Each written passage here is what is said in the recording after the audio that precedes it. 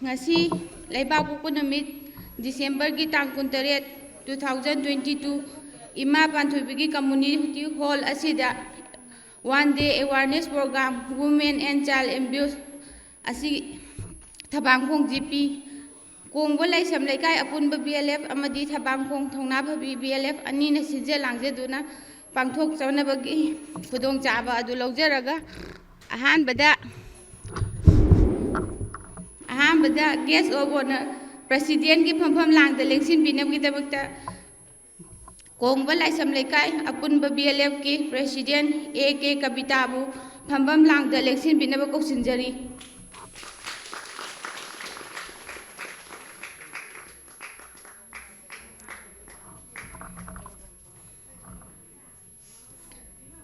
President ना फमफम लांगदा लेंसिन फिरखबगी तुंगदा chief guest की फमफम लांगदा डॉक्टर के.एस. शर्मा उप अध्यक्ष इम्फाल ईस्ट अखोई मयाम की ना इचे तमाबू फमफम लांगदा लेंसिन बिनब कौखचरी इचे तमाना फमफम लांगदा लेंसिन फिरखबगी तुंगदा गेस्ट ऑफ ऑनर की फमफम लांगदा लेंसिन बिनबगी दमकता अखोई मया खोई की प्रधान कोइजम रोमाबू फमफम लांगदा लेंसिन बिनबगी दमकता कौसंजरी मथंगदा अमुक स्पेशल गेस्ट की फमफम लांगदा लेंसिन बिनबगी दमकता MSRLM की स्टाफ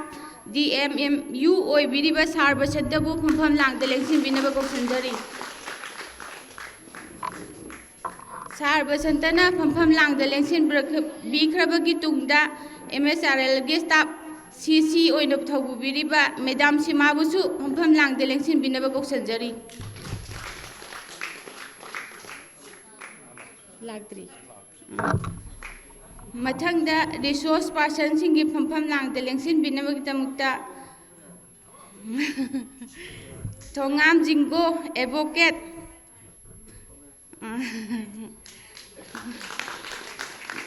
थोंगाम जिंगो फमफम लांगदा लेंसिन बिख्रबगी तुंगदा मथंगदा MSR ngapigani Madam Mrs. Pamela Tungthui RTC Langon bu फमफम लांगदा लेंसिन बिदमकता कौसंजरी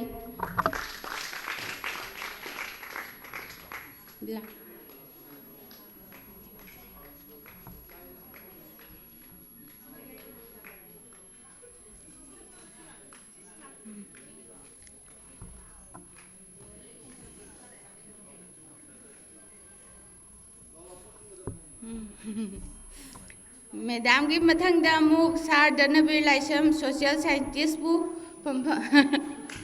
थैंक यू सर मथंगदा अमुक madam Sobita Mangsatabam secretary women action development बु कौसंजरी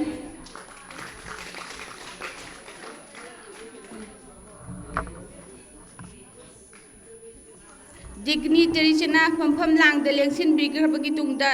दुग मैरा असि चुखन पिनबगी दमकता अखोइगी BLF की साइड की मेंबर सिंह को कौसंजरी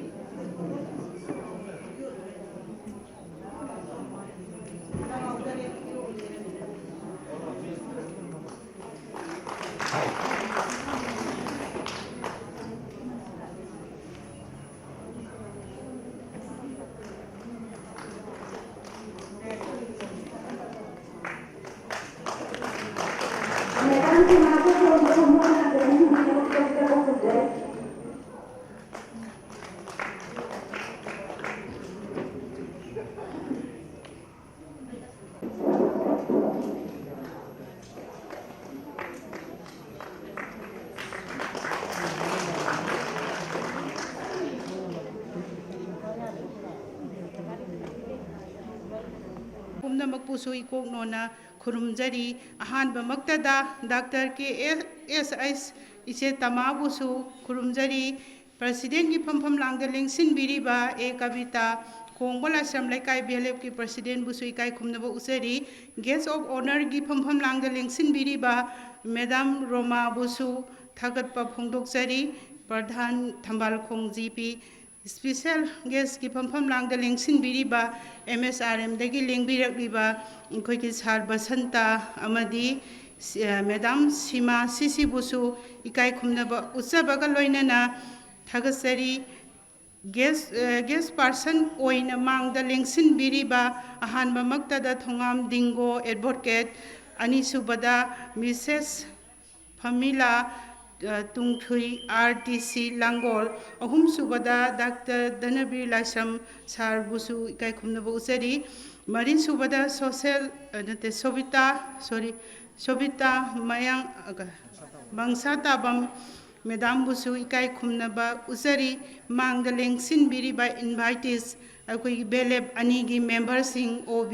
EC केडर अमदी मैडम गांथोई बुसु इकोकनोना खुरुमजबगा लोइनना ngasi matam sigi yawol asigi matung ina kunga mathoi suba sahi chagi khamthengna chawkhalaba prithibi asi imung amagumna pangkhak oiraba matam asida nupi angangda miot minai chathaba aki tujungba phauraba crime kaya akhoina hujik uriba se sisiki maramda awareness pangthokpa asida अखोई लेंसिन बिरिबा resource person सिंगना सुगाइना ताकपिरमगनी अदुगा अखोई नुपी ओइरिबा सिंगसिना अकी तुजुंगबा फावरबा ngasi समाजसिदा चथरिबा मयाम असे कना कनादा हाइजरगा अखोई issue सिंगसे हंथा हनगदगी हाइबदु ngasi की तंजासि लौरगा लोइनमक अखोइना हंगनिंगबा पुनमक हंगहौरसी खंगहौरसी अदुगा issue सिंग असि थोक्तनबा अमदि हंथनबगिदमक्ता अखोई ma'am चंगदना नुपी ma'am चंगदना हंगहौनबगी तंजा अदु लौजबगा लोइनना वाफम असि थमजरगा लोइसिनजे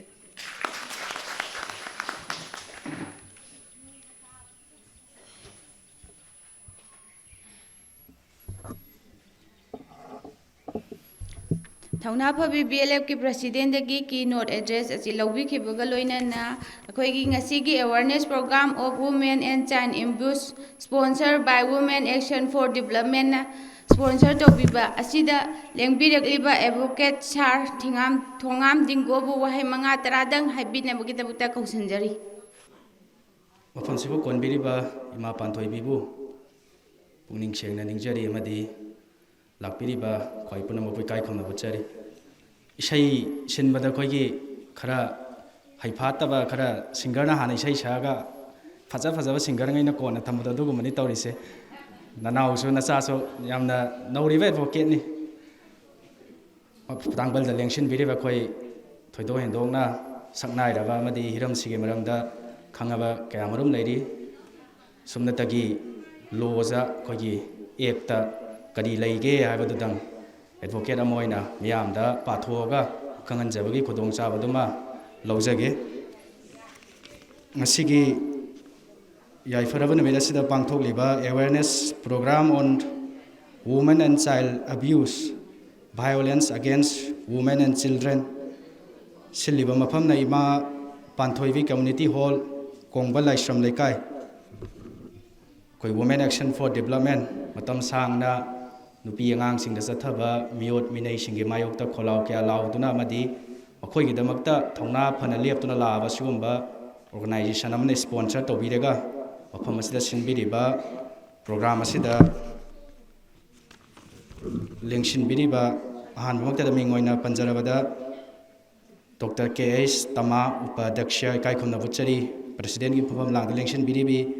AK कविता कोंगबा लाइश्रम लेकाई अपुनबा BLF इकाईखुमना बुचरी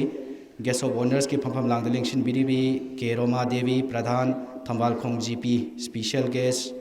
N Basanta DMMU resource person की फमफम लांग लेंसिनबिरिबा कोई ओजा डॉक्टर धनबीर लाइश्रम कोइना नहा सिंगी मायोन चुमगा लाक्पीबने कोइना लाइरिक तमकपसे लाइरिक तगी स्कूल की लाइरिक तगी कॉलेज की लाइरिक तगी फंगबा महई अमगा ꯑꯗꯨꯗꯒꯤ ꯍꯦꯟꯗꯣꯛꯅ ꯐꯪꯕ ꯃꯍꯩꯁꯤꯡꯁꯤꯅ ꯑꯣꯖꯥ ꯍꯣꯏꯅ ꯄꯤꯕꯤꯔꯒ ꯇꯨꯡꯒꯤ ꯌꯨꯝꯕꯤꯔꯦꯜ ꯑꯣꯏꯒꯗꯧꯔꯕ ꯅꯍꯥꯁꯤꯡ ꯑꯁꯤꯒꯤ ꯃꯥꯏꯑꯣꯟ ꯆꯨꯝꯗꯨꯅ ꯂꯥꯛꯄꯤꯕ ꯑꯩꯈꯣꯏ ꯏꯀꯥꯏ ꯈꯨꯝꯅꯕ ꯎꯠꯆꯔꯤ ꯂꯣꯏꯅꯅ ꯔꯤꯁꯣꯔꯁ ꯄꯥꯔꯁꯟꯒꯤ ꯐꯝꯐꯝ ꯂꯥꯡꯗ ꯂꯦꯡꯁꯤꯟꯕꯤꯔꯤꯕꯤ ꯃꯤꯁꯇ꯭ꯔꯦꯁ ꯐꯃꯤꯂꯥ ꯇꯣꯏꯊꯥꯡ RTC ꯂꯥꯡꯒꯣꯜ ꯑꯃꯗꯤ ꯋꯥꯔꯗꯀꯤ ꯏꯆꯦ ꯁꯣꯕꯤꯇꯥ ꯃꯪꯁꯥ ꯇꯥꯕ ꯄꯨꯝꯅꯃꯛꯄꯨ ꯏꯀꯥꯏ ꯈꯨꯝꯅꯕ ꯎꯠꯆꯔꯤ ꯑꯃꯗꯤ ꯃꯔꯨꯑꯣꯏꯅ ꯉꯁꯤ ꯃꯐꯝꯁꯤꯗ ꯂꯥꯛꯄꯤꯔꯤꯕ ꯊꯧꯔꯝ ꯑꯁꯤꯕꯨ ꯁꯔꯨꯛ ꯌꯥꯅꯕ ꯑꯦꯋꯥꯔꯅꯦꯁ ꯄ꯭ꯔꯣꯒ꯭ꯔꯥꯝ ꯑꯁꯤꯕꯨ ꯁꯔꯨꯛ ꯌꯥꯅꯕ ꯅꯤꯡꯊꯝꯊꯥꯒꯤ ꯏꯪꯕꯒꯤ ꯃꯊꯛꯇ ꯅꯣꯡ ꯑꯃꯨꯛ ꯇꯥꯔꯒꯁꯨ ꯑꯩꯈꯣꯏ ꯌꯥꯎꯗꯕ ꯌꯥꯗꯦ ꯃꯔꯨꯑꯣꯏꯕ ꯊꯧꯔꯝꯅꯤ ꯈꯜꯂ ꯂꯥꯛꯄꯤꯔꯤꯕ ꯄꯨꯝꯅꯃꯛꯄꯨ ꯏꯀꯥꯏ ꯈꯨꯝꯅꯕ ꯎꯠꯆꯔꯤ ꯁꯨꯝꯅꯇꯒꯤ ꯑꯩꯈꯣꯏ ꯗꯣꯃꯦꯁꯇꯤꯛ ꯚꯥꯏꯑꯣꯂꯦꯟꯁ ꯑꯦꯛ ꯍꯥꯏꯗꯅ ꯑꯃ ꯁꯣꯛ 2005ꯗ ꯁꯦꯝꯕ ꯑꯥꯏꯟ ꯑꯃ ꯁꯤꯒꯤ ꯃꯔꯝꯗ ꯁꯤꯗ ꯀꯔꯤ ꯀꯔꯤ ꯌꯥꯎꯔꯤ ꯀꯅꯥꯅ ꯀꯔꯝꯕ ꯃꯈꯜꯒꯤ ꯅꯨꯄꯤꯁꯤꯡꯅ ꯀꯅꯥꯅ ꯀꯅꯥꯒꯤ ꯃꯊꯛꯇ ꯃꯁꯤꯒꯤ ꯑꯦꯛꯁꯤꯒꯤ ꯃꯈꯥꯗ ꯋꯥꯀꯠꯄ ꯌꯥꯏ ꯀꯅꯥꯒꯤ ꯃꯊꯛꯇ ꯋꯥꯀꯠꯄ ꯌꯥꯏ ꯑꯦꯛꯁꯤꯗ ꯌꯥꯎꯔꯤꯕ ꯃꯔꯨꯑꯣꯏꯕ ꯈꯔꯗꯪ ꯑꯩꯈꯣꯏ ꯃꯤꯌꯥꯝꯗ ꯑꯦꯛꯁꯤꯗ ꯌꯥꯎꯔꯤꯕ ꯄꯥꯊꯣꯛꯑꯒ ꯑꯗꯨꯝ ꯈꯪꯍꯟꯖꯒꯦ ꯑꯦꯗꯚꯣꯀꯦꯠꯁꯤꯗꯤ ꯁꯣꯏꯕ ꯌꯥꯗꯕꯅꯤꯅ ꯂꯥꯏꯔꯤꯛꯁꯨ ꯄꯨꯔ ꯂꯥꯛꯏꯁꯤꯅꯤ ꯑꯗꯨꯝ ꯑꯗꯨꯅ ꯌꯥꯝ ꯁꯝꯅ ꯗꯣꯃꯦꯁꯇꯤꯛ ꯚꯥꯏꯑꯣꯂꯦꯟꯁ ꯑꯦꯛ ꯍꯥꯏꯗꯅ ꯑꯃ ꯂꯩꯔꯦ ꯏꯃꯨꯡ ꯃꯅꯨꯡꯗ ꯆꯠꯊꯕ ꯃꯤꯑꯣꯠ ꯃꯤꯅꯩ ꯁꯤ ꯀꯟꯅꯕ ꯅꯨꯄꯤꯁꯤꯡꯕꯨ ꯉꯥꯛꯂꯧ ꯄꯤꯅꯕ ꯑꯁꯤꯒꯨꯝꯕ ꯑꯦꯛ ꯑꯃꯗꯤ ꯂꯩꯔꯦ ꯃꯁꯤ ꯑꯦꯛꯁꯤ ꯀꯃꯥꯏꯅ ꯂꯥꯛꯄꯅꯣ ꯍꯥꯏꯕꯗꯨ ꯑꯍꯥꯟꯕꯗ ꯁꯝꯂꯞꯅ ꯊꯝꯒꯦ ꯑꯩꯈꯣꯏꯒꯤ ꯃꯥꯂꯦꯝꯒꯤ ꯑꯣꯏꯕ ꯂꯩꯕꯥꯛ ꯃꯌꯥꯝꯁꯤꯒꯤ ꯌꯥꯅ ꯋꯥꯔꯣꯜ ꯑꯦꯒ꯭ꯔꯤꯃꯦꯟ ꯃꯌꯥꯝ ꯑꯃ ꯂꯩ ꯍꯥꯏꯇꯥꯔꯦ ꯌꯨꯅꯥꯏꯇꯦꯠ ꯅꯦꯁꯟꯁꯀ ꯍꯥꯏꯔꯤꯕ ꯁꯤꯒꯤ ꯇꯣꯉꯥꯟ ꯇꯣꯉꯥꯟꯕ ꯂꯩꯕꯥꯛ ꯃꯌꯥꯝꯁꯤꯅ ꯇꯣꯉꯥꯟ ꯇꯣꯉꯥꯟꯕ ꯌꯥꯅ ꯋꯥꯔꯣꯜ ꯃꯌꯥꯝ ꯂꯩ ꯑꯗꯨꯒꯤ ꯃꯅꯨꯡꯗ ꯑꯩꯈꯣꯏ ꯚꯤꯌꯦꯅꯥ ꯗꯤꯀ꯭ꯂꯥꯔꯦꯁꯟ ꯀꯣ ꯚꯤꯌꯦꯅꯥ ꯑꯦꯀꯣꯔꯠ 1994 ꯀꯥꯏꯅ ꯂꯩ ꯃꯁꯤꯗꯩꯁꯤꯗ ꯅꯨꯄꯤꯁꯤꯡꯒꯤ ꯃꯊꯛꯇ ꯆꯠꯊꯕ ꯃꯤꯑꯣꯠ ꯃꯤꯅꯩ ꯑꯁꯦ ꯌꯥꯝ ꯍꯛꯆꯤꯟꯅ ꯂꯧꯒꯗꯕꯅꯤ ꯅꯨꯄꯤꯁꯤꯡꯒꯤ ꯔꯥꯏꯠ ꯑꯁꯦ ꯑꯩꯈꯣꯏꯅ ꯇꯉꯥꯏ ꯐꯗꯕ ꯌꯥꯝꯅ ꯃꯔꯨꯑꯣꯏꯕ ꯍ꯭ꯌꯨꯃꯦꯟ ꯔꯥꯏꯠ ꯑꯃꯅꯤ ꯏꯃꯨꯡ ꯃꯅꯨꯡꯗ ꯆꯠꯊꯔꯤꯕ ꯅꯨꯄꯤꯁꯤꯡꯗ ꯆꯠꯊꯔꯤꯕ ꯃꯤꯑꯣꯠ ꯃꯤꯅꯩ ꯑꯁꯦ ꯃꯨꯊꯠꯀꯗꯕꯅꯤ ꯍꯥꯏꯕꯁꯦ ꯃꯥꯂꯦꯝꯒꯤ ꯂꯩꯕꯥꯛꯁꯤꯡ ꯑꯁꯤꯅ ꯌꯥꯅꯩ ꯍꯧꯖꯤꯛꯀꯤ ꯚꯤꯌꯦꯅꯥ ꯑꯦꯀꯣꯔꯠ ꯍꯥꯏꯔꯤꯁꯤꯗ ꯃꯥꯂꯦꯝꯒꯤ ꯂꯩꯕꯥꯛꯁꯤꯡ ꯑꯁꯤꯅ ꯑꯩꯈꯣꯏ ꯌꯥꯅ ꯋꯥꯔꯣꯜ ꯑꯃ ꯁꯥꯏꯟ ꯇꯧ ꯇꯥꯔꯒꯗꯤ ꯀꯔꯤ ꯇꯧꯒꯗꯒꯦ ꯍꯥꯏꯔꯒ ꯂꯩꯕꯥꯛꯁꯤꯡ ꯑꯁꯤꯅ ꯃꯇꯝ ꯆꯪꯕ ꯌꯥꯏ ꯃꯥꯒꯤ ꯂꯩꯕꯥꯛꯀꯤ ꯑꯣꯏꯕ ꯂꯣ ꯑꯥꯏꯟꯁꯤꯗ ꯁꯦꯝꯃꯛꯀꯅꯦꯕ ꯑꯣꯀꯦ ꯑꯩꯈꯣꯏꯅ ꯏꯟꯗꯤꯌꯥꯅ ꯁꯥꯏꯟ ꯇꯧꯔꯦ ꯗꯣꯃꯦꯁꯇꯤꯛ ꯚꯥꯏꯑꯣꯂꯦꯟꯁ ꯍꯥꯏꯕꯁꯤ ꯃꯔꯨꯑꯣꯏꯕ ꯍ꯭ꯌꯨꯃꯦꯟ ꯔꯥꯏꯠꯁ ꯏꯁꯨ ꯑꯃꯅꯤ ꯃꯁꯤ ꯃꯨꯊꯠꯅꯕ ꯃꯁꯤ ꯅꯨꯄꯤꯁꯤꯡꯕꯨ ꯉꯥꯛꯂꯧ ꯄꯤꯅꯕ ꯑꯩꯈꯣꯏ ꯆꯪꯁꯤꯟꯒꯅꯤ ꯁꯤꯒꯤ ꯄꯥꯟꯗꯝꯁꯦ ꯐꯪꯅꯕ ꯆꯪꯁꯤꯟꯒꯅꯤꯅ ꯁꯥꯏꯟ ꯇꯧꯔꯕ ꯃꯇꯨꯡꯗ ꯃꯇꯝ ꯆꯪꯉꯤ ꯃꯃꯩꯊꯪꯗ 2005ꯇ ꯍꯥꯏꯔꯤꯕ ꯃꯥꯅ ꯄꯤꯔꯨꯕ ꯑꯌꯥꯕꯗꯨꯒꯤ ꯃꯇꯨꯡ ꯏꯟꯅ ꯃꯥꯂꯦꯝꯒꯤ ꯑꯣꯏꯅ ꯐꯪꯗꯕ ꯌꯥꯗꯕ ꯄꯥꯟꯗꯝ ꯑꯃꯁꯦ ꯐꯪꯅꯕ ꯍꯣꯠꯅꯕꯗ ꯑꯩꯈꯣꯏ ꯗꯣꯃꯦꯁꯇꯤꯛ ꯚꯥꯏꯑꯣꯂꯦꯟꯁ ꯑꯦꯛ 2005 ꯑꯅ ꯁꯦꯝꯃꯦ ꯑꯗꯒꯤ ꯑꯃꯨꯛ ꯀꯔꯤ ꯂꯩ ꯑꯩꯈꯣꯏꯒꯤ ꯚꯥꯔꯠꯀꯤ ꯀꯣꯟꯁꯇꯤꯇ꯭ꯌꯨꯁꯟ ꯁꯪꯕꯤꯙꯥꯟꯁꯤꯗ ꯑꯩꯈꯣꯏꯗ ꯇꯉꯥꯏ ꯐꯗꯕ ꯐꯟꯗꯥꯃꯦꯟꯇꯦꯜ ꯔꯥꯏꯠꯁ ꯑꯩꯈꯣꯏꯗꯒꯤ ꯃꯨꯟꯕ ꯌꯥꯗꯕ ꯃꯤ ꯑꯃ ꯑꯣꯏꯅ ꯄꯣꯛꯄ ꯃꯇꯝꯗ ꯑꯩꯒꯤ ꯏꯁꯥꯒ ꯁꯥꯒꯣꯟꯅꯔꯒ ꯂꯥꯛꯑꯕ ꯑꯩꯒꯤ ꯇꯉꯥꯏ ꯐꯗꯕ ꯔꯥꯏꯠ ꯈꯔ ꯄꯤꯔꯤ ꯐꯟꯗꯥꯃꯦꯟꯇꯦꯜ ꯔꯥꯏꯠ ꯑꯅ ꯍꯥꯏꯅꯩꯁꯦꯀꯣ ꯁꯤꯗ आर्टिकल फंडामेंटल राइट्स से कोई कॉन्स्टिट्यूशन की आर्टिकल 14, 15, 21 को तम मरुआइबा खितंग खंगबा याबा मोंग दा खंगमिनसी आर्टिकल 14, 15 दा हाइजी खेनबा लैबा यादे धर्मदा जाता नुपा नुपीदा खेनबा लैबा यादे पुनमक मानगदबनी राइट टू इक्वालिटी हाइज आर्टिकल 14 दा पुनमक मानबा मिडियंग दा येंगदबन 15 दा हाइरिबा मियोट मिनई के मायोक्ता को कनागुम्बगी मथक्ता धर्मदा जातिदा शक्ता चूदा नुपा नुपीदा येंगागा मियोट मिनई चथबा यादे आर्टिकल 15 हाय आर्टिकल 21 हाय कॉन्स्टिट्यूशन की आर्टिकल 21 ने कई हाय ख्वाइदगी मरुओइबा right article 21 right to life हाय मी मना हिंगबा मतमदा मका लामना इज्जत लेना इकाई खुमनबगा लोइना हिंगबदो खोगी संविधान खोइदा पीरगा लेरबा राइट ने खुदम ओइना हारबदा मी हिंगनबगीदमक्ता आई सेंथोक लंबी चंगे आई सेंथोक लंबी लेरगा आई लुपा पैसा मरांग कायरगा इज्जत लेना हिंगदोइन नुपीदो थबक सुबा यारोय मा क्वालिफाइड ओइरबा एमए ओइगरा अमा ओइगरा नंग थबक सुबा यारोय युमदा सुम लेगदन मा सुम लाइरा हलगा लेरगदी मागी स्टेटस तो वांखलक्तेदनको अदना अदगिदी हौजिक्ति नुपी मना आई मिरोन निंगी आई मिरोन निंगदे को सिजा आर्टिकल 21 की मनुंगदा चल्लबने हौजिक्स सी भायोलेट तौरपदसु दम डोमेस्टिक भायोलेंस की लाक्तोइने अदुना याम समना मालेमगी ओइना याना वारोल अमा भारतना खुयेक थारे साइन तौरे मदी अखोइगी कॉन्स्टिट्यूशन दा यावरिबा अखोइगी राइट सिंग जे नुपीगी राइट्सिंग असि ngak-aga koi 2005 ta domestic violence act anama sheme sigi act sida samlapna koina khangba yaba kari kari no do dum khangmina si ai act sida yawriba mayam just mathang mathang pathok sage adubu koi domestic violence act si khatana te bharat sida nupi jingi da mangta IND marang kaina lei hai tare domestic violence act leitringai dagi su sigumba imung manungda nupi gi mathakta chathaba miyot minai singje ngakthok naba kannaba aina dum lei khudam moina koina IPC ga hainai se IPC section adu du ga hainai se Indian Penal Code tongan tongan ba kari crime mayam ji define tawriba sina kari crime no mi hatpa du tawba da huran ba mayam ji define tawriba kari dandi phangani hairiba khoi lairik IPC ji da ju yaurga leibadu koi section 498A ga na nupa jina nupa amadi nupa gi mari mata jingna nupi da chathaba miyot minai cruelty na ko adagi India Manipur da di yam toina tawdaba adagi own port ka mari leina na chathaba miyot minai maina section 304B ga na lei IPC si mayam ji dum lei hana dagi atop atop ain mayam lei hojikti nupi gi so chap manaba lan thum da share phange ko hindu succession a ki matungina hana nupa piba jingjina phangamado sidi ningol ju chap manana phangba tongan tongan ba marriage act succession act mayam ma nupi gi ain mayam ma di shemaga leire IPC hayu da su nupa jingjina nupi gi mathakta chathaba miyot minai se musi ngak thoknaba dandi pina di yaura leire do kari gi damakta asyamna atopa law leina domestic violence act se lai no haisine sima kone dum khangba da nungai da wa famne maramdi IPC haisidi dandi pio haibane ai nupa sina ai name box sina aingoda miyot minai chathare phure chaire physically bapan thong gi haksang da sok papan ba oiba yai wakhal da chaithieng pi ba yai kaiba pi ba yai masigi khungang nupi sina lon ba chabu kyam hautuino gan miyam aduju emotional abuse ni dana ko wakhal da ikaiba piri ni dana ko si mayam ja IPC da dum yauraga di lei adubu IPC hairi bajiki pandam jidi subna tagi dandi pi bane nupa je ai mathakta miyot minai chathari ba misak se dandi pi bane dandi do phangra lore nupi dori kanana ngak sen dori kanana magi leibham kanana pi dori natra magi maintenance sen changi sen kanana pi dori angang gi wafam yumda leiba yaranu mai leibham kanana pi dori aduna domestic violence ek haidri loina suna yaure haitar koi logi londa da hairaga na civil nature ju oiba criminal nature ju oiba haitar IPC ji sumna tagi criminal nature dandi piba lana tawriba mi do dandi piba adubu domestic violence act se lakpa dagi di dandi ju pirani at the same time ai nupa ji mathakta ai inem box ji mathakta aina case tawre complaint ama thangkale ai yumda kamai leini si question ja lak to ne domestic violence tadi adu lehal ka doine protection order gan ai si nupi je mahak si yum sida lehan gadabani natragana any mafam ama sarkar na sema mafam ama da si mafam sida lehan gadabani nupa mayung gi mioi na changba yaroi na tongan protection order adai magi macha chaungna ba yok na ba hingna bagi nupa mayung nang na magi tha gi paisa si hun gadabani tai ana layeng hairo masa phuba chaibagi shok pairo doctor jingda medical treatment CP gadabani counseling CP gadabani haidana pura mapung phaba ek am oire hai tare domestic violence ek se dana sigi ek se yamna maru oi ai saurakpa khangdaba yadaba ko karino domestic violence haisina karino kanana complain tawba yai kana gi mathakta tawba yai karai da chatkani ko kana gi mafam da tawba yai kari ai khoida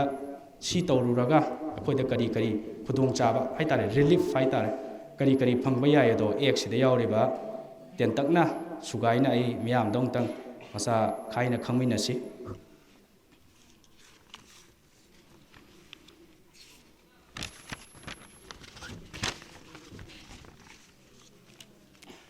ahan bade khoina karino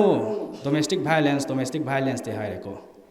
karam ba makhal gi hingsa karam ba makhal gi miyot minai boi khoina domestic violence hai doino hai base karam aduma hairiba ek sigi ko ek se magi section 35 mu lei yam chawba ek tinate masigi khoi gi section 3 jida palle ꯀꯔꯤꯕꯨ ꯀꯔꯝꯕ ꯃꯤꯑꯣꯠ ꯃꯤꯅꯩꯕꯨ ꯑꯩꯈꯣꯏꯅ domestic violence ꯆꯤꯡꯒꯅꯤꯅ ꯁꯤ ꯃꯈꯣꯏ ꯈꯪꯖꯤꯟꯕ ꯌꯥꯝ ꯀꯥꯟꯅꯒꯅꯤ ꯃꯥꯅ violence ꯃꯈꯜ ꯃꯔꯤ ꯍꯥꯏꯇꯥꯔꯦ ꯃꯤꯑꯣꯠ ꯃꯤꯅꯩ ꯑꯦꯛ ꯑꯁꯤꯅ ꯃꯤꯑꯣꯠ ꯃꯤꯅꯩ ꯃꯈꯜ ꯃꯔꯤꯕꯨ ꯗꯣꯃꯦꯁꯇꯤꯛ ꯚꯥꯏꯑꯣꯂꯦꯟꯁ ꯆꯤꯡꯉꯤ ꯍꯥꯏꯅ ꯑꯩꯈꯣꯏꯅ ꯍꯥꯏ ꯑꯍꯥꯟꯕꯗ ꯐꯤꯖꯤꯀꯦꯜ ꯑꯦꯕ꯭ꯌꯨꯁ ꯐꯨꯕ ꯆꯩꯕ ꯍꯛꯆꯥꯡꯒꯤ ꯈꯣꯡ ꯈꯨꯠ ꯇꯦꯛꯄ ꯌꯥꯕ ꯁꯣꯛꯄ ꯌꯥꯕ ꯄꯥꯜꯍꯧꯗ꯭ꯔꯒꯁꯨꯀꯣ ꯅꯨꯄꯥꯁꯤꯅ ꯊꯥꯡ ꯄꯥꯏꯔ ꯇꯥꯟꯅꯔꯦ ꯊꯥꯡꯗꯨꯅ ꯌꯥꯟꯒꯦ ꯇꯧꯔꯦ ꯄꯥꯜꯍꯧꯗ꯭ꯔꯒꯁꯨ ꯄꯥꯜꯂꯝꯃꯒꯗꯤ ꯐꯤꯖꯤꯀꯦꯜ ꯏꯟꯖꯨꯔꯤ ꯊꯣꯛꯇꯣꯏꯅꯤꯗꯅꯀꯣ ꯁꯣꯛ ꯄꯟꯗꯣꯏꯅꯤꯗꯅꯀꯣ ꯁꯤꯒꯨꯝꯕ ꯃꯈꯜꯒꯤ ꯆꯩꯇꯨꯞ ꯑꯃ ꯄꯥꯏꯔ ꯆꯩꯇꯨꯞꯁꯤꯅ ꯐꯨꯔꯦ ꯅꯨꯄꯤꯁꯦ ꯐꯨꯔꯗꯤ ꯁꯣꯛꯑꯦ ꯄꯜꯂꯦ ꯄꯥꯜꯍꯧꯗ꯭ꯔꯒꯁꯨ ꯄꯥꯜꯂꯝꯃꯒꯗꯤ ꯁꯣꯛꯇꯣꯏꯅꯦ ꯑꯗꯨꯁꯨ ꯂꯣꯏꯅ ꯁꯤꯒꯤ ꯐꯤꯖꯤꯀꯦꯜ ꯑꯦꯕ꯭ꯌꯨꯁꯁꯤꯒꯤ ꯃꯅꯨꯡꯗ ꯆꯜꯂꯦ ꯍꯥꯏꯇꯥꯔꯦ ꯑꯍꯥꯟꯕꯗ ꯃꯄꯥꯟ ꯊꯣꯡꯒꯤ ꯑꯩꯈꯣꯏ ꯍꯛꯆꯥꯡꯗ ꯄꯤꯕ ꯏꯟꯖꯨꯔꯤ ꯕꯣꯗꯤꯂꯤ ꯄꯦꯟ ꯊꯣꯛꯍꯟꯕ ꯈꯣꯡ ꯈꯨꯠ ꯇꯦꯛꯄ ꯌꯥꯕ ꯃꯑꯣꯡ ꯁꯣꯏꯅꯥꯏꯕ ꯌꯥꯕ ꯃꯑꯣꯡ ꯐꯨꯕ ꯆꯩꯕ ꯄꯨꯝꯅꯃꯛꯁꯦ ꯁꯤꯒꯤ ꯗꯣꯃꯦꯁꯇꯤꯛ ꯚꯥꯏꯑꯣꯂꯦꯟꯁꯁꯤꯒꯤ ꯃꯅꯨꯡꯗ ꯚꯥꯏꯑꯣꯂꯦꯟꯁꯁꯦ ꯆꯟꯒꯅꯤ ꯍꯥꯏꯗꯅ ꯑꯩꯈꯣꯏ ꯁꯦꯛꯁꯟ 3ꯁꯤꯅ ꯌꯥꯝ ꯃꯆꯥ ꯈꯥꯏꯅ ꯄꯤꯔꯤ ꯑꯅꯤꯁꯨꯕꯗ ꯌꯥꯝꯅ ꯃꯔꯨꯑꯣꯏꯕ ꯑꯩꯈꯣꯏꯒꯤ ꯚꯔꯕꯦꯜ ꯑꯣꯔ ꯏꯃꯣꯁꯅꯦꯜ ꯑꯦꯕ꯭ꯌꯨꯁ ꯑꯅ ꯃꯥꯅ ꯁꯦꯛꯁꯟꯁꯤꯅ ꯄꯤꯔꯤ ꯐꯨꯕ ꯆꯩꯕꯗꯤ ꯅꯠꯇ꯭ꯔꯦ ꯋꯥꯈꯜꯗ ꯑꯩꯒꯤ ꯏꯀꯥꯏ ꯈꯨꯝꯅꯕꯗ ꯑꯩꯕꯨ ꯏꯀꯥꯏꯕ ꯄꯤꯕ ꯀꯣ ꯈꯨꯗꯝ ꯑꯣꯏꯅ ꯃꯌꯥꯝ ꯇꯤꯜꯂꯦ ꯁꯨꯃꯥꯡꯗ ꯑꯩꯈꯣꯏ ꯏꯃꯨꯡꯁꯤꯗ ꯃꯤ ꯃꯌꯥꯝ ꯇꯤꯜꯂꯦ ꯆꯥ ꯑꯃ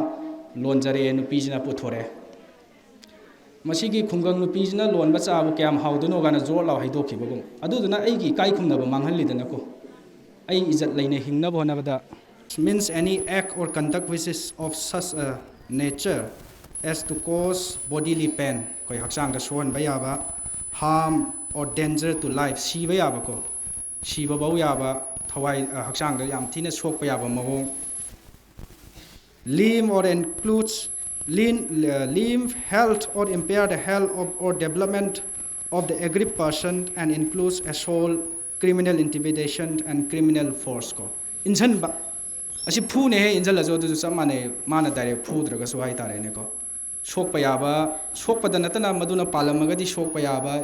khong khut tekpa yaba si mayam je loina koi physical abuse da chalan ani subda ngasai hai gi ba koi gi verbal or emotional abuse hai se ikai ba piba miyam amang da ko defamatory oiba mimang dekta mai ga je thangkat pangam da ai hing bada ngasai article 21 to lak to ni sida constitution na piriba right to life hai se mi mana hing bai je mapung phau je karam kanda oidoino haragadi ijat sanman tawraga mi moina hing badune masibu violate tawra mimang de ikai ba piba ai bu yam handana thamba adagi maru oina sigi manungsida section 3 jigi hojiki verbal emotional abuse gi manungda khwaidagi maru oina chalise karino hai tadi nupa poi nupi poi haidana sigi matangda ngangwa cheiba je sima supreme court na ju yam fazana interpret tawe artha hali masigi matang se ko masidi nupa poktabagi cheiba khotpa ngangwa ngang yaudabagi cheiba khotpa ngangwa mayam je ngasai gi verbal or emotional abuse la lakane adagi ahum subada economic abuse senmit loan gi matangda sen thung gi matangda ko sina kari oirakani mi ma sai hai tuni article 21 da yaureba senmit loan leitragadi ai lan thum gi ai gi sisinabagi right to leitragadi chamane phuba cheibaduga hai tar ai mapung phane leiba hingba leibadu ngamoi done khudam oina example oina hairabada ai sai haijagiba maji qualify oire mai thabak tongninge nupi se school wajabu oigera any thaba ama tore magi imung manungduna thabak tawandana thamdoin madugi main motive ti karino maji lairaga leiragadi senthok lambi leitragadi adum makha po mikha po laga leidoine si mayam je ngasai economic abuse da chingakane adagidi lei case mayam amako makoi gi own pot ki matang sida own pot si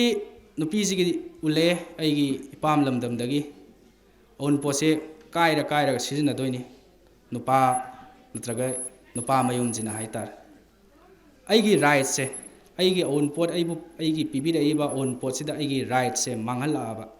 right se lehalakta taraga diko adu jo koi gi economic abuse da chingakane matang sida koina nainaba yabase imung manung da mi ma nare ye imung manung jina nangi sanado adu do thammaji asi imung manung je anaba je yengnaba khonaba tawraje hayan adu da koina domestic violence pangani haibadi yade khwai last ta section 3 sida hairisi punamakse facts and the circumstances of the case wari do munna kari matang deino paisa leina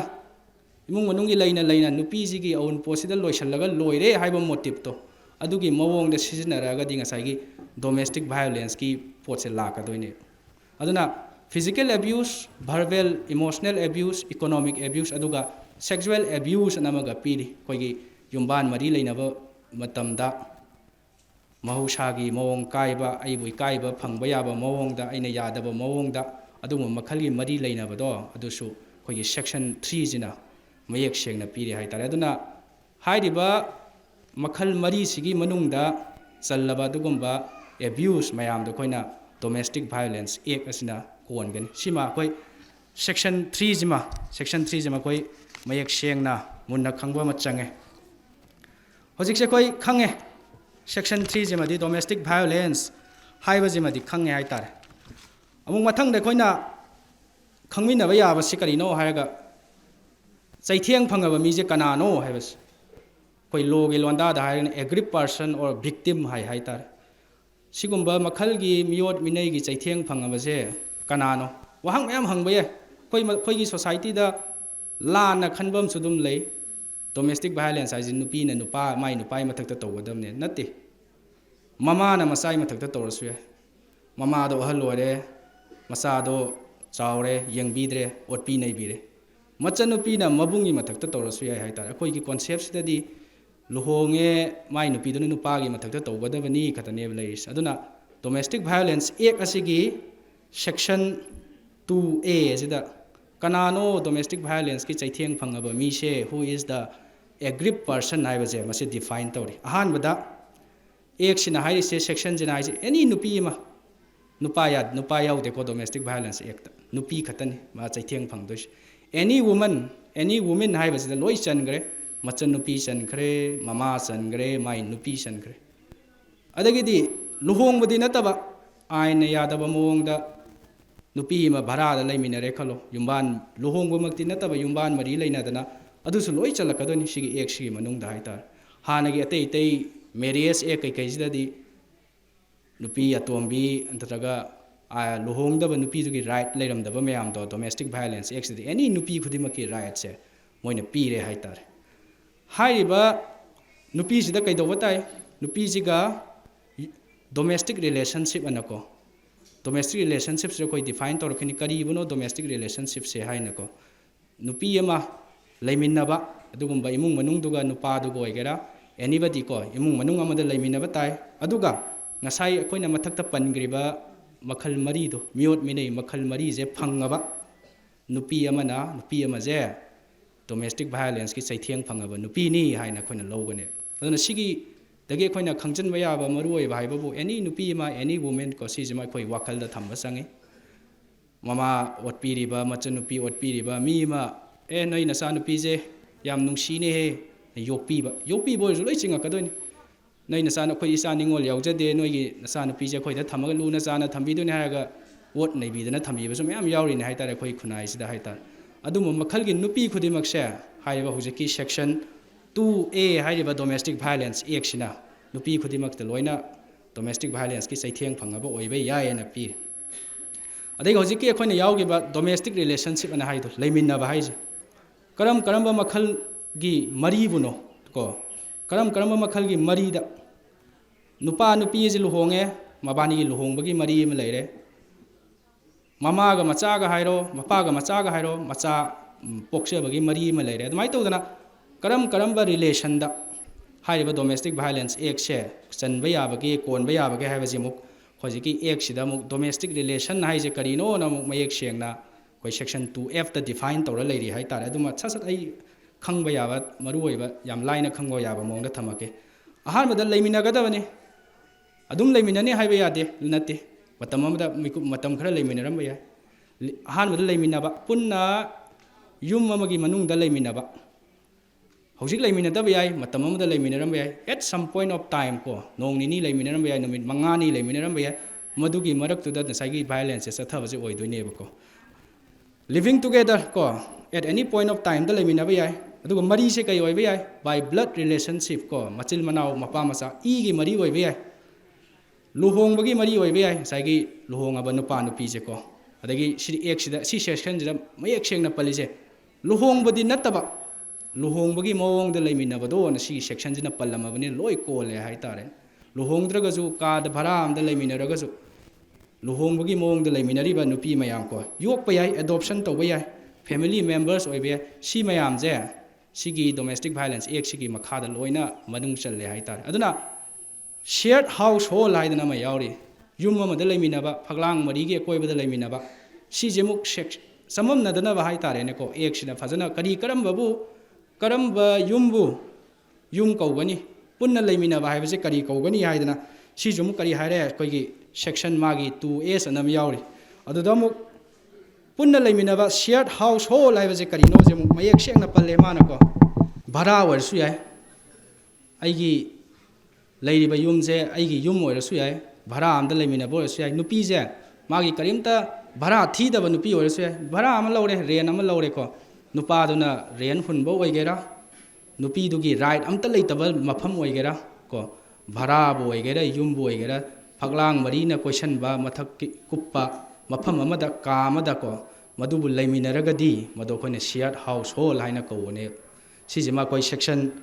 2s ina yamna mayek sengna piri hai tare ko adagi yare sijima ko adagi kanagi mathakta tawba yai haibajima kanagi mathakta tawba yai haibajina kanagi mathakta no aikoina domestic violence ki action thangkat toije ko koina khanai nupa gi mathakta ngaktani na ko hana koi ek se semakpadadi nupa gi mathakta katani yaramise ahan 2005 te ek se semakpa matam dadi domestic violence haibaje nupa magi nupa dugi natraga ngasai gi luhong bana taba male partner hai tare sigi mathakta tawgadabani na leirame do 2016 da supreme court na masi maram chade sai article 14 do nupa nupi khenaba leite manavani hairaga nupa gi mathakta ngata case tawje it's violation of article 14 sina shamtokre masigi si shamtokpe matang sida madhya pradesh ki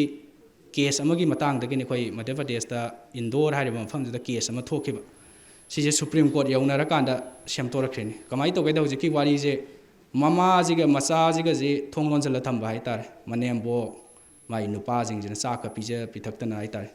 nonini thonglon jala thame mama ga macha ga madi upai leitre de ke dore maduda ka du da leiramba che machet ama sijinaraga mana any how to dana ire sumai tore aise lonjan bire khochen bire tawraga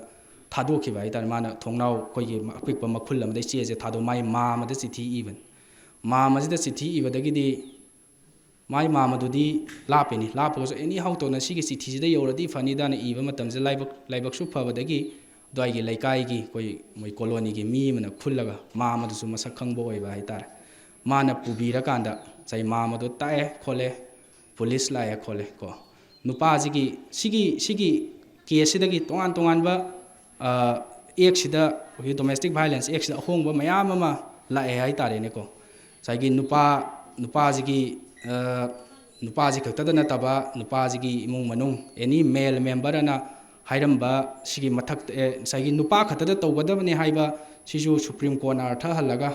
nupa khata da na te nupa ji mari mata punamakta tawba yae na loi yaure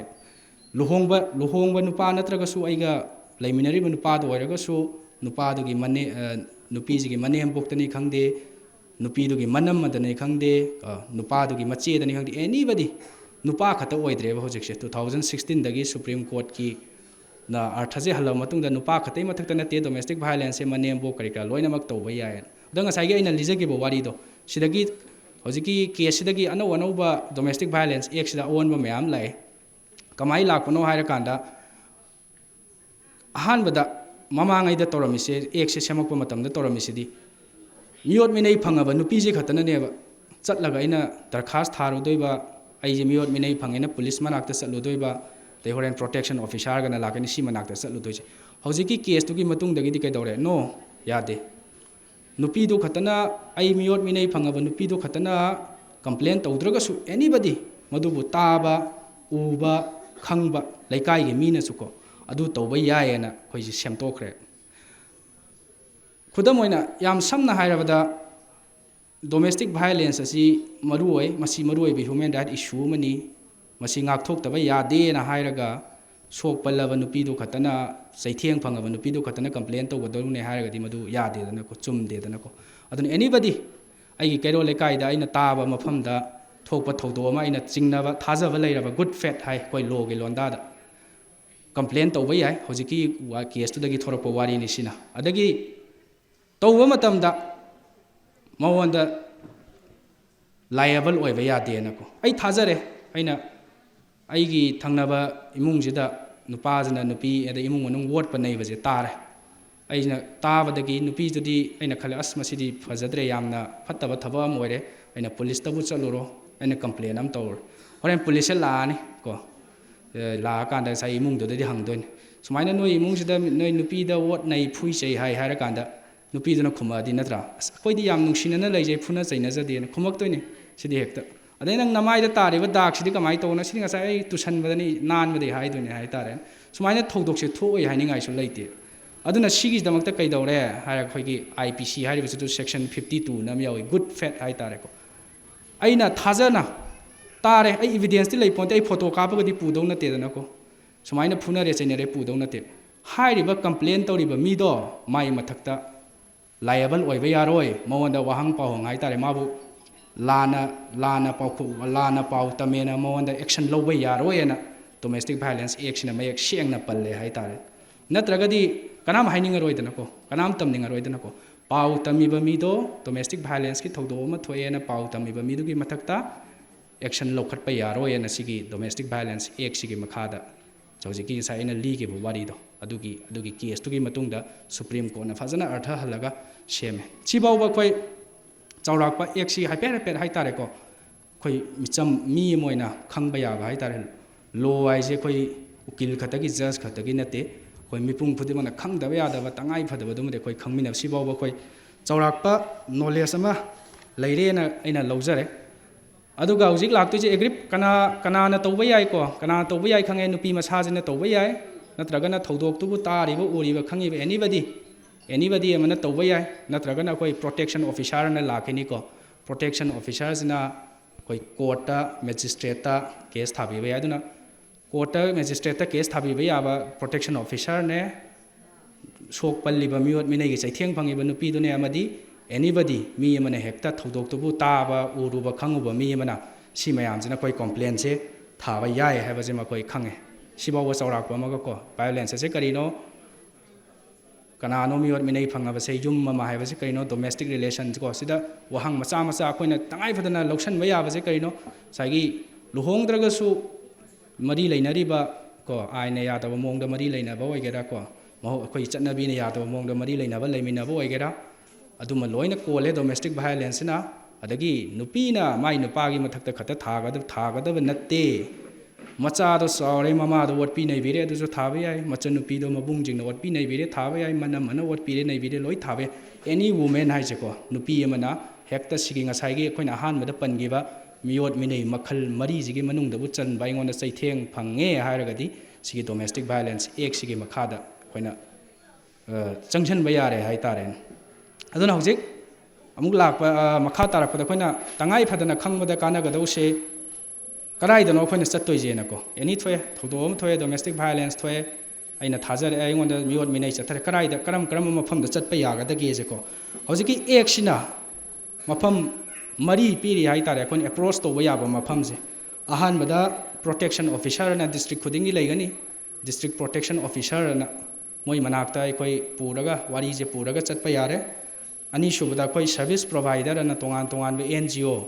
association ek sina hai service provider hai baje association ama oigadabani maje society registration ek ana lei adugi makhada register tawba natraga company ek ki makhada register tawba any association ama ko service provider oiba yai aduna protection officer manak chat pa yai service provider manak chat pa yai police ta chat pa yai ko khai any domestic violence ko police ta chalaga ngasai hai ge ba IPC gi section 498A hai se cruelty by husband or his relative hai se sahi ahungi 3 years imprisonment ni koi law da cognizable offense ko ma koi je ko hekta FIR pan ba ya ba pha ba pun ba ya ba court ke ya ba yaw dra ko su ko yamna sathiba crime ni ko ꯑꯩꯈꯣꯏꯅ ꯄꯨꯂꯤꯁꯇ ꯆꯠꯂꯒ ꯁꯤꯒꯤ complain ꯑꯃ ꯇꯧꯔꯒ 498A ꯁꯤꯒꯤ ꯃꯈꯥꯗ ꯑꯃꯗꯤ ꯑꯇꯣꯞ ꯑꯇꯣꯞꯄ IPC ꯁꯦꯛꯁꯟ ꯃꯌꯥꯝ ꯑꯃ ꯀ꯭ꯔꯤꯃꯤꯅꯦꯜ ꯏꯟꯇꯤꯃꯤꯗꯦꯁꯟ ꯒ꯭ꯔꯤꯚꯤꯌꯁ ꯍꯔꯠ ꯀꯥꯅꯀꯣ ꯁꯤꯕ ꯌꯥꯕ ꯃꯑꯣꯡꯗ ꯐꯨꯕ ꯆꯩꯕ ꯁꯤ ꯃꯌꯥꯝꯁꯦ ꯄꯨꯜꯂꯒ ꯑꯩꯈꯣꯏ ꯄꯨꯂꯤꯁꯇ ꯆꯠꯄ ꯌꯥꯏ ꯂꯣꯏꯅꯃꯛ ꯀꯣꯑꯣꯔꯗꯤꯅꯦꯠ ꯂꯩꯅꯕ ꯉꯥꯛꯇꯅꯤ police district protection officer service provider ꯃꯌꯥꯝꯁꯦ ꯍꯥꯏꯇꯥꯔꯦ ꯑꯗꯨꯒ ꯑꯔꯣꯏꯕꯗ ꯑꯩꯈꯣꯏꯅ ꯃꯦꯖꯤꯁꯇ꯭ꯔꯦꯠ ꯀꯣꯔꯠꯁꯤꯗ ꯗꯥꯏꯔꯦꯛ ꯆꯠꯄ ꯌꯥꯏ ꯍꯥꯏꯇꯥꯔꯦ ꯑꯗꯨꯅ ꯍꯣꯔꯦꯟ ꯁꯦꯛꯁꯟ 12 ꯀꯥꯟꯅ ꯂꯥꯛꯈꯤꯅꯤ ꯁꯤꯒꯤ ꯃꯐꯝ ꯃꯔꯤꯁꯦ ꯑꯩꯈꯣꯏꯅ ꯗꯣꯃꯦꯁꯇꯤꯛ ꯚꯥꯏꯂꯦꯟꯁꯀꯤ ꯆꯩꯊꯦꯡꯁꯦ ꯐꯪꯉꯦ ꯍꯥꯏꯇꯥꯔꯗꯤ ꯑꯦꯛꯁꯤꯅ ꯁꯤꯒꯤ ꯃꯐꯝ ꯃꯔꯤꯁꯦ ꯃꯈꯣꯏ ꯊꯣꯡꯁꯦ ꯂꯥꯎꯅ ꯍꯥꯡꯉꯒ ꯂꯩ ꯌꯥꯔꯦ ꯑꯗꯒꯤ ꯑꯩꯈꯣꯏꯅ ꯉꯁꯥꯏꯒꯤ ꯃꯊꯧꯁꯤꯡꯁꯦꯀꯣ ꯄ꯭ꯔꯣꯇꯦꯛꯁꯟ ꯑꯣꯐꯤꯁꯔꯁꯤꯡ ꯁꯔꯚꯤꯁ ꯄ꯭ꯔꯣꯚꯥꯏꯗꯔ ꯄꯨꯂꯤꯁ ꯃꯦꯖꯤꯁꯇ꯭ꯔꯦꯠꯁ ꯃꯣꯏꯒꯤ ꯃꯊꯧꯁꯤꯡꯁꯤꯅ ꯑꯩꯈꯣꯏ ꯑꯦꯛꯁꯤꯒꯤ ꯁꯦꯛꯁꯟ 5 ꯁꯦꯛꯁꯟ ꯑꯁꯤ ꯀꯩꯁꯨ ꯃꯔꯨ ꯑꯣꯏ ꯄꯣꯟꯗꯦ ꯁꯤꯅ ꯎꯀꯤꯜꯒꯤ ꯊꯕꯛꯅꯤ ꯖꯁꯀꯤ ꯊꯕꯛꯅꯤ ꯑꯩꯈꯣꯏꯒꯤꯗꯤ ꯃꯉꯣꯟꯗ ꯌꯥꯎꯔꯤꯕꯗꯣ ꯈꯪꯉ ꯂꯣꯏꯔꯦ ꯃꯈꯣꯏꯒꯤ ꯃꯊꯧꯁꯤꯡ ꯑꯁꯦ ꯑꯩꯈꯣꯏꯅ ꯋꯥꯟꯁ ꯑꯃꯨꯛꯇꯪ ꯁꯤꯒꯤ ꯀꯩꯅꯣꯁꯦ ꯑꯩ ꯗꯣꯃꯦꯁꯇꯤꯛ ꯚꯥꯏꯂꯦꯟꯁ ꯑꯃ ꯅꯪꯉꯦ ꯑꯩ ꯃꯤꯑꯣꯠ ꯃꯤꯅꯩ ꯆꯠꯊꯕꯤꯔꯦ ꯍꯥꯏꯅ ꯆꯠꯄ ꯃꯇꯝꯗ ꯃꯣꯏꯒꯤ ꯊꯧꯗꯥꯡ ꯃꯣꯏꯒꯤ ꯇꯧꯒꯗꯕ ꯔꯣꯜꯁꯦ ꯐꯖꯅ ꯄꯤꯔꯤ ꯍꯥꯏꯇꯥꯔꯦ ꯃꯣꯏꯒꯤ ꯔꯣꯜꯗꯣ ꯇꯧꯗ꯭ꯔꯒꯗꯤ ꯃꯗꯨꯒꯤ ꯃꯊꯛꯇ ꯑꯦꯛꯁꯟ ꯂꯧꯈꯠꯄꯒꯤ ꯃꯈꯣꯏꯗ ꯄꯤꯒꯗꯕ ꯗꯟꯗꯤꯁꯨ ꯑꯩꯈꯣꯏ ꯑꯦꯛꯁꯤꯗ ꯌꯥꯎꯔꯤ ꯍꯥꯏꯇꯥꯔꯦ ꯑꯗꯨꯅ ꯑꯩꯈꯣꯏꯅ ꯐꯪꯕ ꯌꯥꯕꯁꯦꯀꯣ ꯑꯩꯈꯣꯏꯅ ꯃꯈꯣꯏꯒꯤ ꯃꯊꯧꯁꯦ ꯑꯩꯈꯣꯏꯒꯤ ꯗꯣꯃꯦꯁꯇꯤꯛ ꯚꯥꯏꯂꯦꯟꯁꯁꯦ ꯆꯠꯊꯔꯦ ꯍꯥꯏꯕ ꯃꯇꯝꯁꯤꯗ ꯑꯩꯈꯣꯏ ꯄ꯭ꯔꯣꯇꯦꯛꯁꯟ ꯑꯣꯔꯗꯔ ꯑꯩꯈꯣꯏꯗ ꯄꯤꯕ ꯌꯥꯏ ꯃꯥꯁꯦ ꯅꯨꯄꯥꯗꯨꯗ ꯀꯩꯗ ꯆꯦꯛꯏ ꯅꯪ ꯃꯥꯒꯤ ꯃꯊꯛꯇ ꯀꯔꯤꯃꯠꯇ ꯃꯈꯜꯒꯤ ꯃꯤꯑꯣꯠ ꯃꯤꯅꯩ ꯆꯠꯊꯕ ꯌꯥꯔꯣꯏ ꯃꯥꯁꯦ ꯉꯥꯛ ꯁꯦꯜꯂ ꯊꯝꯒꯗꯕꯅꯤ ꯃꯥꯒꯤ ꯃꯐꯝꯁꯤꯗ ꯆꯪꯕ ꯌꯥꯔꯣꯏ ꯀꯥꯏꯅꯀꯣ ꯄ꯭ꯔꯣꯇꯦꯛꯁꯟ ꯑꯣꯔꯗꯔ ꯄꯤꯕ ꯉꯝꯃꯤ ꯃꯣꯅꯤꯇꯔꯤ ꯔꯤꯂꯤꯐꯀꯤꯀꯣ ꯑꯩ ꯍꯤꯡꯅꯕ ꯆꯥꯅ ꯊꯛꯅꯕ ꯁꯦꯟ ꯊꯨꯝꯒꯤ ꯑꯣꯔꯗꯔ ꯅꯨꯄꯥꯗꯨꯗ ꯑꯩꯉꯣꯟꯗ ꯃꯤꯑꯣꯠ ꯃꯤꯅꯩ ꯆꯠꯊꯔꯤꯕ ꯃꯤꯗꯨꯗ ꯑꯣꯔꯗꯔ ꯇꯧꯕ ꯉꯝꯃꯤ ꯀꯁꯇꯗꯤ ꯑꯣꯔꯗꯔ ꯄꯤꯕ ꯉꯝꯃꯤ ꯃꯥ ꯃꯐꯝꯁꯤ ꯁꯦꯜꯇꯔꯁꯤꯗ ꯂꯩꯒꯗꯕꯅꯤ ꯈꯣꯠꯀꯗꯕꯅꯤ ꯔꯦꯁꯤꯗꯦꯟꯁ ꯑꯣꯔꯗꯔ ꯀꯣꯝꯄꯦꯟꯁꯦꯁꯟ ꯑꯗꯩꯗꯤ ꯀꯔꯤꯅꯣ ꯀꯩ ꯆꯪꯉꯤ ꯅꯪꯒꯤ ꯀꯦꯁꯁꯦ ꯇꯧꯅꯕ ꯃꯇꯝꯗ ꯅꯪꯒꯤ ꯁꯤꯒꯤ ꯄꯣꯠꯁꯦ ꯆꯠꯊꯕ ꯃꯇꯝꯗ ꯅꯉꯣꯟꯗ ꯀꯔꯤ ꯔꯤꯃꯤꯗꯤꯁ ꯐꯪꯒꯅꯤꯁꯦ ꯃꯣꯏꯅ ꯃꯌꯦꯛ ꯁꯦꯡꯅ ꯐꯖꯅ ꯍꯥꯏꯕꯤꯒꯗꯕꯅꯤ ꯑꯗꯩꯗꯤ ꯐ꯭ꯔꯤ ꯂꯤꯒꯦꯜ ꯑꯦꯗ ꯀꯣ ꯑꯥꯏꯟꯒꯤ ꯑꯣꯏꯕ ꯀꯔꯤ ꯂꯩ ꯍꯥꯏꯕꯁꯦ ꯃꯣꯏꯒꯤ ꯃꯊꯧꯅꯤ ꯑꯗꯒꯤ ꯉꯁꯥꯏꯒꯤ ꯗꯤꯁꯇ꯭ꯔꯤꯛ ꯄ꯭ꯔꯣꯇꯦꯛꯁꯟ ꯑꯣꯐꯤꯁꯔꯒ ꯍꯥꯏꯁꯦ ꯑꯩꯈꯣꯏꯅ ꯀꯦꯁ ꯇꯧꯏ ꯑꯩꯈꯣꯏꯀꯣ ꯀꯣꯔꯠꯇ ꯍꯧꯖꯤꯛ ꯄꯦꯟꯗꯤꯡ ꯂꯩꯕ ꯀꯦꯁꯁꯦ ꯑꯩꯈꯣꯏꯅ ꯋꯥꯔꯤꯗꯤ ꯂꯤꯊꯣꯛꯄ ꯌꯥꯗꯦ ꯍꯥꯏꯇꯥꯔꯦꯀꯣ ꯍꯟꯗꯛ ꯗꯥꯏꯔꯦꯛ ꯄꯟꯗ꯭ꯔꯒꯁꯨ ꯑꯩꯈꯣꯏꯅ ꯍꯟꯗꯛ ꯅꯨꯄꯤꯁꯦ ꯑꯇꯣꯞꯄ ꯗꯤꯁꯇ꯭ꯔꯤꯛꯇꯒꯤ ꯏꯝꯐꯥꯜꯗꯒꯤ ꯅꯠꯇꯕ ꯍꯟꯗꯛ ꯇꯧꯕ ꯀꯦꯁꯅꯤ ꯑꯗꯨꯗ ꯅꯨꯄꯤꯁꯤꯅ ꯍꯥꯏꯁꯦ ꯑꯩ ꯗꯤꯁꯇ꯭ꯔꯤꯛꯁꯤꯗ ꯊꯧꯕꯥꯜꯗꯒꯤꯅꯤ ꯊꯧꯕꯥꯜꯁꯤꯗ ꯑꯩ ꯊꯥꯕꯤꯒꯅꯨ ꯑꯩ ꯏꯝꯐꯥꯜꯗ ꯊꯥꯖꯒꯦꯅ ꯇꯧꯔꯦ ꯍꯥꯏꯇꯥꯔꯦ ꯊꯧꯕꯥꯜꯁꯤꯗ ꯊꯥꯔꯒꯗꯤ ꯑꯩ ꯍꯥꯠꯄꯤꯈ꯭ꯔꯅꯤ ꯐꯨꯕꯤꯈ꯭ꯔꯅꯤ ꯌꯥꯝ ꯁꯥꯊꯤꯅ ꯑꯣꯠꯅꯩꯕ ꯅꯨꯄꯤꯁꯦ ꯅꯨꯄꯥꯁꯤꯅ ꯇꯧꯔꯤꯁꯦ ꯃꯁꯥ ꯃꯊꯟꯗꯒꯀꯣ ꯑꯩꯈꯣꯏꯒꯤ ꯐꯤꯖꯤꯀꯦꯜ ꯇꯣꯔꯆꯔꯗ ꯅꯠꯇꯅ ꯏꯃꯣꯁꯅꯦꯜ ꯇꯣꯔꯆꯔꯅꯤ ꯃꯁꯥꯁꯦ ꯊꯥꯎ ꯀꯦꯔꯣꯁꯤꯟꯒ ꯍꯩꯖꯤꯟꯗꯅ ꯑꯩ ꯁꯤꯔꯅꯤ ꯀꯥꯏꯅ ꯅꯨꯄꯥꯁꯦ ꯅꯨꯄꯤꯁꯨ ꯃꯌꯥꯝ ꯀꯣꯏꯕ ꯍꯥꯏꯇꯥꯔꯦꯅꯦꯀꯣ ꯐꯖꯅ ꯐꯨꯕ ꯆꯩꯕ ꯑꯗꯨꯝ ꯆꯥꯡ ꯅꯥꯏꯅ ꯐꯨꯕꯤꯔꯕ ꯅꯨꯄꯤꯅꯦ ꯃꯥꯁꯦ ꯆꯦꯜꯂꯛꯑꯒ ꯍꯥꯏꯇꯥꯔꯦ ꯑꯩꯈꯣꯏ ꯁꯤꯒꯤ ꯏꯝꯐꯥꯜꯁꯤꯗ ꯊꯥꯖꯒꯦ ꯈꯣꯠꯆꯒꯦꯅ ꯇꯧꯋꯦ ꯑꯗꯩꯁꯤꯗ ꯊꯥꯔꯦ ꯑꯩꯈꯣꯏꯅ ꯊꯥꯔꯦ ꯀꯦꯁꯁꯦ ꯊꯥꯔꯒ ꯑꯃꯨꯛ ꯂꯨꯔꯛꯏꯁꯦ ꯀꯩꯅꯣ ꯀꯦꯁꯁꯦ ꯊꯥꯔꯒꯗꯤ ꯅꯣꯇꯤꯁ ꯄꯤꯗꯣꯏꯅꯦꯕ ꯅꯨꯄꯥꯁꯤꯗ ꯅꯨꯄꯤꯁꯤꯅ ꯅꯪꯒꯤ ꯃꯊꯛꯇ ꯀꯦꯁ ꯑꯃ ꯊꯥꯔꯒ ꯑꯃꯨꯛ ꯐꯨꯕꯤꯈ꯭ꯔꯗꯤ ꯍꯦꯟꯅ ꯅꯪꯅ ꯑꯩ ꯃꯊꯛꯇ ꯀꯦꯁ ꯊꯥꯔꯛꯄ ꯌꯥꯕ꯭ꯔꯥꯅ ꯍꯦꯟꯅ ꯂꯨꯕ ꯊꯣꯛꯂꯛꯑꯦ ꯍꯥꯏꯇꯥꯔꯦꯅꯦ ꯑꯗꯨꯅ ꯍꯧꯖꯤꯛꯀꯤ ꯑꯦꯛꯁꯤꯒꯤ ꯃꯅꯨꯡꯁꯤꯗ ꯑꯗꯨꯅ ꯍꯣꯔꯦꯟ ꯁꯦꯛꯁꯟ 23ꯗꯒ ꯂꯥꯛꯀꯅꯤ ꯏꯟꯇꯦꯔꯤꯝ ꯄ꯭ꯔꯣꯇꯦꯛꯁꯟ ꯑꯣꯔꯗꯔꯅ ꯍꯥꯏꯇꯥꯔꯦ ꯀꯦꯁꯇꯤ ꯊꯥꯔꯦ ꯀꯣꯔꯠꯇꯗꯤ ꯀꯦꯁꯁꯦ ꯊꯥꯖꯤꯟꯈ꯭ꯔꯒ ꯀꯦꯁꯇꯣ ꯊꯥꯔꯦ ꯍꯥꯏꯔꯒ ꯃꯤꯑꯣꯠ ꯃꯤꯅꯩ ꯆꯠꯊꯔꯗꯤ ꯗꯣꯃꯦꯁꯇꯤꯛ ꯚꯥꯏꯂꯦꯟꯁ ꯑꯦꯛ ꯂꯩꯕꯩ ꯀꯔꯤꯝ ꯀꯥꯟꯅꯗꯦ ꯍꯦꯟꯅ ꯃꯗꯨꯅ ꯀꯦꯁ ꯊꯥꯔꯧꯗꯨꯅ ꯍꯦꯟꯅ ꯆꯩꯊꯦꯡ ꯐꯪꯒꯅꯤꯗꯅꯀꯣ ꯑꯗꯨꯅ ꯑꯗꯨꯒꯤ ꯃꯇꯨꯡ ꯏꯟꯅ ꯑꯣꯔꯗꯔ ꯃꯌꯥꯝ ꯄꯤꯕ ꯌꯥꯏꯑꯕ ꯀꯣꯔꯠꯁꯤꯅ ꯃꯥꯒꯤ ꯇꯣꯉꯥꯟꯕ ꯂꯩꯐꯝ ꯄꯤꯕ ꯌꯥꯏ ꯅꯨꯄꯥ ꯅꯪ ꯁꯤꯗ ꯆꯪꯕ ꯌꯥꯔꯣꯏꯅ ꯄꯤꯕ ꯌꯥꯏ ꯔꯦꯁꯤꯗꯦꯟꯁ ꯑꯣꯔꯗꯔ ꯄꯤꯕ ꯌꯥꯏ ꯄ꯭ꯔꯣꯇꯦꯛꯁꯟ ꯑꯣꯔꯗꯔ ꯄꯤꯕ ꯌꯥꯏ ꯑꯗꯨꯃꯥꯏꯅ ꯇꯧꯗꯅ ꯑꯩꯈꯣꯏꯅ ꯂꯧꯋꯦ ꯍꯥꯏꯇꯥꯔꯦ ꯀꯦꯁꯁꯤ ꯊꯥꯔꯒ ꯅꯨꯄꯥꯁꯤꯗ ꯆꯦꯁꯦ ꯊꯥꯗ꯭ꯔꯤꯉꯩ ꯃꯇꯝꯁꯤꯗ ꯑꯩꯈꯣꯏꯅ ꯃꯥꯒꯤ ꯄ꯭ꯔꯣꯇꯦꯛꯁꯟ ꯑꯣꯔꯗꯔ ꯑꯗꯨꯗꯨꯅ ꯁꯥꯐꯍꯟꯕꯗꯣ ꯍꯥꯏꯇꯥꯔꯦ ꯑꯗꯨꯃꯥꯏꯅ ꯀꯔꯤ ꯂꯩꯔꯤꯒꯦ ꯍꯥꯏꯁꯦ ꯑꯦꯛꯁꯤꯒꯤ ꯃꯈꯥꯗ ꯅꯨꯄꯤ ꯃꯤꯑꯣꯠ ꯃꯤꯅꯩ ꯐꯪꯉꯕ ꯅꯨꯄꯤꯁꯤꯒꯤ ꯀꯔꯤ ꯃꯉꯣꯟꯗ ꯐꯦꯁꯤꯂꯤꯇꯤ ꯑꯩꯈꯣꯏꯒꯤ ꯔꯤꯃꯤꯗꯤꯁ ꯔꯤꯂꯤꯐꯁ ꯂꯩ ꯍꯥꯏꯕꯁꯦ ꯉꯁꯥꯏꯒꯤ ꯄ꯭ꯔꯣꯇꯦꯛꯁꯟ ꯑꯣꯐꯤꯁꯥꯔꯁꯤꯡ ꯑꯗꯩꯗꯤ ꯁꯥꯔꯚꯤꯁ ꯄ꯭ꯔꯣꯚꯥꯏꯗꯔꯁꯤꯡ ꯑꯁꯤꯒꯤ ꯃꯊꯧꯅꯤ ꯑꯗꯩꯗꯤ ꯗꯤꯁꯇ꯭ꯔꯤꯛ ꯄ꯭ꯔꯣꯇꯦꯛꯁꯟ ꯑꯣꯐꯤꯁꯥꯔꯁꯤꯅ ꯑꯩꯈꯣꯏ ꯗꯣꯃꯦꯁꯇꯤꯛ ꯏꯟꯁꯤꯗꯦꯟ ꯔꯤꯄꯣꯔꯠ ꯀꯥꯅ ꯍꯌꯦꯡ ꯁꯦꯝꯒꯅꯤ ꯁꯤ ꯀꯣꯔꯠꯇꯨꯗ ꯑꯗꯨꯅ ꯖꯁꯇꯨꯅꯗꯤ ꯆꯠꯂꯒ ꯈꯪꯉꯨꯕ ꯅꯠꯇꯦꯗꯅꯀꯣ ꯑꯗꯨꯃꯥꯏꯅ ꯇꯧꯗꯅ ꯗꯤꯁꯇ꯭ꯔꯤꯛ ꯄ꯭ꯔꯣꯇꯦꯛꯁꯟ ꯑꯣꯐꯤꯁꯥꯔꯒꯤ ꯊꯧꯗꯥꯡ ꯌꯥꯝ ꯆꯥꯎꯏ ꯑꯗꯩꯗꯤ ꯁꯣꯛꯄꯟꯕ ꯃꯇꯝꯗ ꯃꯥꯒꯤ free medical checkup medical facility ꯄꯤꯅꯕ ꯑꯦꯁꯤꯁ ꯇꯧꯕ ꯑꯗꯩ ꯁꯦꯜꯇꯔ ꯍꯣꯝ ꯂꯩꯕ ꯁꯤ ꯃꯌꯥꯝꯁꯦ ꯍꯧꯖꯤꯛꯀꯤ ꯁꯦꯛꯁꯟ 5 ꯁꯦꯛꯁꯟ 9 ꯇꯣꯉꯥꯟ ꯇꯣꯉꯥꯟꯕ ꯑꯩꯈꯣꯏꯅ ꯋꯥꯀꯠꯄ ꯌꯥꯕ ꯃꯐꯝꯁꯤꯒꯤ ꯄꯤꯔꯤꯕ ꯁꯤꯗꯩꯁꯤꯗ ꯑꯩꯈꯣꯏ ꯃꯌꯦꯛ ꯁꯦꯡꯅ ꯄꯜꯂꯦ ꯑꯗꯨꯒ ꯑꯦꯛꯁꯤꯒꯤ ꯃꯔꯨꯑꯣꯏꯕ ꯑꯃꯅ ꯑꯦꯛꯁꯤꯅ ꯍꯥꯏꯔꯤꯁꯦ ꯉꯁꯥꯏꯒꯤ ꯄ꯭ꯔꯣꯇꯦꯛꯁꯟ ꯑꯣꯐꯤꯁꯥꯔꯅ ꯂꯩꯗꯣꯏꯁꯦ ꯀꯝꯄꯜꯁꯔꯤꯗꯤ ꯅꯠꯇꯦ ꯑꯦꯁ ꯐꯥꯔ ꯑꯦꯁ ꯄꯣꯁꯤꯕꯜ ꯍꯦꯛ ꯌꯥꯔꯤꯉꯩ ꯅꯨꯄꯤ ꯑꯣꯏꯍꯜꯂꯣ ꯍꯥꯏꯕꯅꯤ ꯅꯨꯄꯤ ꯉꯥꯛꯇ ꯑꯣꯏꯅꯤ ꯍꯥꯏꯕꯗꯤ ꯂꯩꯇꯦ ꯑꯩꯈꯣꯏꯅ ꯍꯌꯦꯡ ꯅꯨꯄꯤ ꯑꯃ ꯆꯠꯂꯒ ꯋꯥꯀꯠꯂꯨꯗꯧꯗꯣ ꯌꯥꯔꯤꯉꯩꯗꯤ nupi ohelu na hai nupi na yam su oi nupa oi ba su lei hai tare si jama mandatory di na ta ba hai tare adagi ngasai gi protection officer jima yam maru oi protection officer gi thodang jima ko direct samna raga ko moina nupi sing siga connection tawra moi di field da koi ukil gi mathau ga je ta ponte hai tare domestic violence act sida ko protection officer jing ji gi mathau je fajana tawba matam da hojiki keno mayam se domestic violence mayam je suksoi soina handang ne dagi asai service provider na NGO association kangbu ma lei je makoi gi thau role ji samani district protection officer ji gi thodang ji ga adu kari gi sumaina service provider na ha pino hai ta di ek sima semak pada magi wakhal lon je sin thungna mafam khudima kachin koya yauna ba chaitheng phangaba nupi mayam ji gi yauhallu haiba pandam du ni ngasai gi service provider na lai se ko samane ma su ngasai gi domestic incident report ama sema yai sini si ge chaitheng phange si darkar lai ma on si relief mathau tai phui chai sok tang sida phu bani chai bani report se phajana sema ga moina hoyeng court sida ja sida pi doina hai tare ko tuma yare adagi section 12 ngasai hai ge do sina koi direct court chat paje sina ki court case tha bajina koi ek sigi section 12 bane yauri madugi makhada koi magistrate hai tare magistrate first class metropolitan chief judicial magistrate my jurisdiction lay adu budi ko aduda section 12 sigi makhada sigi jima tharani aduga section 23 ngasai hai ge do interim si me maru ai khoina khangjanba khangbada kana ba hai tare yam samna hairabada law ji yame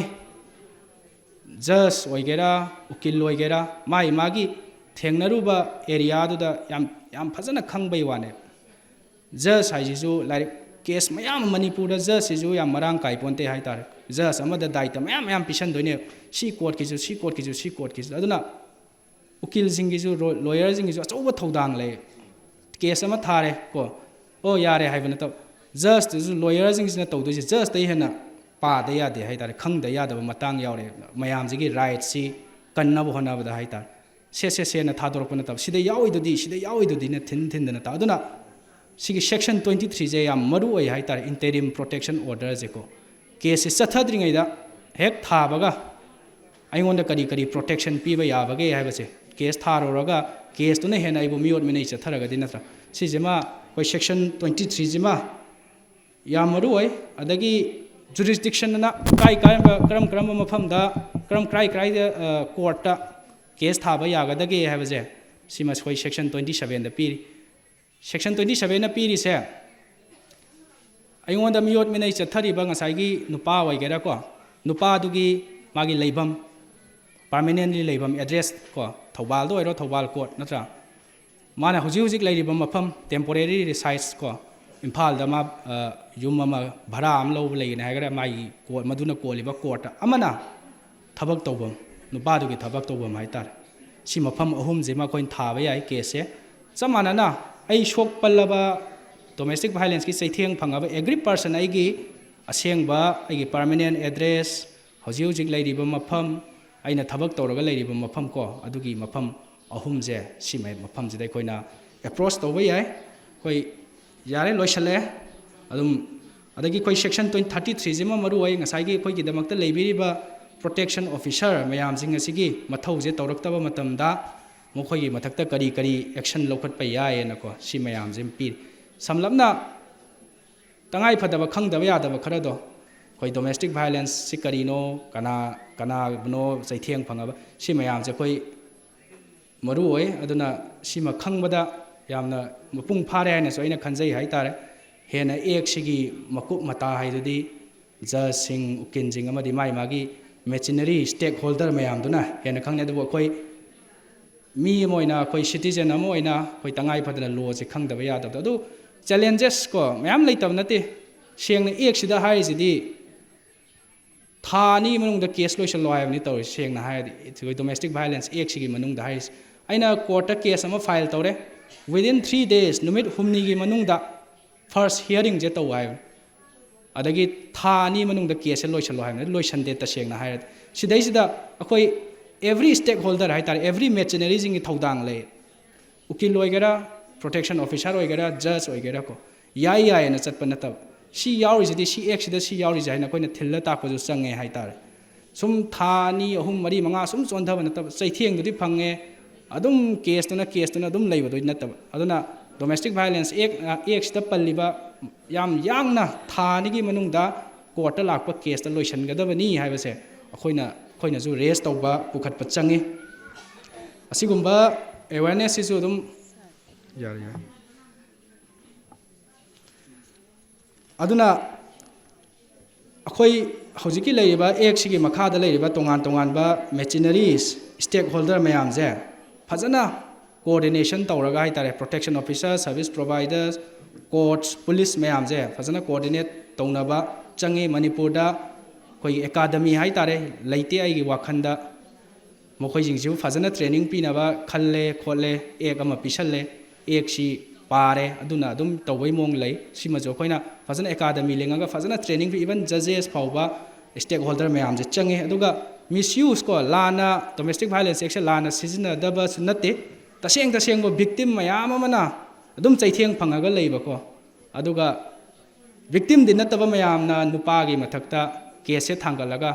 lana sizina dab sunate mayam misuse mayam su lei hai tar victim mayam amana adum hojik su dum chaitheng phangaga lei court noning ba thodok su lei koi gi nupi sina angang macha je pora la si bo ka phalle ai tare ne ko just to gi mamang da keno to se sina wari ma lei aduna tension jarabada koi domestic violence eki tangai phadaba sing se khangminaraga koi khuding maki stakeholder mayam gi thodang su lomina ba duga ek sina piriba ek sigi makhada leiriba provisions mayam je koi khuna mangna khaminaraga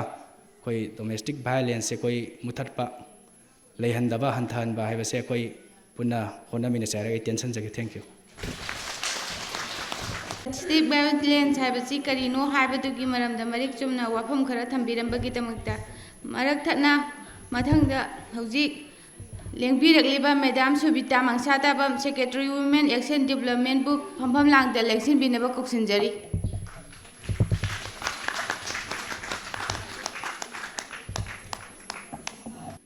aduga lengbire ibusing asibu base presentation binabagi tamakta BLF ke members sing koksinjari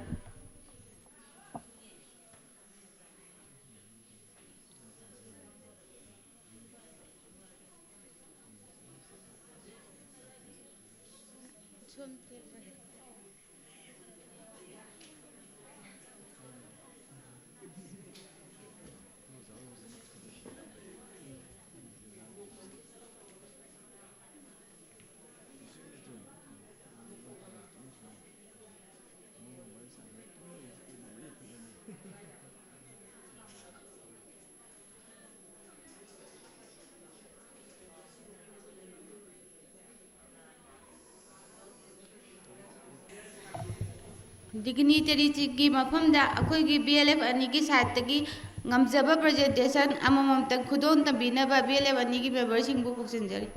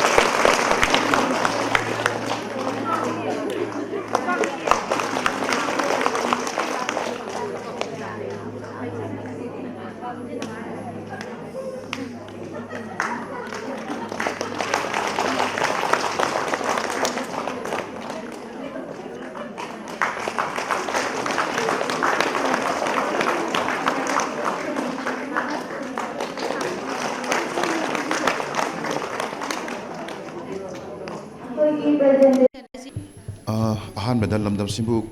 ꯀꯣꯟꯕꯤꯔꯤꯕꯤ ꯏꯕꯦꯟꯗꯧꯕꯨ ꯈꯨꯔꯨꯝꯖꯔꯤ ꯑꯗꯨꯒ ꯑꯩꯈꯣꯏꯒꯤ ꯗꯥꯏꯁꯇ ꯂꯦꯡꯁꯤꯟꯕꯤꯔꯤꯕꯤ ꯑꯩꯈꯣꯏꯒꯤ honourable ꯎꯄꯥꯙ꯭ꯌꯛꯁ doctor ꯀꯦ.ꯑꯦꯁ. ꯇꯃꯥ ꯏꯆꯦ ꯇꯃꯥꯕꯨ ꯏꯀꯥꯏ ꯈꯨꯝꯅꯧꯖꯔꯤ MSIMꯒꯤ ꯃꯥꯏꯀꯩꯗꯒꯤ ꯑꯗꯒꯤ ꯃꯊꯪꯗ ꯑꯩꯈꯣꯏꯒꯤ ꯏꯇꯩꯃ A.K. ꯀꯕꯤꯇꯥ president ꯀꯣꯡꯕ Laishram Leikai ꯑꯄꯨꯟꯕ BLF ꯒꯦꯁ ꯑꯣꯐ ꯑꯣꯅꯔꯒꯤ ꯐꯝꯐꯝꯂꯥꯡꯗ ꯐꯝꯕꯤꯔꯤꯕꯤ ꯑꯩꯈꯣꯏꯒꯤ ꯏꯅꯦ ꯀꯦ Roma Devi Pradhan Thambakong GP resource person gi resource person noi ngasi programs da saru biriba khoi oza thongam jingo advocate adagi madam Mrs Famila Tuitung RTC Langol adagi khoi oza Dr Danabi LAISHRAM social scientist adagi madam Sovita Mangsataba Secretary Women Action Development aduga khoi gi lekai asigi ward member sing aduga committee lekai asigi committee gi members sing bu MSIM gi makai di kai kunu chari khoi gi maru oina mangda ingsu ing na ko asigi awareness program asibu mapung phan biribi seller group ki members sing bu BLF ani gi GB members sing hai batare bu MSIM gi makai di kai kunu chari ai aseng badi ngasi je program ani leijaba amana sta amana a kyamgai muslim da ado sona ki ju program do haure na hairak pa ko ado ai di sigi resource person ju na chade ai yamna state the gender gi matang da ai ne yamna si se si lok thoge ko si lok thoge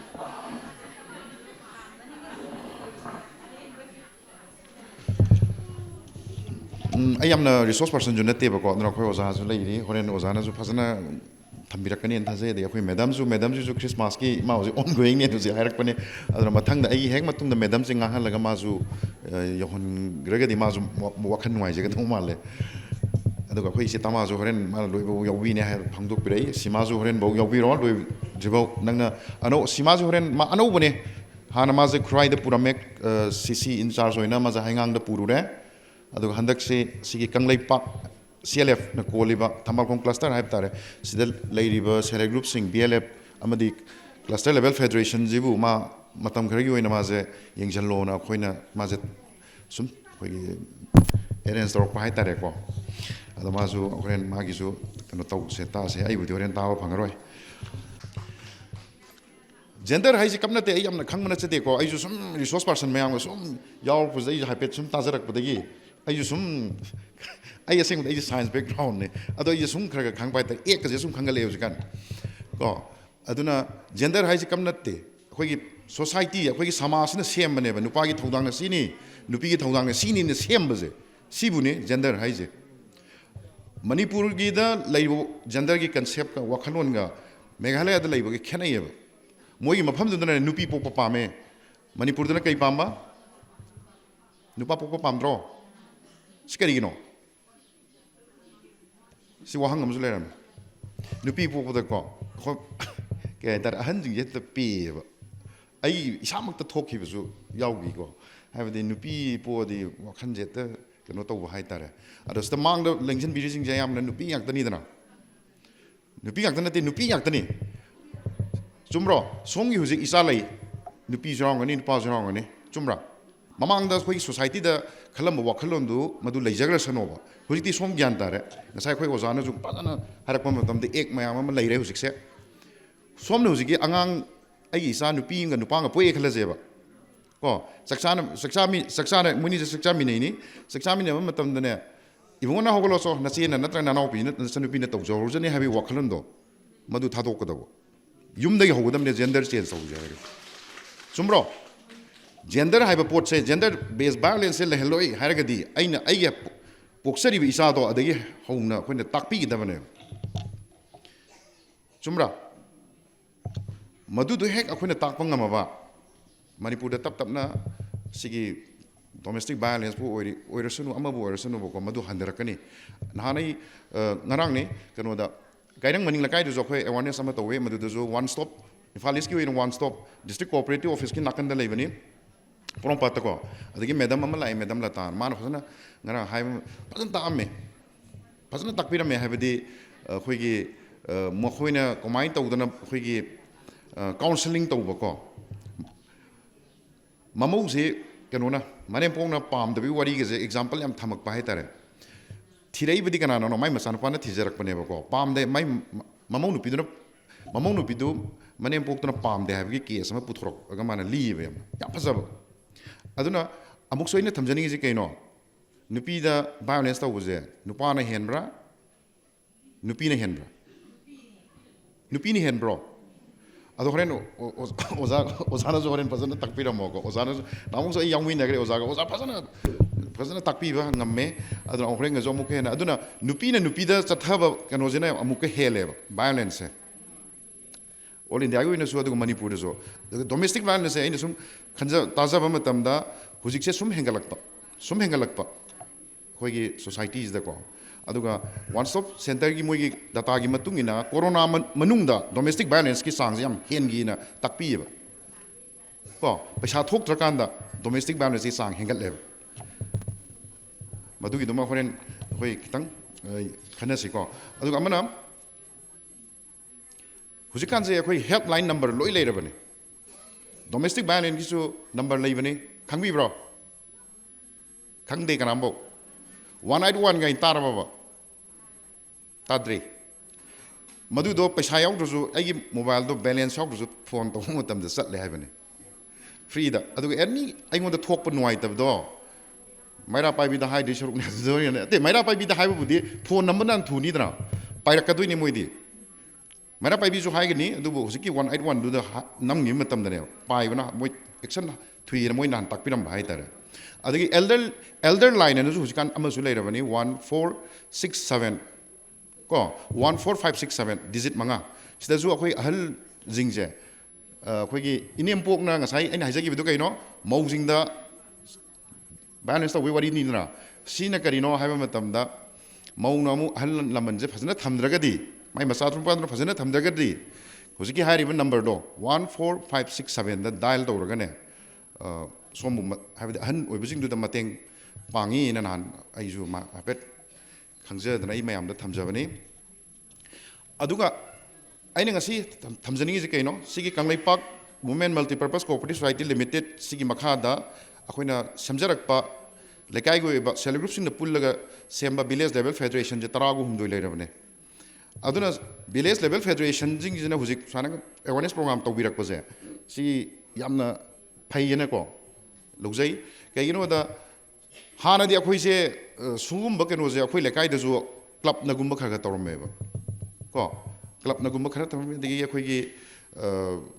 ꯃꯔꯛꯇ ꯑꯩꯈꯣꯏꯒꯤ ꯍꯣꯏ ꯑꯇꯣꯞꯄ ꯑꯣꯔꯒꯅꯥꯏꯖꯦꯁꯟꯁꯤꯡꯅ ꯇꯧꯕꯤꯕ ꯑꯗꯨꯃꯥꯏꯅ ꯑꯣꯏꯅ ꯊꯦꯡꯅꯖꯕ ꯑꯗꯨꯕꯨ ꯍꯧꯖꯤꯛꯇꯤ ꯑꯩꯈꯣꯏꯅ ꯁꯦꯝꯒꯠꯆꯈꯤꯕ ꯚꯤꯂꯦꯖ ꯂꯦꯚꯦꯜ ꯐꯦꯗꯔꯦꯁꯟꯁꯤꯡꯁꯤꯅ ꯍꯧꯖꯤꯛꯀꯤ ꯑꯣꯏꯔꯤꯕ ꯀꯔꯦꯟ ꯏꯁꯨꯁꯗ ꯁꯨꯃꯥꯏꯅ ꯇꯣꯄꯤꯛꯇ ꯅꯩꯅꯅꯕ ꯁꯨꯃꯥꯏꯅ ꯑꯦꯋꯥꯔꯅꯦꯁ ꯅꯣꯡꯃꯒꯤ ꯑꯦꯋꯥꯔꯅꯦꯁ ꯄ꯭ꯔꯣꯒ꯭ꯔꯥꯝ ꯑꯃ ꯊꯝꯃꯛꯄꯁꯦ ꯑꯩꯈꯣꯏ ꯄꯨꯂꯞꯅ ꯒ꯭ꯌꯥꯟ ꯇꯥꯃꯤꯟꯅꯕꯒꯤꯀꯣ ꯀꯩ ꯍꯥꯏꯇꯥꯔꯦ ꯐꯕ ꯇꯟꯖꯥ ꯑꯃꯅꯦꯕ ꯃꯁꯤꯁꯦ MSIM ꯂꯩꯇ꯭ꯔꯤꯉꯩꯗ ꯈꯤꯇꯪ ꯂꯩꯔꯝꯕ ꯍꯥꯏꯇꯥꯔꯦ ꯑꯗꯨꯅ ꯉꯁꯤꯁꯦ ꯑꯁꯦꯡꯕꯗꯤ ꯁꯤꯜꯂꯤꯁꯤꯁꯨ ꯀꯅꯥꯅ ꯁꯤꯟꯕꯅꯣ ꯁꯤꯗ ꯑꯩꯅ ꯎꯖꯕ ꯃꯇꯝꯗ ꯑꯩꯈꯣꯏꯒꯤ women action for development Thambalkhong gram panchayat Kongba Laishram Leikai ꯑꯄꯨꯟꯕ BLF ꯊꯝꯕꯥꯜꯈꯣꯡ ꯊꯧꯅꯥꯐꯕꯤ BLF ꯑꯗ BLF ꯑꯅꯤꯁꯤꯗꯤ ꯑꯩꯈꯣꯏꯒꯤ ꯅꯨꯄꯤꯁꯤꯡꯇꯒꯤ ꯑꯣꯏꯕ ꯀꯩꯅꯣꯅꯤꯗꯅꯀꯣ ꯁꯪꯁꯊꯥꯟ ꯑꯃꯅꯦꯕ ꯏꯟꯁꯇꯤꯇ꯭ꯌꯨꯁꯟ ꯑꯃꯅꯦꯕꯀꯣ ꯑꯗꯨꯅ ꯁꯣꯝꯅ ꯁꯨꯃꯥꯏꯅ ꯁꯤꯜꯂꯛꯄ ꯉꯝꯕ ꯍꯥꯏꯁꯦ ꯑꯩꯈꯣꯏꯒꯤ ꯃꯤꯠꯌꯦꯡꯗ ꯀꯩ ꯂꯩꯒꯦ ꯍꯥꯏꯕꯗ ꯁꯣꯝꯁꯦ ꯍꯥꯟꯅꯗꯩꯗꯤ ꯈꯔ ꯊꯥꯛ ꯋꯥꯡꯅ ꯑꯩꯈꯣꯏꯒꯤ ꯈꯤꯇꯪ ꯁꯛꯇꯤ ꯄꯥꯏꯔꯛꯄꯩ ꯇꯥꯏꯞꯇ ꯑꯣꯏꯅ ꯑꯩꯈꯣꯏꯅ ꯎꯖꯕ ꯍꯥꯏꯇꯥꯔꯦ ꯆꯨꯝꯕ꯭ꯔꯣ ꯄꯥꯏꯔꯦ ꯈꯜꯂꯦ ꯄꯥꯏꯗ꯭ꯔꯤ ꯑꯗꯨꯝ ꯍꯥꯟꯅꯗꯨꯒ ꯍꯥꯃꯨ ꯂꯩꯕ꯭ꯔꯣ ꯄꯥꯏꯔꯛꯑꯦꯕ ꯑꯗꯨꯅꯤ ꯑꯩꯈꯣꯏꯅ ꯇꯥꯅꯤꯡꯉꯤꯁꯤ ꯁꯤꯒꯤ ꯃꯤꯁꯟꯁꯦ ꯀꯔꯤꯅꯣ ꯅꯦꯁꯅꯦꯜ ꯔꯨꯔꯦꯜ ꯂꯥꯏꯚꯂꯤꯍꯨꯗ ꯃꯤꯁꯟ ꯍꯥꯏꯁꯤ ꯀꯔꯤꯅೋ ꯅꯨꯄꯤꯁꯤꯡ ꯈꯨꯡꯒꯪꯗ ꯂꯩꯕ ꯅꯨꯄꯤꯁꯤꯡꯁꯤ ꯏꯝꯄꯥꯋꯔꯃꯦꯟ ꯇꯧꯅꯕ ꯑꯗꯨꯒꯨꯝꯂꯕ ꯚꯥꯔꯠ ꯁꯔꯀꯥꯔꯒꯤ ꯑꯆꯧꯕ ꯐ꯭ꯂꯦꯒꯁꯤꯞ ꯄ꯭ꯔꯣꯒ꯭ꯔꯥꯝ ꯑꯃꯅꯦꯕꯀꯣ ꯑꯗꯣ ꯍꯧꯖꯤꯛꯁꯦ ꯁꯣꯝꯅ ꯊꯥꯏꯅ ꯃꯃꯥꯡꯉꯩꯗꯗꯤ ꯃꯤꯡ ꯍꯥꯏꯕꯐꯥꯎꯗ ꯀꯤꯔꯝꯗꯥꯏꯅꯦ ꯊꯛ ꯅꯤꯛꯄꯗꯣ ꯑꯩꯒꯤ ꯃꯤꯡ ꯑꯗꯨ ꯀꯧꯋꯦ ꯍꯥꯏꯕ ꯃꯇꯝꯗ ꯊꯥꯏꯅ ꯁꯦꯜꯐ ꯍꯦꯜꯞ ꯒ꯭ꯔꯨꯞ ꯁꯦꯝꯕꯗꯀꯣ ꯑꯗꯨꯃꯥꯏꯅ ꯇꯧꯔꯝꯕꯅꯤ ꯍꯧꯖꯤꯛꯇꯤ ꯃꯥꯏꯀ꯭ꯔꯣꯐꯣꯟ ꯄꯥꯏꯔꯒ ꯆꯪꯈꯤꯕꯗꯒꯤ ꯊꯣꯛꯂꯛꯇꯕꯁꯦ ꯃꯌꯥꯝ ꯑꯃ ꯌꯥꯎꯔꯦꯕ ꯑꯗꯨꯝ ꯉꯥꯡꯕꯁꯦ ꯃꯥ ꯄꯥꯝꯖꯕ ꯍꯥꯏꯇꯥꯔꯦ ꯑꯗꯨꯅ ꯃꯗꯨꯏꯗꯣ ꯐꯔꯛꯏꯅꯦꯕ ꯃꯥꯏꯀ꯭ꯔꯣꯐꯣꯟ ꯃꯃꯥꯡꯗ ꯊꯣꯛꯑꯒ ꯋꯥ ꯉꯥꯡꯕ ꯉꯝꯃꯛꯏꯁꯦ ꯐꯥꯒꯤꯔꯣ ꯅꯠꯇꯦ ꯀꯣ ꯑꯗꯨꯃꯥꯏꯅ ꯉꯥꯡꯉꯛꯄꯒ ꯍꯥꯏꯁꯦ ꯑꯩꯈꯣই ꯌꯥꯝ ꯍꯔꯥꯎꯕ ꯍꯥꯏꯇꯥꯔꯦ ꯑꯗꯣ ꯀꯦꯗꯔ ꯉꯁꯥꯏ ꯑꯥꯏ ꯃꯦꯟꯇꯔ ꯀꯟꯚꯔꯖꯦꯟꯁ ꯀꯦꯗꯔ ꯅꯠꯇ꯭ꯔꯥ CRPS ISD ꯁꯦꯛ ꯀꯦꯗꯔ ꯃꯈꯣꯏꯅ ꯍꯧꯖꯤꯛ ꯁꯣꯁꯥꯏꯇꯤꯁꯤꯒꯤꯀꯣ ꯂꯩꯔꯤꯕ ꯊꯣꯛꯏꯕ ꯏꯁꯨꯁꯤꯡꯁꯦ ꯃꯈꯣꯏꯅ ꯒ꯭ꯔꯥꯝ ꯁꯚꯥꯗꯁꯨ ꯄꯨꯈꯠꯂꯒ ꯁꯣꯁꯤꯌꯦꯜ ꯗꯤꯕꯂꯞꯃꯦꯟ ꯄ꯭ꯂꯥꯟꯒ ꯁꯦꯝꯃꯒ ꯑꯩꯈꯣꯏ ꯌꯥꯔꯤꯈꯩ ꯏꯁꯨꯗꯣ ꯑꯦꯗ꯭ꯔꯦꯁ ꯇꯧꯅꯕ ꯍꯣꯠꯅꯔꯛꯄꯁꯦ ꯌꯥꯝꯅ ꯑꯩꯈꯣꯏ ꯅꯨꯡꯉꯥꯏꯖꯩ ꯃꯤꯁꯟꯒꯤ ꯃꯥꯏꯀꯩꯗꯒꯤ ꯑꯗꯣ ꯃꯁꯤ ꯍꯥꯏꯔꯒ ꯑꯩ ꯇꯦꯟꯁꯤꯟꯖꯔꯒꯦ ꯃꯊꯪꯒꯤ ꯄ꯭ꯔꯣꯒ꯭ꯔꯥꯝꯗ ꯑꯃꯨꯛ ꯑꯩꯈꯣꯏ ꯄꯨꯂꯞ ꯄꯨꯟꯃꯤꯟꯅꯔꯁꯤ thank U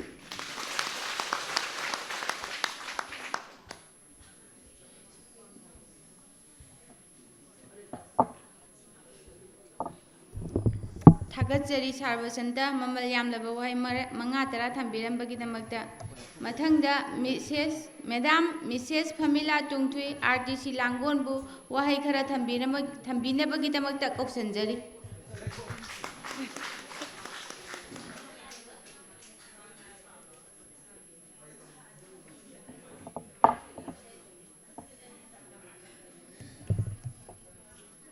Ngasi nomagi oiba awareness program on gender-based violence and questioning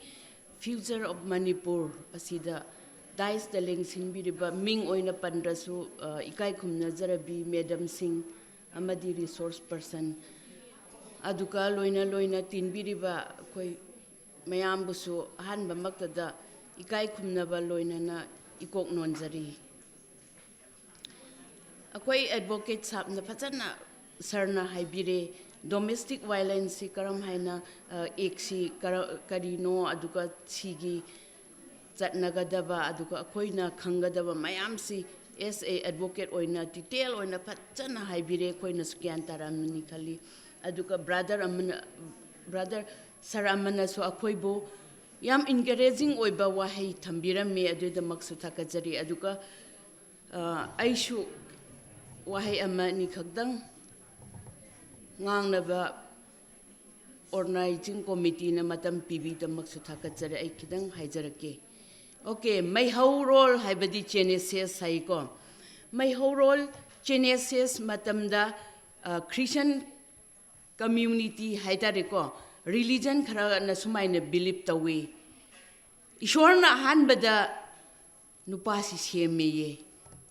nupasi semraga garden inkhon achauba da amathame inkhon achauba amathamraga ishorna sum yeng bakanda nupasi mathanda leibase inung nungai taba pendaba oh magi support oinaba mateng oinaba maga nuti wari sharing caring wari sanaba nupi ama semradi phagada male khallaga nupi ama si semeye Lupi amasi semba kanda mabani si nupi ama nupa haibado oira eye aduka ishorna pen yam yeng bakanda yam pele ye mabani si aduna last kari haine it is good haibani yam phazare well yam phazare pele haibani aduka mana sembagi purpose kari ki no haibakanda mana sembagi purpose di nupasu magi ngamdaba magi khangdaba magi asonba matamda nupina support tawnangai aduga nupasina su nupigi awaba nupigi nungaiba matamda support tawraga mabani si matching oiraga nungaina panang haina sembani adubu ngasi ki khoi samas karam tawbra khoi adu suningsing siko aduga wari amaso khansiko akoi angang oibada akoi social scientist su yauri ko angang oibakanda koina wari yam nungai ba hojik pau ai kaude yam wisdom haibadi hai yam singba ningthau solomon mayam tabibra ningthau solomon gi wayel nupi anina angang munnabada mana karam haina wayel laka achumba puthokpa magi wisdom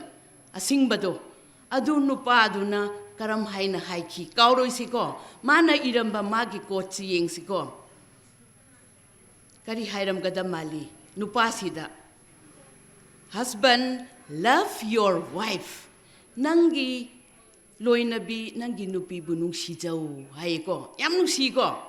akoi da nungsi dabra khangdi ko yam nungsi ba yam lei nupa ko nupi akoi da na kari hai respect your husband mabani si unconditional ye paisa pai baganda ai nupa ai respect tawni paisa pai draganda ai mas hon baganda ai respect tawroi habana te bag unconditional conditional thamdana nang na puroi ba bunung sijau whereas nupi da so nangi husband nangi nupa da nang respect tawjo habane ko asi wahisi adu mak follow tawradi abuse violence leigadaman deba adubo akoi samas akoi na nong makang da cover da theng na ba mit na uba aduni violence haina akoi na ꯊꯦꯡꯅꯔꯤꯗꯣ ꯑꯗꯨ ꯅꯤꯡꯊꯧ ꯁꯣꯂꯣꯃꯣꯟꯅ ꯍꯥꯏꯔꯝꯕ ꯋꯥꯍꯩꯁꯤ ꯑꯩꯈꯣꯏ ꯀꯥꯎꯔꯣꯏꯁꯤꯀꯣ ꯁꯤ ꯍꯥꯏꯔꯝꯃꯤꯀꯣ ꯍꯥꯏꯕꯁꯤ ꯑꯩꯈꯣꯏ ꯅꯤꯡꯁꯤꯡꯁꯤꯀꯣ ꯑꯗꯨꯒ ꯑꯩꯈꯣꯏꯒꯤ ꯁꯣꯁꯥꯏꯇꯤꯗꯤ ꯀꯔꯝꯕ ꯁꯣꯁꯥꯏꯇꯤꯅꯣ ꯍꯥꯏꯕ ꯀꯥꯟꯗ ꯄꯦꯇ꯭ꯔꯥꯏꯀꯦꯜ ꯁꯣꯁꯥꯏꯇꯤ ꯅꯨꯄꯥꯅ ꯈꯨꯠꯂꯤꯡꯕ ꯁꯃꯥꯖ ꯑꯃꯗꯤ ꯅꯨꯄꯥꯅ ꯄꯥꯟꯕ ꯏꯃꯨꯡ ꯍꯥꯏꯇꯥꯔꯦꯀꯣ ꯑꯗꯨꯅ ꯑꯩꯈꯣꯏ ꯅꯨꯄꯥ ꯑꯐꯕ ꯃꯌꯥꯝ ꯂꯩ ꯅꯨꯄꯥ ꯐꯠꯇꯦ ꯍꯥꯏꯕ ꯌꯥꯔꯣꯏꯀꯣ ꯑꯩꯈꯣꯏ ꯁꯔꯅꯁꯨ ꯋꯤꯠꯅꯦꯁꯅꯤꯀꯣ ꯅꯨꯄꯥ ꯑꯐꯕ ꯃꯌꯥꯝ ꯂꯩ ꯕꯠ ꯄꯔꯁꯦꯟꯇꯦꯖ ꯌꯦꯡꯕ ꯀꯥꯟꯗ ꯅꯨꯄꯤ ꯑꯣꯠꯄꯁꯨ ꯃꯌꯥꯝ ꯂꯩꯀꯣ ꯄꯔꯁꯦꯟꯇꯦꯖ ꯌꯦꯡꯔꯗꯤ ꯑꯦꯛꯖꯦꯛ ꯆꯨꯝꯗꯕꯁꯨ ꯌꯥꯏ ꯑꯗꯨꯕꯨ ꯅꯨꯄꯤ ꯑꯣꯠꯄ ꯅꯨꯄꯥꯁꯨ ꯂꯩꯇꯕ ꯅꯠꯇꯦ ꯂꯩ ꯅꯨꯄꯥ ꯐꯕ ꯃꯌꯥꯝꯁꯨ ꯂꯩ ꯁꯤꯅꯤ ꯑꯗꯨꯅ ꯏꯃꯨꯡꯗ ꯅꯨꯄꯥꯁꯤꯡꯁꯤꯕꯨ ꯑꯩꯈꯣꯏ ꯀꯔꯝ ꯍꯥꯏꯅ ꯎꯕꯒꯦ ꯍꯥꯏꯕ ꯀꯥꯟꯗ ꯅꯝꯕꯔ 1 ꯄ꯭ꯔꯣꯇꯦꯛꯇꯔ ꯍꯥꯏꯕꯗꯤ ꯃꯄꯨꯔꯣꯏꯕꯗꯨꯅ ꯌꯨꯝꯒꯤ ꯉꯥꯛꯁꯦꯟꯕꯤꯕ ꯌꯨꯝꯒꯤ ꯑꯦꯅꯤ ꯍꯥꯔꯝꯁ ꯑꯦꯟ ꯗꯦꯟꯖꯔ ꯂꯥꯛꯄ ꯀꯥꯟꯗ ꯃꯥꯅ ꯂꯦꯞꯇꯣꯏꯅꯦꯕꯀꯣ ꯅꯨꯄꯥꯁꯤꯡꯁꯤꯕꯨ ꯑꯩꯈꯣꯏꯅ ꯄ꯭ꯔꯣꯇꯦꯛꯇꯔꯅꯤ ꯍꯥꯏꯅ ꯑꯩꯈꯣꯏ ꯕꯤꯂꯤꯞ ꯇꯧꯋꯦ ꯑꯣꯏꯁꯨ ꯑꯣꯏꯌꯦ ꯑꯗꯨꯒ ꯑꯅꯤꯁꯨꯕꯁꯤꯅ ꯀꯔꯤꯅꯣ ꯍꯥꯏꯕ ꯀꯥꯟꯗ ꯅꯨꯄꯥꯁꯤꯡꯁꯦ ꯀꯦꯌꯔ ꯒꯤꯚꯔ ꯅꯨꯄꯤ ꯑꯉꯥꯡꯗ ꯃꯌꯨꯝꯗ ꯀꯦꯌꯔ ꯇꯧꯔꯒ ꯉꯥꯛꯁꯦꯜꯂꯒ ꯑꯅꯥ ꯑꯌꯦꯛ ꯑꯣꯔ ꯆꯥꯅꯉꯥꯏ ꯄꯩꯁా ꯅꯨꯡꯁꯥ ꯑꯦꯚ꯭ꯔꯤ ꯀꯌꯥꯃꯨꯛ ꯀꯦꯌꯔ ꯇꯧꯕ꯭ꯔꯥ ꯑꯗꯨꯅ ꯀꯦꯌꯔ ꯒꯤꯚꯔ ꯍꯥꯏꯌꯦꯕꯀோ ꯑꯗꯨꯒ ꯄ꯭ꯔꯣꯇꯦꯛꯇꯔꯁꯨ ꯑꯣꯏꯔꯦ ꯀꯦꯌꯔ ꯒꯤꯚꯔꯁꯨ ꯑꯣꯏꯔꯦ ꯑꯗꯨꯒ ꯅꯝꯕꯔ 3 ꯍꯦꯔꯣ ꯍꯥꯏꯅꯁꯨ ꯂꯩꯀꯣ ꯃꯄꯥꯁꯤꯡꯁꯤ ꯍꯦꯔꯣꯅꯤ ꯑꯉꯥꯡ ꯑꯃꯗ ꯈ꯭ꯋꯥꯏꯗꯒꯤ ꯀꯟꯕ ꯀꯅꯥꯅꯣ ꯍꯥꯏꯕ ꯀꯥꯟꯗ ꯀꯅꯥꯁꯨ ꯍꯥꯏꯔꯣꯏ ꯏꯄꯥ ꯍꯥꯏꯗꯣꯏꯅꯤ ꯕꯕꯥ ꯍꯥꯏꯗꯣꯏꯅꯤ ꯃꯔꯝꯗꯤ ꯑꯉꯥꯡꯒꯤ ꯕꯤꯂꯤꯞ ꯑꯉꯥꯡꯒꯤ ꯊꯥꯖꯕ ꯃꯣꯏ ꯃꯥꯏꯟꯗꯗꯤ ꯑꯩꯈꯣꯏ ꯏꯄꯥ ꯂꯩꯔꯦꯗꯤ ꯌꯥꯔꯦ ꯀꯅꯥꯅꯁꯨ ꯑꯣꯠꯄ ꯉꯝꯂꯔꯣꯏ ꯀꯅꯥꯅꯁꯨ ꯎꯁꯤꯠꯇꯕ ꯉꯝꯂꯣꯏ ꯏꯄꯥꯅꯤ ꯍꯦꯔꯣ ꯍꯥꯏꯕꯅꯦꯕꯀꯣ ꯑꯗꯨꯅꯤ ꯑꯉꯥꯡꯁꯤꯡꯁꯤ ꯀꯔꯤꯅꯣ ꯍꯥꯏꯕ ꯀꯥꯟꯗ ꯏꯁꯣꯔꯅ ꯄꯤꯕ ꯀꯥꯟꯗ ꯈ꯭ꯋꯥꯏꯗꯒꯤ ꯒ꯭ꯔꯦꯇꯦꯁ ꯒꯤꯐ ꯏꯁꯣꯔꯒꯤ ꯒꯤꯐ ꯍꯥꯏꯕꯗꯤ ꯃꯩꯇꯩꯂꯣꯟꯅ ꯈꯨꯗꯣꯟ ꯄꯣꯠꯇꯨ ꯑꯉꯥꯡꯅꯤ ꯀꯣ ꯌꯨꯝ ꯄꯥꯜꯂꯒ ꯈ꯭ꯋꯥꯏꯗꯒꯤ ꯏꯁꯣꯔꯅ ꯄꯤꯕ ꯈꯨꯗꯣꯜꯗꯤ ꯑꯉꯥꯡꯁꯤꯡꯅꯤ ꯑꯗꯨꯅ ꯑꯉꯥꯡꯁꯤꯡꯅ ꯀꯌꯥꯃꯨꯛꯁꯨ ꯃꯄꯥꯗ ꯀꯦꯌꯔ ꯒꯤꯚꯔ ꯄ꯭ꯂꯁ ꯍꯦꯔꯣ ꯍꯥꯏꯅ ꯈꯟꯕꯅꯦꯕꯀꯣ ꯑꯗꯨꯈꯛ ꯅꯠꯇꯦꯕꯀꯣ ꯄ꯭ꯔꯣꯚꯥꯏꯗꯔ ꯑꯩꯈꯣꯏ ꯈꯪꯉꯦꯀꯣ ꯁ꯭ꯇꯣꯟ ꯑꯦꯖ ꯃꯇꯝꯗꯒꯤ ꯍꯧꯅ ꯅꯨꯄꯥꯁꯤꯡꯁꯤꯅ ꯀꯔꯤ ꯇꯧꯕ꯭ꯔꯥ ꯍꯥꯏꯔꯒ ꯆꯠꯂꯦꯀꯣ ꯖꯪꯒꯜꯗ ꯆꯠꯂꯒ ꯁꯥ ꯇꯥꯜꯂꯒ ꯎꯍꯩ ꯋꯥꯍꯩ ꯄꯨꯔꯛꯑꯒ ꯆꯥꯅꯕ ꯊꯛꯅꯕ ꯃꯌꯥꯝ ꯄꯨꯔꯒ ꯅꯨꯄꯤꯁꯤꯡ ꯑꯉꯥꯡꯁꯤꯡꯗ ꯄꯤꯖꯩ ꯅꯨꯄꯤꯅ ꯂꯩꯔꯒ ꯃꯣꯏꯅ ꯃꯦꯅꯦꯖ ꯇꯧꯔꯒ ꯂꯩꯌꯦꯕꯀꯣ ꯑꯗꯨꯅ ꯅꯨꯄꯥꯁꯤꯡꯁꯤ ꯄ꯭ꯔꯣꯚꯥꯏꯗꯔꯁꯨ ꯑꯣꯏꯕꯅꯤ ꯀꯣ ꯑꯗꯨꯒ ꯍꯦꯔꯣꯁꯨ ꯑꯣꯏꯕꯅꯤ ꯑꯗꯨꯒ ꯄ꯭ꯔꯣꯇꯦꯛꯇꯔꯁꯨ ꯑꯣꯏꯕꯅꯤꯀꯣ ꯅꯨꯄꯥꯁꯤꯡꯁꯤꯅ ꯀꯌꯥꯃꯨꯛꯁꯨ ꯐꯦꯃꯤꯂꯤꯗ ꯂꯦꯞꯄ꯭ꯔꯥ ꯑꯗꯨꯕꯨ ꯂꯣꯏꯅꯃꯛ ꯑꯣꯏꯕ꯭ꯔꯥ ꯍꯥꯏꯕꯗꯤ ꯑꯣꯏꯗꯦꯀꯣ ꯍꯧꯖꯤꯛ ꯑꯩꯈꯣꯏ ꯈꯟꯁꯤ ꯏꯔꯝꯗꯝꯗ ꯊꯣꯛꯄ ꯚꯥꯏꯂꯦꯟꯁ ꯍꯥꯏꯕꯗꯁꯨ ꯌꯥꯝꯅ ꯏꯀꯥꯏꯀꯣ ꯇꯨ ꯆꯨꯡꯉꯤꯀꯣ ꯃꯄꯥꯅ ꯃꯆꯥꯅꯨꯄꯤꯕꯨ ꯔꯦꯞ ꯇꯧꯏ ꯍꯥꯏꯕꯁꯦ ꯑꯩꯈꯣꯏ ꯇꯥꯔꯦꯀꯣ 2018ꯗꯁꯨ ꯊꯣꯛꯈꯤꯕꯅꯦ ꯑꯁꯤꯒꯤ ꯑꯁꯤꯒꯤꯁꯤ ꯑꯗꯨ ꯔꯦꯂꯤ ꯃꯄꯥꯁꯤ ꯄ꯭ꯔꯣꯇꯦꯛꯇꯔ ꯑꯣꯏꯔꯤꯕ꯭ꯔꯥ ꯃꯆꯥꯅꯨꯄꯤꯒꯤꯗꯃꯛ ꯈꯟꯕ ꯀꯥꯟꯗꯗꯤ ꯁꯣ ꯁꯦꯠ ꯌꯥꯝ ꯅꯨꯡꯉꯥꯏꯇꯦꯀꯣ ꯃꯆꯥꯅꯨꯄꯤꯁꯤ ꯃꯄꯥꯒꯤꯗꯃꯛꯇ ꯔꯦꯂꯤ ꯄ꯭ꯔꯣꯇꯦꯛꯇꯔ ꯑꯣꯏꯔꯤꯕ꯭ꯔꯥ ꯍꯥꯏꯕ ꯀꯥꯟꯗ ꯑꯣꯏꯗꯦꯀꯣ 1998-9ꯗ ꯑꯩꯈꯣই ꯈꯔ ꯑꯉꯥꯡ ꯑꯣꯏꯔꯤ ꯑꯗꯨꯀꯥꯟꯗ ꯌꯨꯃꯨꯡ ꯑꯃ ꯐꯦꯃꯤꯂꯤ ꯑꯃꯁꯤꯅ ꯃꯄꯥꯗꯣ ꯃꯆꯥꯅꯨꯄꯤꯗ ꯔꯦꯞ ꯇꯧꯔꯦ ꯍꯥꯏꯕ ꯀꯥꯟꯗ ꯋꯟꯗꯔꯐꯨꯜ ꯑꯩꯈꯣꯏ ꯀꯤꯌꯦꯀꯣ ꯃꯃꯥꯗꯤ ꯀꯔꯤ ꯇꯧꯕ꯭ꯔꯥ ꯀꯨꯀ꯭ꯔꯤ ꯁꯣꯏꯔꯤ ꯑꯆꯧꯕ ꯊꯥꯡꯖꯧ ꯄꯥꯏꯔꯒ ꯅꯃꯥꯅꯆꯥ ꯍꯦꯛ ꯍꯥꯏꯔꯗꯤ ꯀꯛꯂꯒ ꯍꯥꯠꯀꯅꯤ ꯍꯥꯏꯅ ꯊ꯭ꯔꯤꯇꯟ ꯇꯧꯕꯅꯤ ꯀꯣ ꯐꯤꯖꯤꯀꯦꯜꯂꯤ ꯃꯦꯟꯇꯦꯜꯂꯤ ꯁꯣꯁꯤꯌꯦꯜꯂꯤ ꯑꯦꯕ꯭ꯌꯨꯁ ꯇꯧꯕꯤꯕꯅꯤꯀꯣ ꯃꯣꯏꯗꯣ ꯈꯟꯁꯤ ꯉꯁꯥꯏ ꯑꯦꯗꯚꯣꯀꯦꯠꯅ ꯍꯥꯏꯕꯗꯨ ꯋꯥꯔꯕꯜ ꯃꯆꯤꯟꯗ ꯑꯣꯏꯔꯁꯨ ꯁꯣꯛꯄ ꯌꯥꯕ ꯑꯣꯏꯔꯁꯨ ꯚꯥꯏꯂꯦꯟꯁꯅꯤ ꯍꯥꯏꯅ ꯍꯥꯏꯔꯛꯄꯗꯨ ꯑꯗꯨꯅꯦꯕꯀꯣ ꯑꯗꯨꯅ ꯑꯁꯤꯒꯨꯝꯕ ngasai gi protector oye adu haina tawbado mi kharagi da makti yamna violence oiba oye bako ai wari amakak thaige wari si family amani macha hum lei mapa si police ni mapa si adu matik yungawe aduga mapa si posting mapam amadigi mapam amada posting chatlaga mapa si thabak shui adura leipam khuding manupi koi aduga phangriba tolop suni thi nungai da mayum da pude mayum lakpa kanda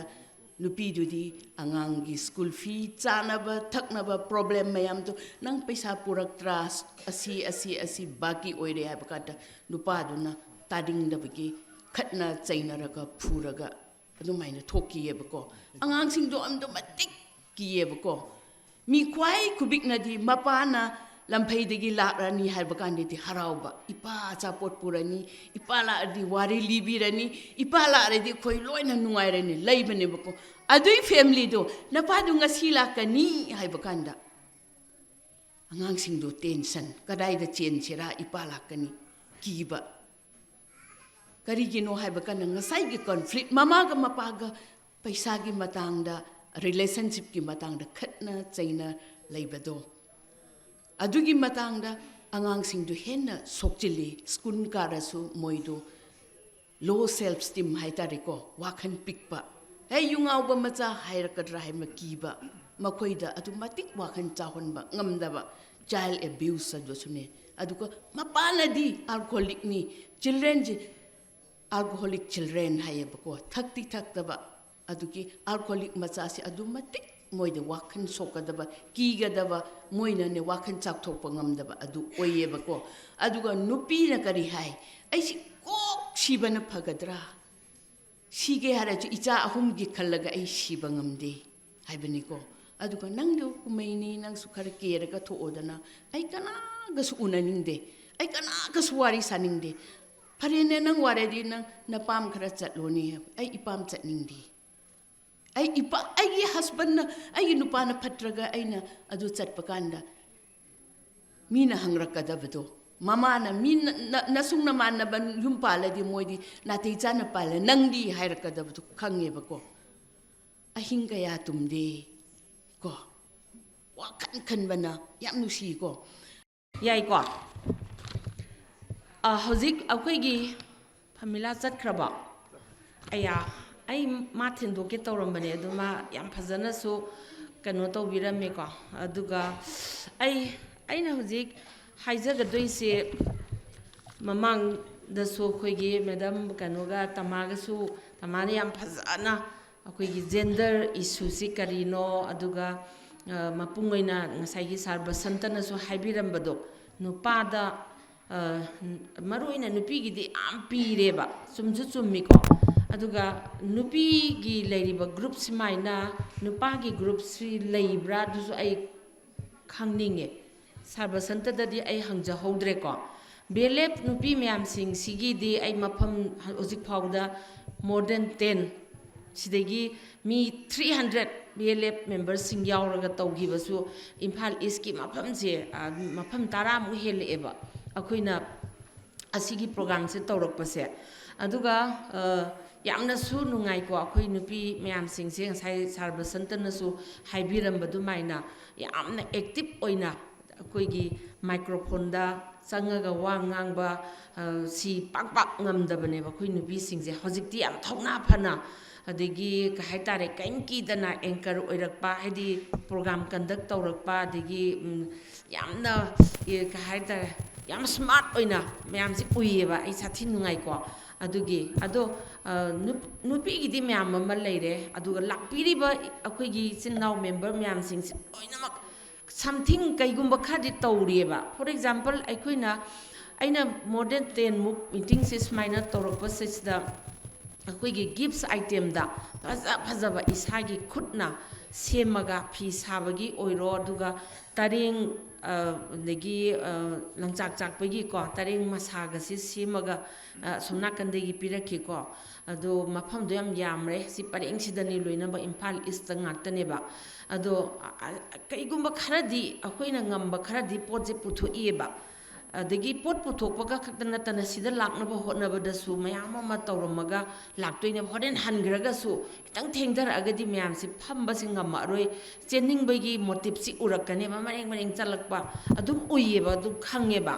ado yarigei aisu sangna ngangjara tension jage aduga koigi ngasi dice da lengjan biriba tamo evoke pudi haibikre aisu taja hore aduga koigi inaw tama hoi adu inaw sing mayamam su leiri ko ado maru oiba macang oiba khara dang adum tapiramaga ingsu ingbana halaga su thabak tawrudoini na koi kitang tension na ba aise amti sangan bane ba kamaina tendoino adu su awaba amani ado adubo BLF nupi mayam sing si ai uzareba aduga akoi nupagi di group si karamba leige sini aina khangdingis nupagi group leiraga di sarbasanto ina sillaga sinbiraga ko akoi aduda mu nupi na ngangse standing de haiba nupa so dum leitabadi natte leieba fajan taba su yawi ko aduga ka haitare nupi baton ga si yengaga si matangse moina ngangakadoi se khoi daisa tobobudi moi isui kai doini daisa phamba waro biroi tamoga kanoga advocate ka ko kaigino haibada chumme nupi na nupi am otleba do kaidowai no nupi na nupi ot ise magi status ama haidi aigi inembok na aise sumaina ot ai adudi aisu sumain tobadabani haibigi stereotyping ama adum lakreba asisu akoigi patriarchal system se ga mari leina doineba sisu akoigi gender issue se ga mari leina doineba matamamada ngasai ko asi otpa daibagi mati angkatang de ai hairamge yam phajaba wari myamam lei ko ado kanagumba ima sing koi program se tawmina nu pangak ta so koi tawre ahan sahi 50 de gina 70 bhawagi sahi ranges size da koi myamam tawgre ba tawkan sida ahan nupi amana haibaga ahan nupamna haibaga ani khatang ai reference pizage ko 2004 5 adai du da Borayambi gram panchayat ki mafam amada sai humphumnga suraba ima chawbi ko ba maming si chawbi haiba maliko sigi kano sina mana maga ahal amaga hogale eko sum gender sigi matang sida nupina support khoiba yade nupina support khoiradi kum kangi haiba nupi sina tawba thabak sing nupana tawba thabak sing je list ama semdoknaraga ahal laman mayam sing ju so dum thauna phana moisu dum share tor iko ahan nupi amana hareba nupina support khoiba kum kangi hainabra hainadabra khoi myam hainai ko hojikti langgon paiba langgon hoi langgon paiba su aduga support khoiba haigo akoina sum kano de thengnabda moina haira ini nupina support khoiba di kum kangi yade ana haiba ko ada nupi se chawbi ko ba nupi se sisna kangde haina nupi se asak ma to wang chawraga masamje sangaga ahanni ko sahi 65 above oiraga sumana sukang kangden hogale eba hogala kan mana kan madu tangjeng akoi Borayambi gram panchayat ki manungda leiba tangjeng la napat la anisi manungda ama oirangani ko kangde hai ko di ke kamai tawno hai kanda mana hai ko akoi chinnaw sinupi ngakta tarupo e no pam ta yaude kumbama koi baji se ang kanna nai adu kanam ta na lo unana bagi kano se mi se nek pada china inna kauna na mi nek pam ta phangdaba matam sida hojiki nupi masa sina mana baji nang kaimta matha sanu mi phangani hairaga mana nang matha sanu ko madi sum na basi sume kumama lo uhogdabada kumduda sara hengadabadegi khanbaduda masi matha sum na basi sumjum henjelaga sonjelak basida machan pisna baji nang matha sanu mi phangdore kan hairaga sumleraga mana somna kanda nangi kano lori kano do kano paibodo langgon tawre adagi ukai takpa kari karaga se mana tawraga iroi loiba numit ukai taga hunbegi iroi loiba numit saisida ukai ta uraga mana kakhalakpase ꯁꯩꯁꯤꯗ ꯕꯨꯠ ꯇꯨꯝꯃꯒ ꯋꯥꯡ ꯆꯥꯎꯋꯦꯀꯣ ꯅꯨꯄꯤꯁꯦ ꯑꯗꯨꯒ ꯃꯥꯏ ꯃꯀꯣꯛꯁꯦ ꯈꯣꯡꯒ꯭ꯔꯥꯎꯗꯤ ꯂꯣꯏ ꯁꯦꯠꯈ꯭ꯔꯦꯀꯣ ꯑꯗꯨ ꯁꯦꯠꯂꯀꯥꯟꯁꯤꯗ ꯈꯣꯡꯒ꯭ꯔꯥꯎꯗꯨꯃ ꯁꯦꯠꯂꯒ ꯃꯥꯒꯤ ꯌꯦꯝꯄꯥꯛ ꯑꯄꯥꯛꯄ ꯑꯃ ꯎꯞꯄꯦꯀꯣ ꯑꯗꯨ ꯎꯞꯄ ꯀꯥꯟꯁꯤꯗ ꯃꯥꯅ ꯀꯥꯈꯠꯂꯒ ꯀꯪꯐꯥꯜꯁꯤꯗ ꯀꯥꯈꯠꯂꯒ ꯃꯁꯥꯁꯤ ꯇꯪꯗꯪꯉꯩꯅ ꯃꯈꯣꯡ ꯊꯤꯟꯕꯗꯣ ꯎꯐꯨꯜ ꯂꯩꯈꯣꯝꯗꯣ ꯑꯗꯒꯤꯗꯤ ꯃꯥꯒꯤ ꯌꯦꯝꯄꯥꯛꯁꯤ ꯇꯛ ꯂꯥꯎꯅ ꯅꯥꯟꯊꯣꯛꯈ꯭ꯔꯒ ꯌꯦꯝꯄꯥꯛꯇꯨ ꯁꯨꯃꯥꯏꯅ ꯍꯥꯏꯗꯔꯨꯀꯥꯟꯗ ꯌꯦꯝꯄꯥꯛꯁꯤ ꯇꯥꯈ꯭ꯔꯀꯥꯟꯗ ꯃꯥꯒꯤ ꯃꯁꯝꯁꯦ ꯖ꯭ꯋꯥꯏ ꯂꯥꯎꯅ ꯇꯥꯔꯛꯑꯦ ꯍꯥꯏꯌꯦꯕ ꯃꯁꯝꯁꯦ ꯌꯥꯝ ꯐꯩꯌꯦꯕ ꯃꯇꯝꯗꯨꯐꯥꯎ ꯐꯔꯤꯕ ꯇꯥꯔꯛꯄ ꯀꯥꯟꯁꯤꯗ ꯑꯀꯣꯏꯕꯗ ꯂꯧ ꯎꯔꯤꯕ ꯃꯌꯥꯝꯁꯤꯅ ꯍꯥꯏ ꯇꯥꯗ꯭ꯔꯤꯉꯩꯗꯨꯗ ꯁꯤꯒꯤ ꯀꯩꯅꯣ ꯍꯣꯏꯒꯤ ꯆꯥꯎꯕꯒꯤ ꯑꯩ ꯀꯥꯎꯊꯣꯛꯈ꯭ꯔꯦꯀꯣ ꯃꯃꯤꯡꯗꯨꯗꯤ ꯀꯅꯥꯅꯣꯅꯦ ꯃꯣꯏꯁꯤꯕꯨ ꯏꯝꯐꯥꯜꯗꯒꯤꯒ ꯅꯦꯛꯎꯔꯤ ꯖꯥꯠꯂ ꯁꯤꯗꯤ ꯑꯩꯈꯣꯏ ꯁ꯭ꯋꯥꯏꯒꯤ ꯃꯤ ꯃꯥꯟꯗꯦꯅꯦꯅ ꯑꯗꯨꯝ ꯃꯌꯥꯝꯁꯦ ꯍꯥꯏꯅꯕ ꯑꯗꯨꯕꯨ ꯃꯥ ꯉꯁꯥꯏꯒꯤ ꯃꯁꯝꯁꯤ ꯖꯥꯝ ꯂꯥꯎꯅ ꯇꯥꯔꯛꯄꯗꯣ ꯑꯗꯨꯗꯒꯤꯗꯤ ꯅꯨꯄꯤꯅꯦꯁꯦ ꯈꯪꯈ꯭ꯔꯦ ꯑꯗꯒꯤꯗꯤ ꯂꯧꯔꯛꯇ ꯂꯩꯔꯝꯕ ꯂꯧꯔꯤꯗ ꯂꯩꯔꯝꯕ ꯃꯤ ꯃꯌꯥꯝꯁꯦ ꯅꯨꯄꯤꯅꯤ ꯀꯨꯝꯀꯥꯡꯉꯦꯅ ꯀꯣꯏꯆꯦꯟ ꯆꯦꯜꯂꯦ ꯍꯥꯏꯕꯀꯣ ꯀꯨꯏꯔꯕꯒꯤ ꯋꯥꯐꯝꯅꯤꯀோ ꯃꯥꯅ ꯇꯝꯃꯤꯁꯦ ꯃꯇꯝꯗꯨꯗ ꯆꯍꯤ 65 ꯁꯨꯔꯝꯃꯦ ꯃꯥꯅ ꯂꯧ ꯏꯪꯈꯣꯜ ꯂꯥꯡꯒꯣꯜ ꯄꯥꯏꯔꯤꯕ ꯁꯝꯄꯣꯠ ꯈꯣꯏꯔꯤꯕꯗꯨꯗꯤ ꯉꯁꯥꯏꯒꯤ ꯃꯇꯝꯗꯨꯗ ꯆꯍꯤ 15 13 ꯌꯪ ꯂꯥꯎꯅ ꯏꯟꯈꯠꯂꯛꯄꯒꯤ ꯃꯁꯥ ꯃꯎ ꯐꯔꯤꯉꯩꯒꯤ ꯃꯇꯝꯗꯨꯗꯅꯦꯕ ꯑꯗꯣ ꯃꯄꯥꯗꯨ ꯅꯥꯕꯗꯨꯗ ꯃꯥꯅ ꯃꯄꯥꯗꯨꯒꯤꯁꯨ ꯋꯥꯈꯜ ꯅꯨꯡꯉꯥꯏꯅꯕ ꯑꯗꯒꯤ ꯃꯥꯁꯨ ꯀꯩꯗꯧꯕꯩ ꯍꯩꯔꯣꯏꯗꯣꯏꯅꯣ ꯑꯩꯈꯣꯏꯁꯨ ꯀꯩꯗꯧꯕꯩ ꯍꯥꯏꯗꯤ ꯂꯣꯏ ꯎꯔꯤꯗꯅ ꯑꯩꯈꯣꯏꯁꯨ ꯑꯗꯨꯝ ꯍꯩꯕ ꯄꯤꯊꯟ ꯌꯥꯎꯔꯝꯒꯅꯦꯕ ꯑꯗꯨꯕꯨ ꯄꯥꯏꯕ ꯌꯥꯎꯅꯕ꯭ꯔꯥ ꯌꯥꯎꯅꯗꯕ꯭ꯔꯥ ꯀꯅꯥꯁꯨ ꯄꯥꯏꯅꯗꯕ꯭ꯔꯥ ꯍꯥꯏꯅ ꯈꯜꯂꯦꯕꯀꯣ ꯈꯔ ꯑꯄꯥꯏꯕ ꯈꯔꯗꯤ ꯂꯩꯔꯦ ꯑꯩꯈꯣꯏꯁꯨ ꯄꯥꯏꯑꯅ ꯖꯦꯟꯗꯔꯒꯤ ꯄ꯭ꯔꯣꯒ꯭ꯔꯥꯝꯁꯦ ꯄꯥꯛ ꯁꯟꯅ ꯆꯠꯂꯛꯄ ꯀꯥꯟꯗ ꯑꯗꯨꯃꯥꯏꯅ ꯑꯩꯈꯣꯏꯁꯨ ꯄꯥꯏ ꯍꯥꯏꯅ ꯊꯣꯛꯂꯛꯄ ꯃꯤ ꯈꯔꯗꯤ ꯂꯩꯔꯦ ꯑꯗꯨꯕꯨ ꯑꯣꯄꯟꯂꯤ ꯇꯧꯗꯦ ꯀꯩꯒꯤꯅꯣꯗ ꯀꯣꯝ ꯀꯥꯡꯉꯦꯅ ꯍꯥꯏꯕꯗꯣ ꯑꯗꯨꯕꯨ ꯍꯧꯖꯤꯛꯀꯤ ꯅꯨꯄꯤꯁꯤꯅ ꯄ꯭ꯔꯨꯞ ꯇꯧꯈ꯭ꯔꯦ ꯀꯥꯡꯗꯦ ꯍꯥꯏꯈ꯭ꯔꯦꯕ ꯑꯗꯨ ꯃꯥꯒꯤ ꯋꯥꯔꯤꯁꯤ ꯂꯤꯔꯛꯄꯗ ꯌꯥꯎꯕꯅꯦ ꯑꯗꯒꯤꯗꯤ ꯃꯄꯥꯁꯤ ꯃꯥꯒꯤ ꯂꯧꯗꯨ ꯂꯤꯡꯈ꯭ꯔꯦ ꯂꯣꯏꯈ꯭ꯔꯦ ꯕꯥꯖꯤ ꯅꯪ ꯀꯩꯝ ꯋꯥꯔꯨꯔꯅꯨ ꯑꯩꯈꯣꯏ ꯀꯩꯝ ꯇꯧꯔꯔꯣꯏ ꯄꯥꯜꯂꯅꯤ ꯐꯖꯅ ꯍꯥꯏꯕꯗꯒꯤ ꯑꯅꯥꯕꯁꯨ ꯀꯟꯈꯠꯂꯛꯈ꯭ꯔꯦꯕ ꯑꯗꯒꯤꯗꯤ ꯀꯨꯝꯁꯦ ꯀꯥꯡꯈꯤꯗ꯭ꯔꯦꯕ ꯑꯗꯨꯅꯤꯗ ꯑꯩꯅ ꯍꯥꯏꯅꯤꯡꯉꯤꯗꯤ ꯀꯨꯝꯁꯦ ꯀꯥꯡꯈꯤꯗ꯭ꯔꯦ ꯃꯇꯝꯗꯨꯗ ꯃꯥꯅ ꯀꯔꯤꯒꯨꯝꯕ ꯀꯔꯤ ꯍꯥꯏꯅꯤ ꯀꯨꯝꯁꯤ ꯃꯌꯥꯝꯅ ꯀꯨꯝ ꯀꯥꯡꯉꯦꯗꯅ ꯏꯁꯨ ꯑꯃ ꯑꯣꯏꯅ ꯅꯨꯄꯤꯅ ꯂꯥꯡꯒꯣꯜ ꯄꯥꯏꯕ ꯌꯥꯗꯦ ꯁꯝꯄꯣꯠ ꯈꯣꯏꯕ ꯌꯥꯗꯦ ꯍꯥꯏꯕꯒꯤ ꯖꯔ ꯄꯥꯎ ꯇꯦꯡꯀꯥꯟꯁꯤꯗ ꯍꯧꯖꯤꯛꯀꯤ ꯅꯨꯄꯤꯁꯦ ꯃꯇꯝꯗꯨꯗ ꯑꯉꯥꯡ ꯑꯣꯏꯔꯤꯕ ꯅꯨꯄꯤ ꯃꯆꯥꯁꯦ ꯃꯥ ꯇꯨꯃꯤꯟꯅ ꯂꯩꯁꯜꯂꯦ ꯍꯥꯏꯀꯣ ꯑꯩ ꯂꯣꯏꯅꯃꯛ ꯊꯦꯡꯅꯔꯅꯤ ꯑꯩꯒꯤ ꯏꯄꯥ ꯁꯤꯒꯗꯣꯏ ꯁꯔꯨꯛꯄꯨꯗꯤ ꯑꯩ ꯂꯣꯏ ꯊꯦꯡꯅꯔꯅꯤ ꯑꯩ ꯊꯦꯡꯅꯕ ꯉꯝꯅꯤꯅ ꯑꯩ ꯂꯥꯡꯒꯣꯜ ꯄꯥꯏꯕꯅꯤ ꯁꯝꯄꯣꯠ ꯈꯣꯏꯕꯅꯤ ꯍꯥꯏꯅ ꯃꯥꯅꯀꯣꯃꯇꯝꯗꯨꯗ ꯆꯍꯤ 65 ꯁꯨꯔꯒ ꯂꯤꯔꯛꯏꯅꯦꯕ ꯍꯧꯖꯤꯛ ꯑꯩꯈꯣꯏ ꯃꯌꯥꯝ ꯁ꯭ꯇꯗꯤ ꯔꯤꯁꯔꯁ ꯇꯧꯔꯒ ꯊꯤꯒꯠꯄ ꯀꯥꯟꯗ ꯚꯥꯔꯤ ꯑꯃ ꯂꯩꯔꯝꯒꯅꯦꯕ ꯂꯣꯟꯅ ꯇꯨꯃꯤꯟ ꯑꯋꯥꯕ ꯊꯦꯡꯅꯈꯤꯕ ꯃꯌꯥꯝ ꯑꯃ ꯑꯗꯨꯅ ꯁꯤꯃ ꯂꯩꯔꯦꯀꯣ ꯑꯗꯒꯤꯗꯤ ꯃꯇꯝꯗꯨꯗ ꯑꯍꯜ ꯑꯅꯤꯅꯤꯀꯣ ꯑꯍꯜ ꯉꯥꯛꯇꯅꯤ ꯑꯩꯈꯣꯏꯅ ꯄ꯭ꯔꯣꯒ꯭ꯔꯥꯝ ꯇꯧꯕꯁꯦ ꯃꯣꯏꯒꯤ ꯋꯥꯈꯜꯂꯣꯟꯁꯦ ꯀꯃꯥꯏꯅ ꯂꯩꯔꯤꯒꯦꯅ ꯌꯦꯡꯒꯦ ꯑꯗꯒꯤꯗꯤ ꯑꯃꯨꯛ ꯑꯗꯨꯒꯤ ꯒ꯭ꯔꯥꯝ ꯄꯟꯆꯥꯌꯠ ꯁꯤꯃꯛꯇꯗꯒꯤ ꯑꯍꯜ ꯑꯃ ꯃꯇꯝꯗꯨ 70 ꯌꯔꯁꯃꯨꯛ ꯁꯨꯔꯝꯃꯅꯤꯀꯣ ꯑꯩꯈꯣই ꯅꯨꯄꯤꯒꯤ ꯐꯅꯦꯛꯁꯦ ꯅꯨꯄꯥꯅ ꯄꯥꯏꯕꯁꯤ ꯌꯥꯗꯦꯀꯣ ꯄꯥꯏꯕ꯭ꯔꯥ ꯀꯅꯥ ꯍꯥꯏꯕ ꯐꯅꯦꯛ ꯄꯥꯏꯗꯕ ꯅꯨꯄꯥ ꯂꯩꯔꯝꯒꯗ꯭ꯔꯣ ꯑꯝꯇ ꯈꯟꯅꯁꯦꯕ ꯂꯩꯔꯝꯒꯗ꯭ꯔꯕ ꯑꯝꯇ ꯃꯌꯥꯝ ꯑꯝꯇ ꯌꯦꯡꯉꯨꯅꯦ ꯁꯨꯡꯄꯥꯏ ꯍꯦꯛ ꯄꯥꯏꯗꯕ꯭ꯔꯥ ꯅꯣꯏ ꯅꯨꯄꯥꯁꯤꯡꯗꯣ ꯅꯣꯏ ꯐꯅꯦꯛ ꯑꯝꯇ ꯄꯥꯏꯗꯕ꯭ꯔꯕ ꯑꯗꯨ ꯀꯩꯗꯧꯋꯦ ꯈꯨꯠ ꯇꯦꯛꯄ꯭ꯔꯣ ꯈꯨꯠꯁꯦ ꯇꯠꯈꯤꯕꯒ ꯈꯨꯅꯥꯎꯕꯤꯒ ꯀꯦꯟꯈꯤꯕ ꯌꯥꯎꯕ꯭ꯔꯕ ꯌꯥꯎꯗꯦꯀꯣ ꯁꯤꯒ ꯃꯔꯤ ꯂꯩꯅꯅ ꯑꯍꯜ ꯑꯃꯅ ꯃꯇꯝꯗꯨꯗ ꯄꯥꯈꯪ ꯃꯆꯥ ꯆꯍꯤ 25-30 ꯁꯨꯕ ꯑꯍꯟ ꯈꯔꯁꯨ ꯅꯍꯥ ꯈꯔꯁꯨ ꯌꯥꯎꯋꯦꯕ 30ꯗꯤ ꯌꯧꯗ꯭ꯔꯤꯀꯣ 20-25 ꯁꯨꯕ ꯅꯨꯄꯥ ꯃꯆꯥ ꯈꯔꯁꯨ ꯑꯀꯣꯏꯕꯗꯨꯗ ꯁꯨꯃꯥꯏꯅ ꯐꯝꯃꯒ ꯌꯥꯎꯋꯦꯕ ꯃꯨꯟꯅ ꯇꯥꯁꯜꯂꯤꯁꯤꯀꯣ ꯑꯅꯤꯁꯤ ꯈꯛꯇꯅꯤ ꯑꯩꯅ ꯍꯥꯏꯗꯣꯏꯁꯦ ꯑꯗꯨꯒ ꯑꯩ ꯂꯣꯏꯔꯅꯤ ꯉꯥꯡꯉꯔꯣꯏ ꯑꯁꯤꯕꯒ ꯁꯣꯛꯄ ꯃꯌꯥꯝꯒꯤ ꯂꯤꯁꯁꯤꯃꯗꯤ ꯂꯥꯎꯊꯣꯛꯑꯝꯗ ꯌꯥꯗꯦ ꯑꯗꯨꯒ ꯑꯍꯟꯁꯤꯅ ꯍꯥꯏꯀꯣ ꯃꯥꯅ ꯑꯃꯨꯛ ꯀꯩ ꯍꯥꯏꯒꯦꯗ ꯑꯗꯨꯒꯤ ꯃꯇꯥꯡꯁꯦ ꯑꯩꯈꯣই ꯈꯟꯅꯔꯦꯕꯀꯣ ꯅꯨꯄꯥꯅ ꯅꯨꯄꯥꯒꯤ ꯈꯨꯗꯩꯗꯤ ꯅꯨꯄꯤꯅ ꯄꯥꯏ ꯈꯨꯗꯩ ꯁꯨꯏ ꯑꯗꯨꯕꯨ ꯅꯨꯄꯤꯒꯤ ꯐꯅꯦꯛꯇꯤ ꯄꯥꯏꯕ ꯌꯥꯗꯦ ꯍꯥꯏꯕꯁꯦ ꯂꯤꯁ ꯑꯃ ꯁꯦꯝꯃꯒ ꯀꯔꯤ ꯑꯦꯛꯇꯤꯚꯤꯇꯤꯁ ꯃꯌꯥꯝꯁꯦ ꯑꯍꯟ ꯃꯌꯥꯝꯁꯤ ꯃꯔꯛꯇ ꯏꯕ ꯍꯩꯕꯁꯨ ꯌꯥꯎꯔꯝꯃꯤꯀꯣ ꯑꯗꯨꯒ ꯍꯩꯇꯕꯁꯨ ꯌꯥꯎꯏ ꯑꯗꯨꯕꯨ ꯃꯣꯏꯅ ꯉꯥꯡꯕ ꯃꯌꯥꯝꯗꯨ ꯏꯁꯟꯅꯕ ꯑꯩꯈꯣꯏꯅ ꯃꯤ ꯏꯅꯕ ꯊꯝꯃꯦꯕꯀꯣ ꯑꯗꯣ ꯑꯗꯨꯃꯥꯏꯅ ꯍꯥꯏꯕ ꯈꯟꯅꯕ ꯅꯩꯅꯔꯛꯄ ꯀꯥꯟꯁꯤꯗ ꯑꯍꯜ ꯑꯃꯅ ꯁꯤꯌꯔ ꯇꯧꯔꯛꯑꯦꯕ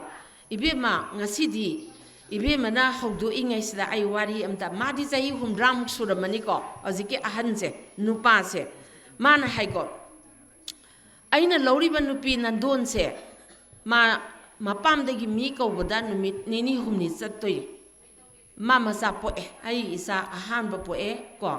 ani suba poe ahanbagi matangdani ani subai di panre ko ahanbagi angang se pokpa kanda ai ise naw kanam yaude ai tomdani ai tom poe adagi ai gi nupi se macha poe magi mapamdi numi nini humni changdori kaubu chatpada adam ama sa ngang po kansida magi gasai akoi gi ngang po pa kanda mot akai inai sunanaba mi se akoi ipam dei kaunadro maroina dei pam dei natasu ai gi inembok isan kai kram yam na mating pangdraba imung manungna adubu magi di masan su leite manau pa su leite mayamba su leite ai tumdani aduga ai gi imasu leitre matamduda ai gi nupi ga dani leirise angang ji pokpa kanda ai kauba chatoribra natraga ai gi nupi se ayingba magi inai marak angang gi mayung natraga magi akoi se i dum chatli dana angang pokpa matungde sidai kai ningai kem leite ko si me am sigi marak sida ma se hiphalaga ai gi isa se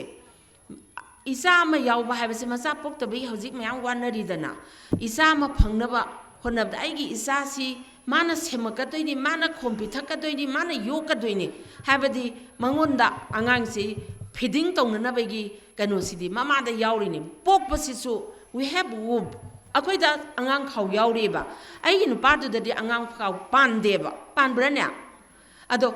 ai gi nupi sina asuk yamba thodang lodana ai isa mamita uzare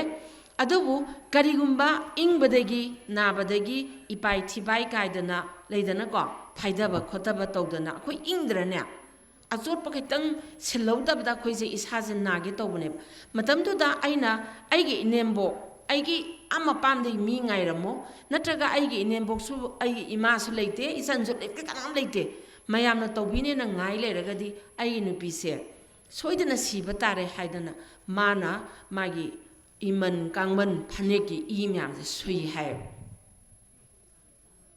kai khale kai su kai de ko tamu kai khale kai de ba ase tau da ba na te ba kai su loi tau na ri ngak ta ne ba masai gi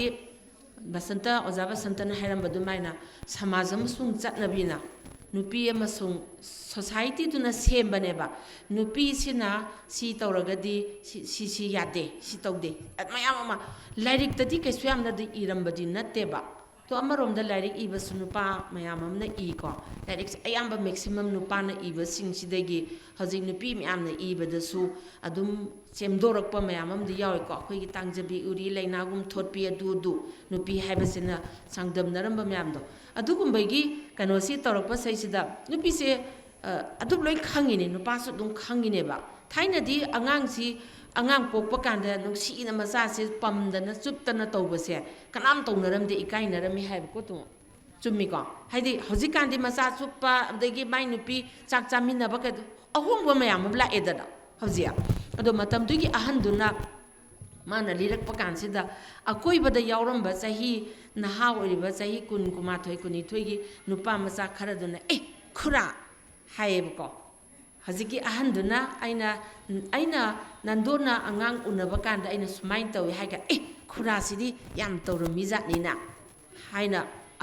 angang kharane react tawreba react matin nate ko moiso harauba amadi ngakpa phongdokpa duneba adagi ahal ama mu haidor eko mana ek tawbolo kan ahal ama nam kai haidor keda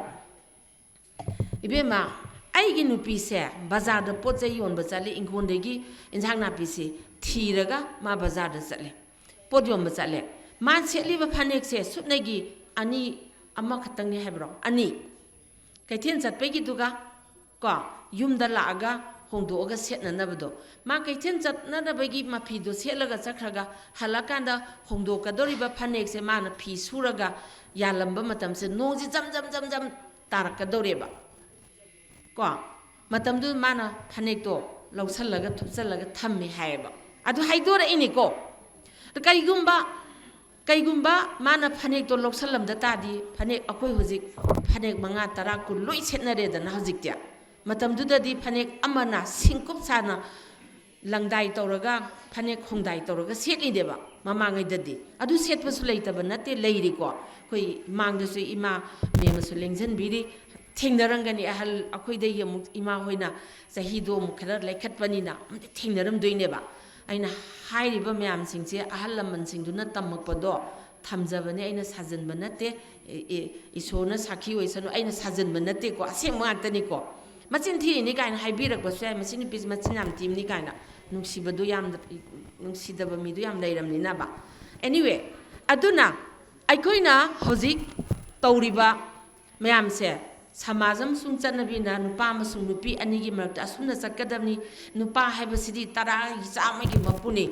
taragi mapuni nupi haibasidi mangani subhade nupa di amma mathing chatlasu kaide nupi di amma mathing chatpa yade kanano khoina amma mathing chatpada kirise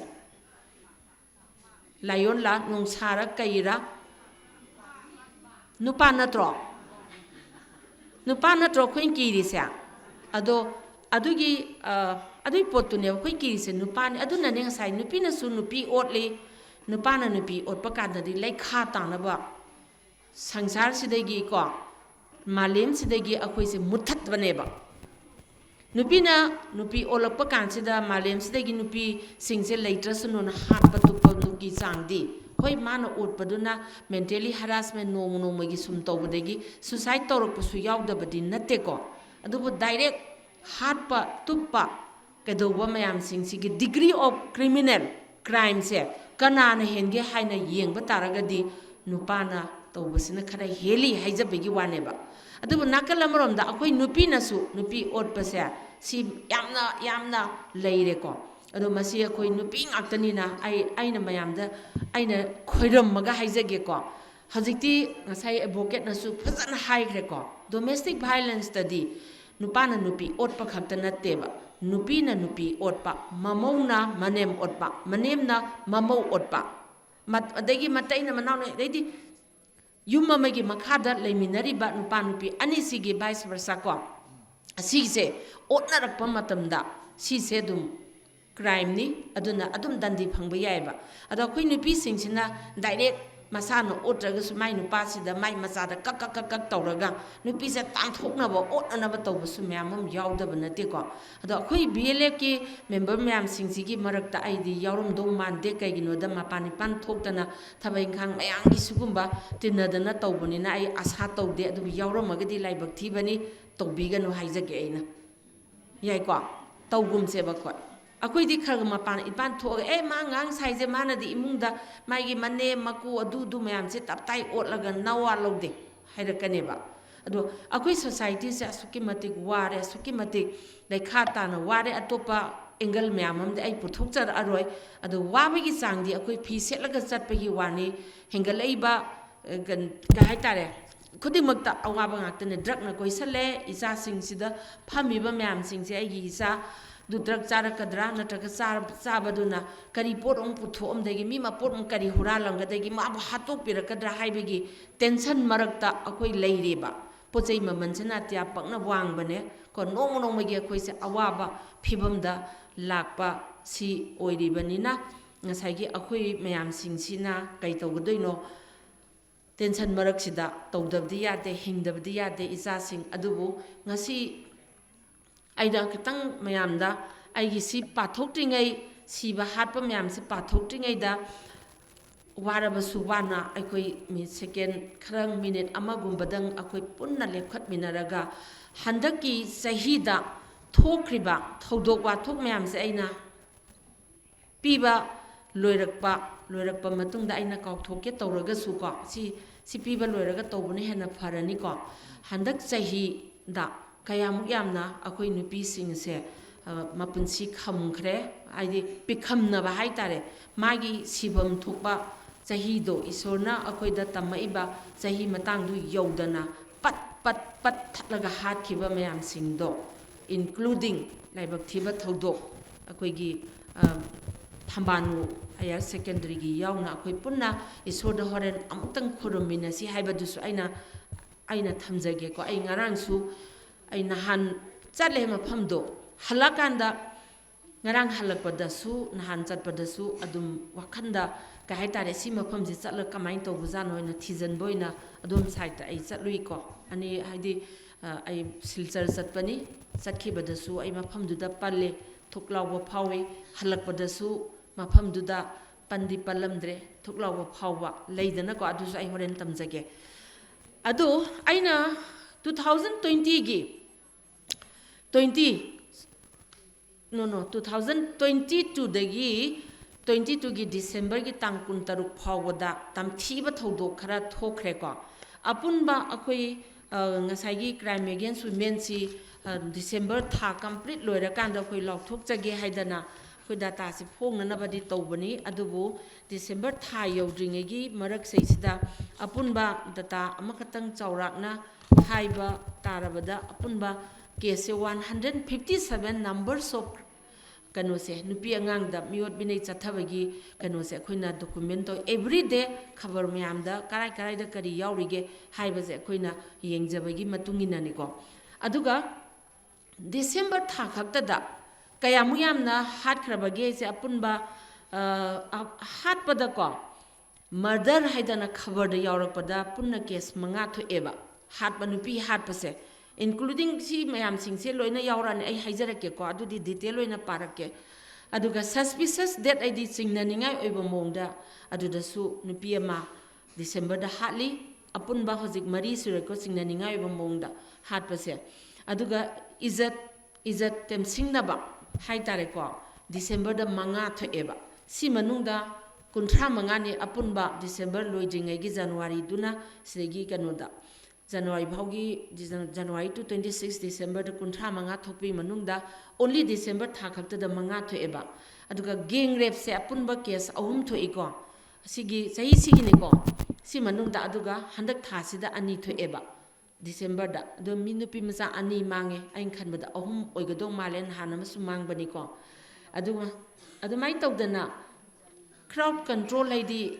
kaithin nupi myam sa phudat khibado sokpado tear gas na chaina aduda supunna taramanga soeko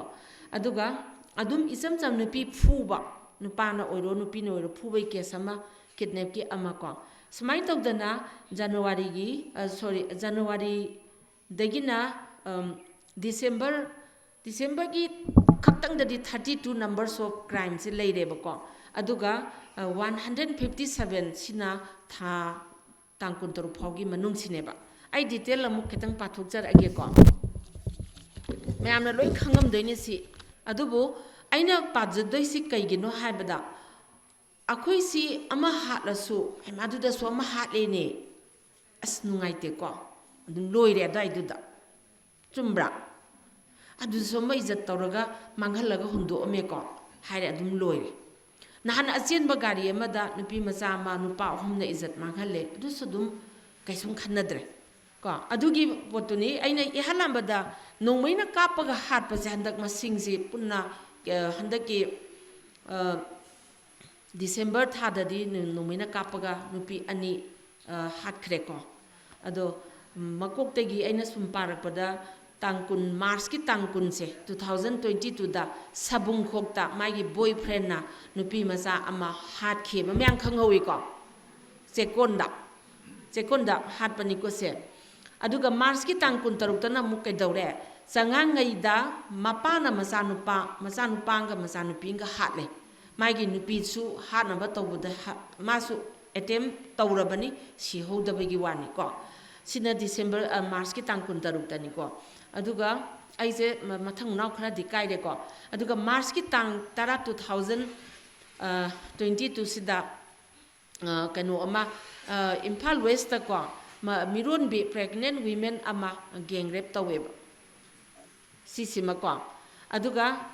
2nd May 2022 dana amukai dore maki apokpa mapana ko father kill minor son at kanodani ko Leiren Kabi ji Imphal West tani ko Imphal West ngantani magi mapasina angang amasu hat kreba ngasai sat launa March loiba April May saisida thani muk leira kanda amu mapana masa punna hat pegi duni ko tangkuma thoi April 2022 dana arung nongmai khongda ꯆꯤꯡꯅꯅꯤꯡꯉꯥꯏ ꯑꯣꯏꯕ ꯅꯨꯄꯤ ꯃꯆꯥ ꯌꯥꯝ ꯅꯧꯔꯤꯕ ꯑꯃ ꯁꯤꯕ ꯃꯥꯏ ꯃꯃꯤꯡꯅ ꯆꯤꯡꯈꯩ ꯉꯥꯟꯕꯤ ꯃꯥꯏ ꯃꯆꯥ ꯑꯄꯤꯛꯄ ꯆꯍꯤ 3-4ꯒꯤ ꯑꯉꯥꯡ ꯑꯃ ꯅꯨꯄꯥ ꯃꯌꯨꯝꯅ ꯀꯩꯅꯣ ꯇꯧꯕꯁꯤꯗ ꯂꯩꯀꯣ ꯅꯨꯄꯤ ꯃꯌꯨꯝꯅ ꯉꯁꯥꯏꯒꯤ ꯑꯉꯥꯡꯁꯤꯕꯨꯁꯨ ꯐꯖꯅ ꯃꯐꯝ ꯆꯥꯕꯗ ꯊꯝꯕꯤꯌꯨ ꯍꯥꯏꯕꯗ ꯁ꯭ꯇꯦꯠ ꯒꯚꯔꯟꯃꯦꯟꯠꯅ ꯁꯤꯒꯤ ꯑꯉꯥꯡꯁꯤ ꯃꯐꯝ ꯆꯥꯕꯗ ꯊꯝꯕ ꯉꯝꯗ꯭ꯔꯤꯀꯣ ꯑꯗꯨꯒ ꯑꯦꯄ꯭ꯔꯤꯜꯒꯤ ꯇꯥꯡ 12 2020 ꯑꯁꯤꯅꯤꯀꯣ ꯑꯔꯣꯡ ꯅꯣꯡꯃꯥꯏꯈꯣꯡꯒꯤꯁꯦ ꯑꯗꯨꯒ ꯇꯥꯡ 14 ꯑꯥꯒꯁ 14 ꯑꯥꯒꯁꯇꯅ ꯑꯃꯨꯛ ꯀꯩꯗꯧꯔꯦ ꯁꯤꯁꯤꯗ ꯑꯩꯈꯣꯏꯒꯤ ꯁꯥꯏꯅꯥ ꯏꯟꯁꯇꯤꯇ꯭ꯌꯨꯠ ꯑꯣꯐ ꯁꯣꯁꯤꯌꯦꯜ ꯁꯥꯏꯟꯁꯇ ꯃꯍꯩ ꯇꯝꯂꯤꯕꯤ ꯅꯨꯄꯤ ꯃꯆꯥ ꯑꯃ ꯃꯥꯁꯤ ꯃꯥꯒꯤ ꯐꯥꯎꯟꯗꯔ ꯑꯣꯏꯔꯤꯕ ꯁꯨꯔꯖꯤꯠ ꯀꯨꯃꯥꯔ ꯍꯥꯏꯔꯤꯕ ꯅꯨꯄꯥ ꯃꯃꯥꯡꯗꯁꯨ ꯑꯗꯨꯝ ꯀ꯭ꯔꯥꯏꯝ ꯃꯌꯥꯝꯗ ꯆꯦꯟꯅꯈ꯭ꯔꯕ ꯄꯨꯂꯤꯁꯅꯁꯨ ꯂꯣꯏꯅ ꯈꯪꯕ ꯍꯧꯖꯤꯛꯐꯥꯎ ꯐꯥꯕ ꯉꯝꯗ꯭ꯔꯤꯀꯣ ꯃꯥꯅ ꯅꯨꯄꯤ ꯃꯆꯥ ꯑꯃ ꯅꯝꯗꯅ ꯐꯥꯔꯒ ꯏꯖꯠ ꯃꯥꯡꯍꯜꯂꯒ ꯂꯩ ꯃꯌꯨꯝꯗ ꯑꯗꯣ ꯍꯧꯖꯤꯛ ꯐꯥꯎꯕ ꯑꯩꯈꯣꯏ ꯁ꯭ꯇꯦꯠ ꯒꯚꯔꯟꯃꯦꯟꯠ ꯏꯁ ꯐꯦꯜ ꯗ ꯄꯨꯂꯤꯁ ꯗꯤꯄꯥꯔꯠꯃꯦꯟꯠ ꯍꯣꯝ ꯗꯤꯄꯥꯔꯠꯃꯦꯟꯠꯁꯦ ꯐꯥꯕ ꯉꯝꯗ꯭ꯔꯦ ꯅꯨꯄꯥ ꯑꯅꯤ ꯁꯨꯔꯖꯤꯠ ꯀꯨꯃꯥꯔ ꯍꯥꯏꯕ ꯑꯃꯒ ꯋꯥꯖꯤꯠ ꯍꯥꯏꯕ ꯑꯃꯒ ꯅꯨꯄꯤ ꯑꯅꯤ ꯑꯃꯒ ꯆꯦꯟꯅꯩ ꯕꯥꯃꯨꯟ ꯀꯝꯄꯨꯗꯒꯤ ꯃꯌꯥꯝ ꯈꯪꯕ ꯌꯥꯎꯅꯔꯝꯒꯅꯤ ꯑꯃꯒ ꯅꯨꯄꯤ ꯑꯅꯤ ꯁꯣꯅꯤꯌꯥ ꯀꯧꯕ ꯑꯃꯒ ꯀꯨꯟꯖꯥꯅꯤ ꯀꯧꯕ ꯑꯃꯒꯗꯤ ꯍꯟꯗꯛꯇ ꯀꯨꯏꯗ꯭ꯔꯤꯉꯩꯗ ꯁꯔꯦꯟꯗꯔ ꯇꯧꯔꯛꯈ꯭ꯔꯦꯀꯣ ꯌꯥꯝ ꯆꯥꯎꯅ ꯁꯤꯒꯤ ꯑꯅꯤꯁꯤꯒ ꯋꯥꯖꯤꯠꯀ ꯑꯗꯒꯤ ꯀꯩꯅꯣꯁꯤꯒ ꯃꯣꯏ ꯃꯔꯤꯁꯦ ꯅꯨꯄꯤ ꯑꯅꯤꯗꯨꯗꯤ ꯃꯁꯥꯅ ꯁꯔꯦꯟꯗꯔ ꯇꯧꯔꯛꯈ꯭ꯔꯦ ꯅꯨꯄꯥ ꯑꯅꯤꯁꯤꯗꯤ ꯃꯅꯤꯄꯨꯔꯗ ꯈ꯭ꯋꯥꯏꯗꯒꯤ ꯆꯥꯎꯕ ꯑꯆꯧ ꯑꯁꯥꯡꯁꯤꯡꯅ ꯀꯜꯂꯒ ꯊꯝꯈ꯭ꯔꯦꯕ ꯀꯟꯕ ꯑꯩꯈꯣꯏ ꯑꯅꯤ ꯄꯨꯂꯤꯁꯅ ꯃꯣꯏ ꯐꯥꯕ ꯉꯝꯗ꯭ꯔꯦ ꯀꯩꯒꯤꯅꯣ ꯅꯣꯏ ꯑꯗꯨ ꯐꯥꯕ ꯌꯥꯔꯣꯏ ꯍꯥꯏꯕꯁꯤ ꯇꯧꯈ꯭ꯔꯕꯅꯤꯅ ꯐꯥꯗ꯭ꯔꯦꯕ ꯑꯗꯨꯅꯤ ꯍꯧꯖꯤꯛ ꯂꯩꯔꯤꯁꯦ ꯑꯩꯅ ꯈꯤꯇꯪ ꯁꯥꯡꯇꯛꯅ ꯉꯥꯡꯕꯒꯤ ꯋꯥꯅꯤꯁꯦ 14 ꯑꯥꯒꯁꯇꯅꯤꯀꯣ ꯑꯦꯕ꯭ꯔꯤ ꯃꯩꯔꯥ ꯄꯥꯏꯕꯤ ꯑꯣꯏꯒꯦꯔꯥ ꯁꯤꯚꯤꯜ ꯁꯣꯁꯥꯏꯇꯤ ꯑꯣꯏꯒꯦꯔꯥ NGO ꯑꯣꯏꯒꯦꯔꯥ ꯀꯅꯥꯝꯇꯅ ꯍꯪꯕ ꯆꯠꯇꯦ ꯀꯩꯒꯤꯅꯣꯗ ꯌꯥꯝ ꯆꯥꯎꯕ ꯈꯔ ꯆꯦꯟꯅꯔꯒ ꯂꯩꯔꯦꯕ ꯌꯥꯅꯤꯡꯕ꯭ꯔꯥ ꯃꯌꯥꯝꯁꯦ ꯁꯨꯃꯥꯏꯅ ꯆꯦꯟꯅꯔꯒ ꯑꯆꯧꯕ ꯑꯁꯥꯡ ꯆꯦꯟꯅꯔꯒ ꯐꯥꯗꯗꯅ ꯂꯩꯕꯁꯤ ꯃꯌꯥꯝ ꯌꯥꯅꯤꯡꯕ꯭ꯔꯥꯕ ꯑꯗꯨꯗꯤ ꯀꯩꯗꯧꯕ ꯇꯥꯏ ꯑꯩꯈꯣꯏ ꯃꯌꯥꯝ ꯇꯨꯃꯤꯟ ꯏꯆꯥ ꯏꯁꯨ ꯂꯣꯏ ꯁꯣꯛꯂꯛꯄ ꯉꯥꯏꯕ ꯇꯥꯔꯤꯕ꯭ꯔꯥ ꯑꯗꯨ ꯍꯣꯔꯦꯟ ꯃꯌꯥꯝꯅ ꯈꯟꯕꯤꯍꯧꯔꯣꯀꯣ ꯑꯩꯒꯤꯗꯤ ꯑꯗꯨꯝ ꯁ꯭ꯋꯥꯏ ꯈꯛꯇꯪ ꯍꯥꯏꯖꯒꯦ 11 and 12 August 2022ꯗꯅ ꯑꯃꯨꯛ ꯀꯩꯗꯧꯔꯦ ꯍꯔꯥꯎꯔꯧꯗ ꯀꯣ 11 and 12 ꯑꯥꯒꯁꯀꯤ ꯀꯩꯅꯣꯁꯤꯗ ꯍꯔꯥꯎꯔꯧꯗ ꯍꯥꯟꯅꯁꯨ ꯂꯩꯀꯥꯏ ꯑꯗꯨꯗ ꯂꯩꯕ ꯅꯨꯄꯥ ꯑꯃꯅ ꯏꯖꯠ ꯇꯦꯝꯁꯤꯡꯅꯈ꯭ꯔꯕ ꯅꯨꯄꯤ ꯃꯆꯥ ꯑꯃ ꯀꯣ ꯃꯥꯒꯤ ꯀꯦꯁꯁꯦ ꯂꯣꯏꯒꯗꯧꯔꯦ ꯄꯥꯏꯕꯤꯒꯦ ꯍꯥꯏꯗꯅ ꯈꯨꯜ ꯂꯝꯗꯝ ꯑꯁꯤꯒꯤ ꯅꯍꯥꯔꯣꯟꯅꯤ ꯍꯥꯏꯗꯅ ꯃꯤ ꯀꯣ ꯑꯃꯅ ꯅꯨꯡꯗꯥꯡꯗ ꯍꯌꯦꯡ ꯑꯥꯗ ꯂꯥꯛꯎ ꯍꯥꯏꯅ ꯅꯣꯡꯃꯩ ꯎꯠꯂꯒ ꯀꯧꯕꯤꯔꯦ ꯑꯗꯨꯒ ꯇꯈꯦꯜꯒꯤ ꯆꯤꯡ ꯑꯃꯗ ꯃꯄꯥꯗꯨꯁꯨ ꯆꯤꯡꯈꯥꯗ ꯂꯩꯍꯧꯔꯦ ꯃꯆꯥꯅꯨꯄꯤꯁꯤꯅ ꯃꯊꯛꯇ ꯏꯖꯠ ꯃꯥꯡꯍꯜꯂꯦꯕ ꯑꯃꯨꯛꯁꯨ ꯀꯣ ꯍꯥꯟꯅꯁꯨ ꯏꯖꯠ ꯃꯥꯡꯍꯟꯈ꯭ꯔꯦ ꯃꯥꯏ ꯀꯦꯁꯁꯦ ꯂꯣꯏꯗꯗꯅ ꯂꯩꯔꯤ ꯁꯤ ꯃꯔꯛꯁꯤꯗ ꯂꯣꯏꯁꯤꯜꯂꯝꯗꯣꯏ ꯅꯪ ꯀꯦꯁꯁꯦ ꯂꯣꯏꯁꯤꯜꯂꯛꯀꯗꯧꯔꯦ ꯅꯪ ꯀꯔꯝꯕ ꯃꯑꯣꯡꯒꯤ ꯗꯟꯗꯤꯁꯦ ꯅꯪꯅ ꯇꯧꯍꯟꯅꯤꯡꯉꯤ ꯀꯥꯏꯅꯒ ꯑꯉꯥꯡꯁꯤꯗ ꯍꯪꯕꯒꯤ ꯀꯧꯔꯤꯅꯦꯅ ꯅꯨꯡꯗꯥꯡꯒꯤ ꯄꯨꯡ 9 ꯉꯁꯤꯒꯨꯝꯕꯒꯤ ꯅꯨꯡꯗꯥꯡ ꯄꯨꯡ 9ꯁꯤꯗ 11ꯒꯤ ꯅꯨꯡꯗꯥꯡꯁꯤda ꯂꯥꯛꯑꯦ ꯁꯤ ꯍꯥꯏꯔꯝꯃꯦ ꯀꯔꯝꯕ ꯗꯟꯗꯤ ꯄꯥꯝꯃꯤꯅ ꯑꯗꯨꯒ 12ꯒꯤ ꯑꯌꯨꯛꯀꯤ ꯄꯨꯡ 4-5 ꯁ꯭ꯋꯥꯏꯁꯤꯗ ꯂꯥꯛꯑꯣ ꯍꯥꯏꯗꯅ ꯀꯧꯔꯦ ꯇꯈꯦꯜ ꯆꯤꯡ ꯃꯊꯛꯇ ꯑꯗꯨꯒ ꯈꯨꯠꯂꯥꯏ ꯎꯠꯂꯒ ꯑꯉꯥꯡ ꯅꯨꯄꯤ ꯃꯆꯥꯁꯦ ꯑꯃꯨꯛ ꯍꯟꯅ ꯏꯖꯠ ꯃꯥꯡꯍꯜꯂꯦꯕ ꯑꯁꯤꯒꯨꯝꯕ ꯂꯩꯕꯥꯛ ꯑꯣꯏꯔꯦꯕ ꯑꯩꯈꯣꯏ ꯃꯅꯤꯄꯨꯔꯁꯦ ꯍꯧꯖꯤꯛ ꯑꯗꯨꯃꯥꯏꯅ ꯎꯠꯂꯦ ꯑꯗꯨ ꯀꯗꯥꯏꯗꯅꯣ ꯍꯔꯥꯎꯔꯧꯒꯤꯅꯤꯀꯣ ꯑꯗꯣ ꯍꯧꯖꯤꯛꯁꯦ ꯖꯦꯜꯗꯕꯨꯗꯤ ꯂꯩꯔꯦ ꯑꯗꯨꯕꯨ ꯅꯍꯥꯔꯣꯜ ꯒ꯭ꯔꯨꯞ ꯑꯃꯗꯒꯤꯗꯤ ꯂꯥꯎꯊꯣꯛꯈ꯭ꯔꯦ ꯗꯟꯗꯤ ꯄꯤꯒꯅꯦꯅ ꯀꯣ ꯑꯗꯨ ꯄꯣꯛꯁꯣ ꯀꯦꯁꯅꯤꯀꯣ ꯑꯗꯒꯤ ꯑꯃꯨꯛ 31 July ꯁꯤꯒꯤ ꯁꯦꯝ ꯇꯥꯡ 38ꯒꯤ ꯖꯨꯂꯥꯏꯁꯤꯗ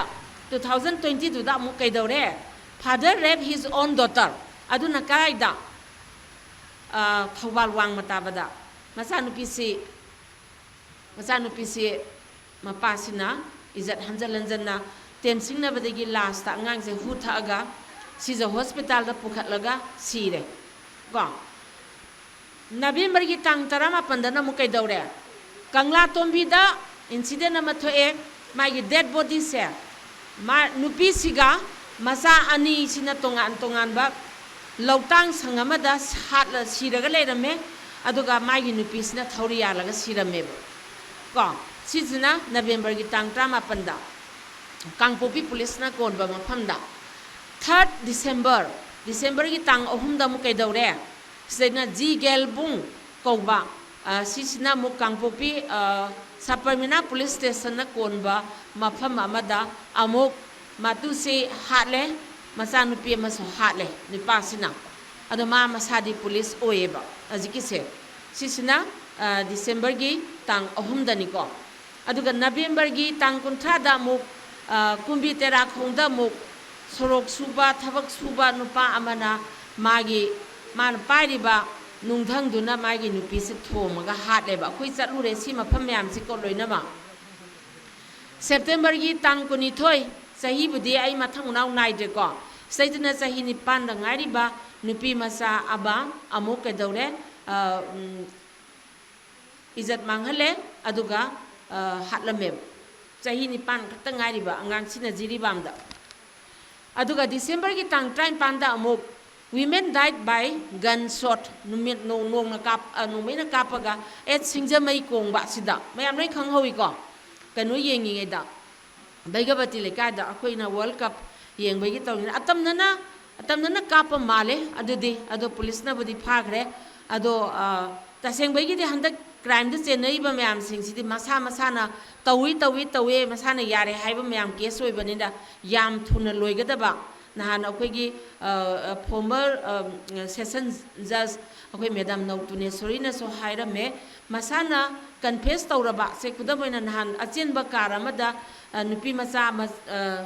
tangkya dano adigi do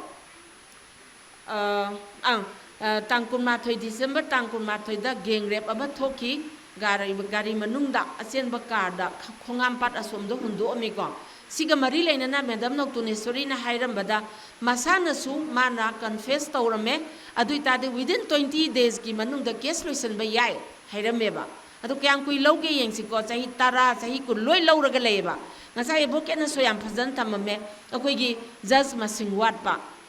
judge su natraga ukil su burden cha asuke matik crime ji hengalak pa degi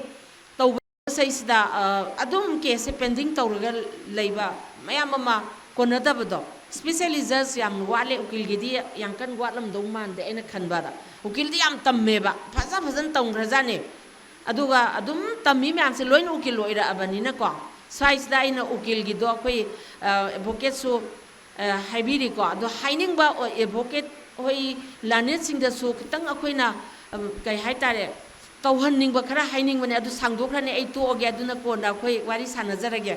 ko yam leiye ba haining ba akodi chaitrang kun muksi case myam se thengnar amina judge na kai tawri ukil na kai tawri police na kai tawri bureaucrat officer DGP na kai tawri DGP ka se unaba phangjat nate handak ahum lak sure unaba satpa phangbajat nate ground da thabak tawri ba khoi ga unadra di ma kana unage haino ba respected high dori ni ko khoina akoi gi director general of police ka se am chawgra jani una phangde ba adui tadi kamai crime si kamai na loisandoi no ba adum thokhine ba ko aduna singa sai gi duni ko ke syang kuin change aduna palenda na hanama kape ko adusu nungdang da nupa nupi koina ba do nupi do ka haitare ai yam haining dre ko akoi nupi singi marak ta su koina tohoning da ba thabak mayam am su lei ko adubo ama oiro incident du da ngasai gi nupi si ma amado tarubi edu da kapang da bani hai adubo jemi da pale hai ko adu khangde ko phajana investigation tawraga thiget pa ma changi adubo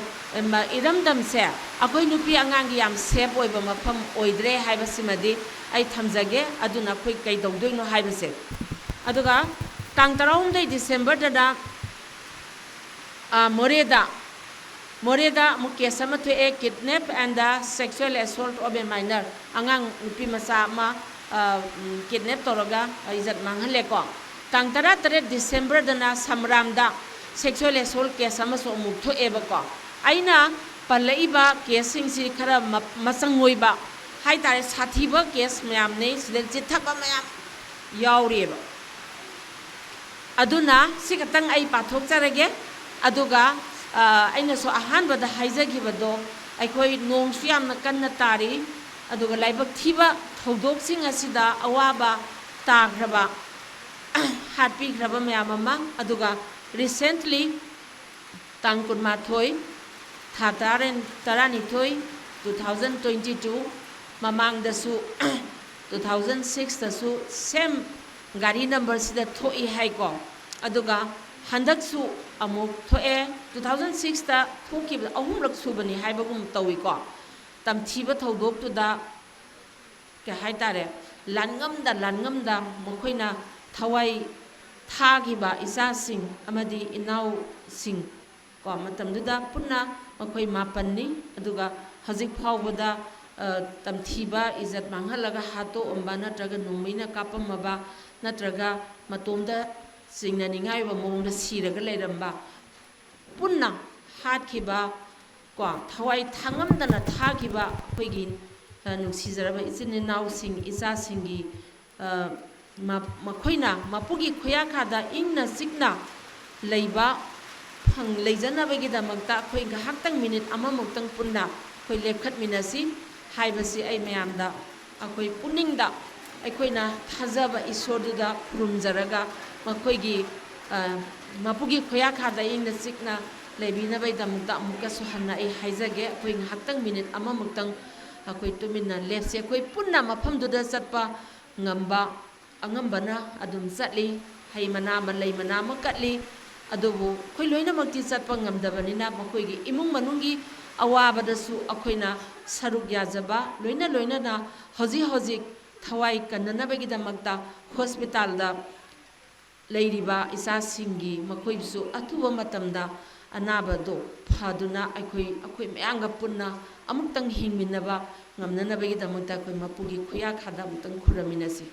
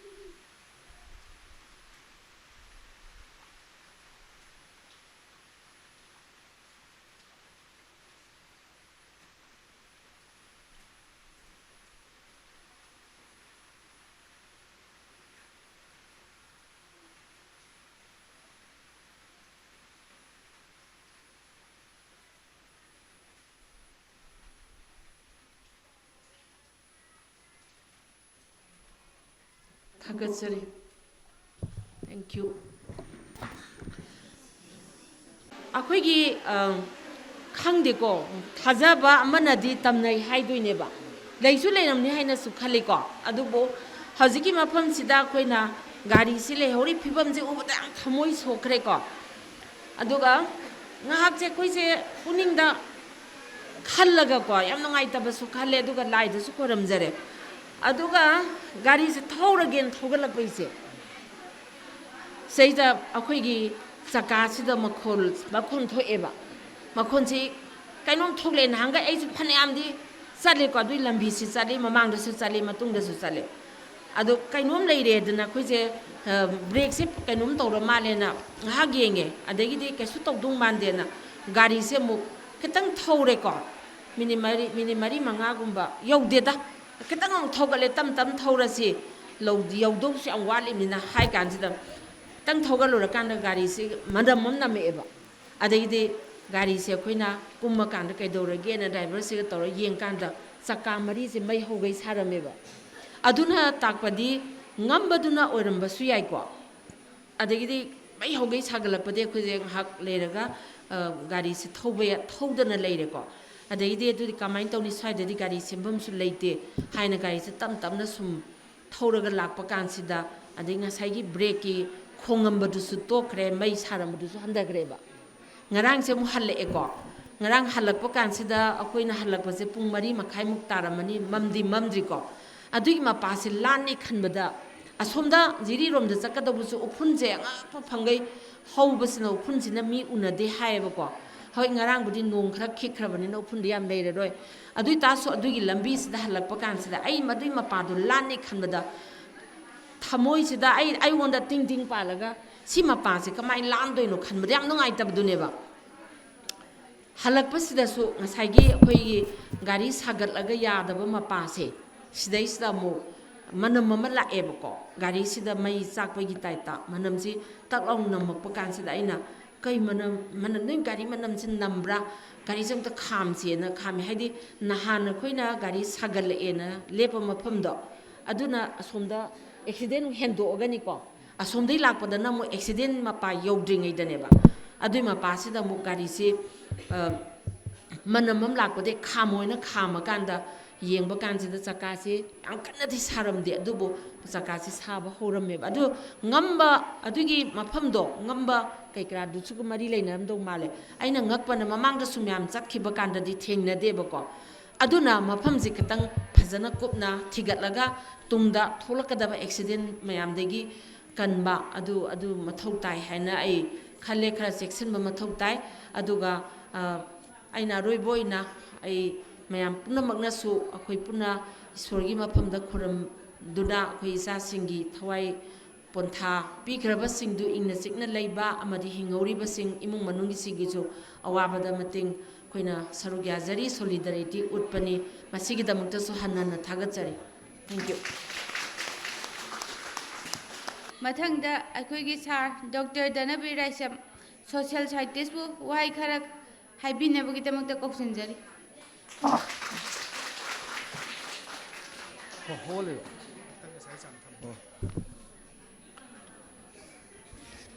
mayam yam waramani singa loi khumnabanina wari sabasu kanana sai no khangde makhon di dum thokwa adagi ui busu phram yawe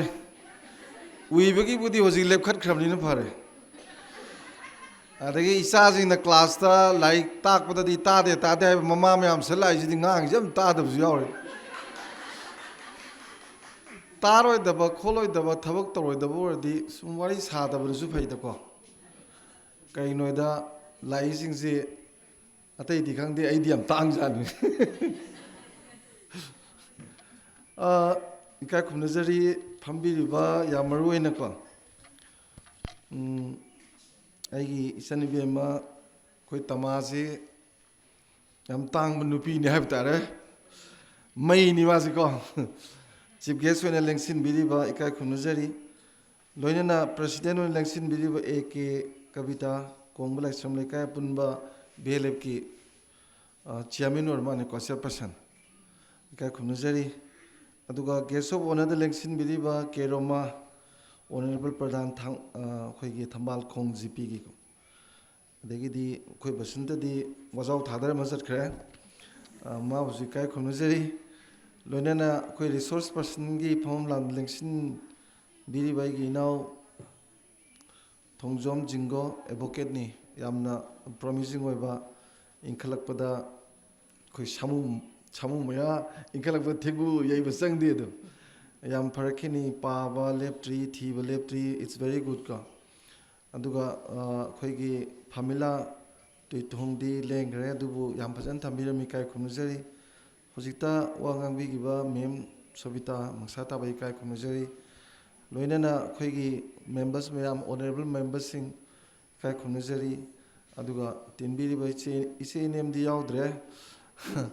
isan ngakta hai tare ise yaudre mi aduga nungsi jaga belengsin biriba khoina lai dona lojari bai gi ma kai khumjari puno puhanna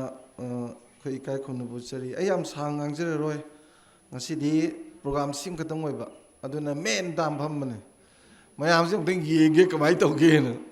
loi ure ui ba yaw mobile yeng ba yaw ade mobile ji makha thama main metra sum lei ba yaw ngang gam ta da bi da ko school de to ba ngang ga chap mana jan angang de khara hel yam nungai ado lekhat khram ni na ui udi ui ro wari ga saba ka sukai de da dum ko maru ore ga di ai yam sang nang zero di yam thamgre thamninga ka su thu topa leitreda aina khara hena thamninga je questioning the future of Manipur has Manipur gi tungi kamai to ba bam yaudro sangi ngang nari myam dun gender gi kai loi lakrena ꯑꯩꯗꯤ ꯃꯃꯥꯡꯒꯤ ꯋꯥꯁꯦ ꯀꯌꯥ ꯍꯧꯖꯤꯛꯀꯥꯒꯤꯁꯦ ꯀꯌꯥ ꯈꯟꯗꯦ ꯃꯇꯨꯡꯁꯦ ꯌꯥꯝ ꯈꯜꯂꯦ ꯑꯗꯨꯅꯅꯦ ꯑꯩꯅ ꯑꯉꯥꯡ ꯄꯥꯈꯪ ꯂꯩꯁꯥꯕꯤ ꯃꯌꯥꯝꯗ ꯋꯥ ꯉꯥꯡꯕ ꯉꯥꯏꯇꯤ ꯆꯠꯂꯤꯁꯦ ꯑꯅꯧꯕ ꯃꯅꯤꯄꯨꯔ ꯑꯃ ꯎꯅꯤꯡꯉꯦꯕ ꯍꯧꯖꯤꯛ ꯂꯩꯕ ꯃꯅꯤꯄꯨꯔꯁꯤꯗꯤ ꯌꯥꯗ꯭ꯔꯦ ꯅꯝꯕꯨꯜ ꯇꯨꯔꯦꯜ ꯈꯨꯠꯅ ꯁꯣꯛꯄ ꯌꯥꯗ꯭ꯔꯦ ꯀꯣ ꯏꯝꯐꯥꯜ ꯇꯨꯔꯦꯜ ꯄꯨꯡꯂꯣꯏ ꯂꯣꯏꯔꯦ ꯏꯔꯤꯟꯁꯨ ꯌꯥꯗ꯭ꯔꯦ ꯑꯩꯈꯣꯏ ꯃꯌꯥꯝ ꯏꯁꯤꯡ ꯊꯛꯏꯁꯦ ꯍꯥꯏꯗꯣꯛꯑꯒꯗꯤ ꯐꯖꯗ꯭ꯔꯕꯅꯤ ꯍꯥꯏꯔꯔꯣꯏ ꯑꯗꯒꯤꯗꯤ ꯀꯩꯊꯦꯜꯁꯤ ꯃꯅꯝ ꯅꯨꯡꯁꯤꯕ ꯑꯝꯇ ꯂꯩꯇ꯭ꯔꯦ ꯊꯥꯏꯅꯗꯤ ꯁꯥꯍꯦꯕꯁꯤꯡꯅ ꯀꯩꯊꯦꯜ ꯆꯪꯉꯛꯄꯗ ꯍꯪꯉꯝꯃꯦ ꯍꯥꯏꯅꯤ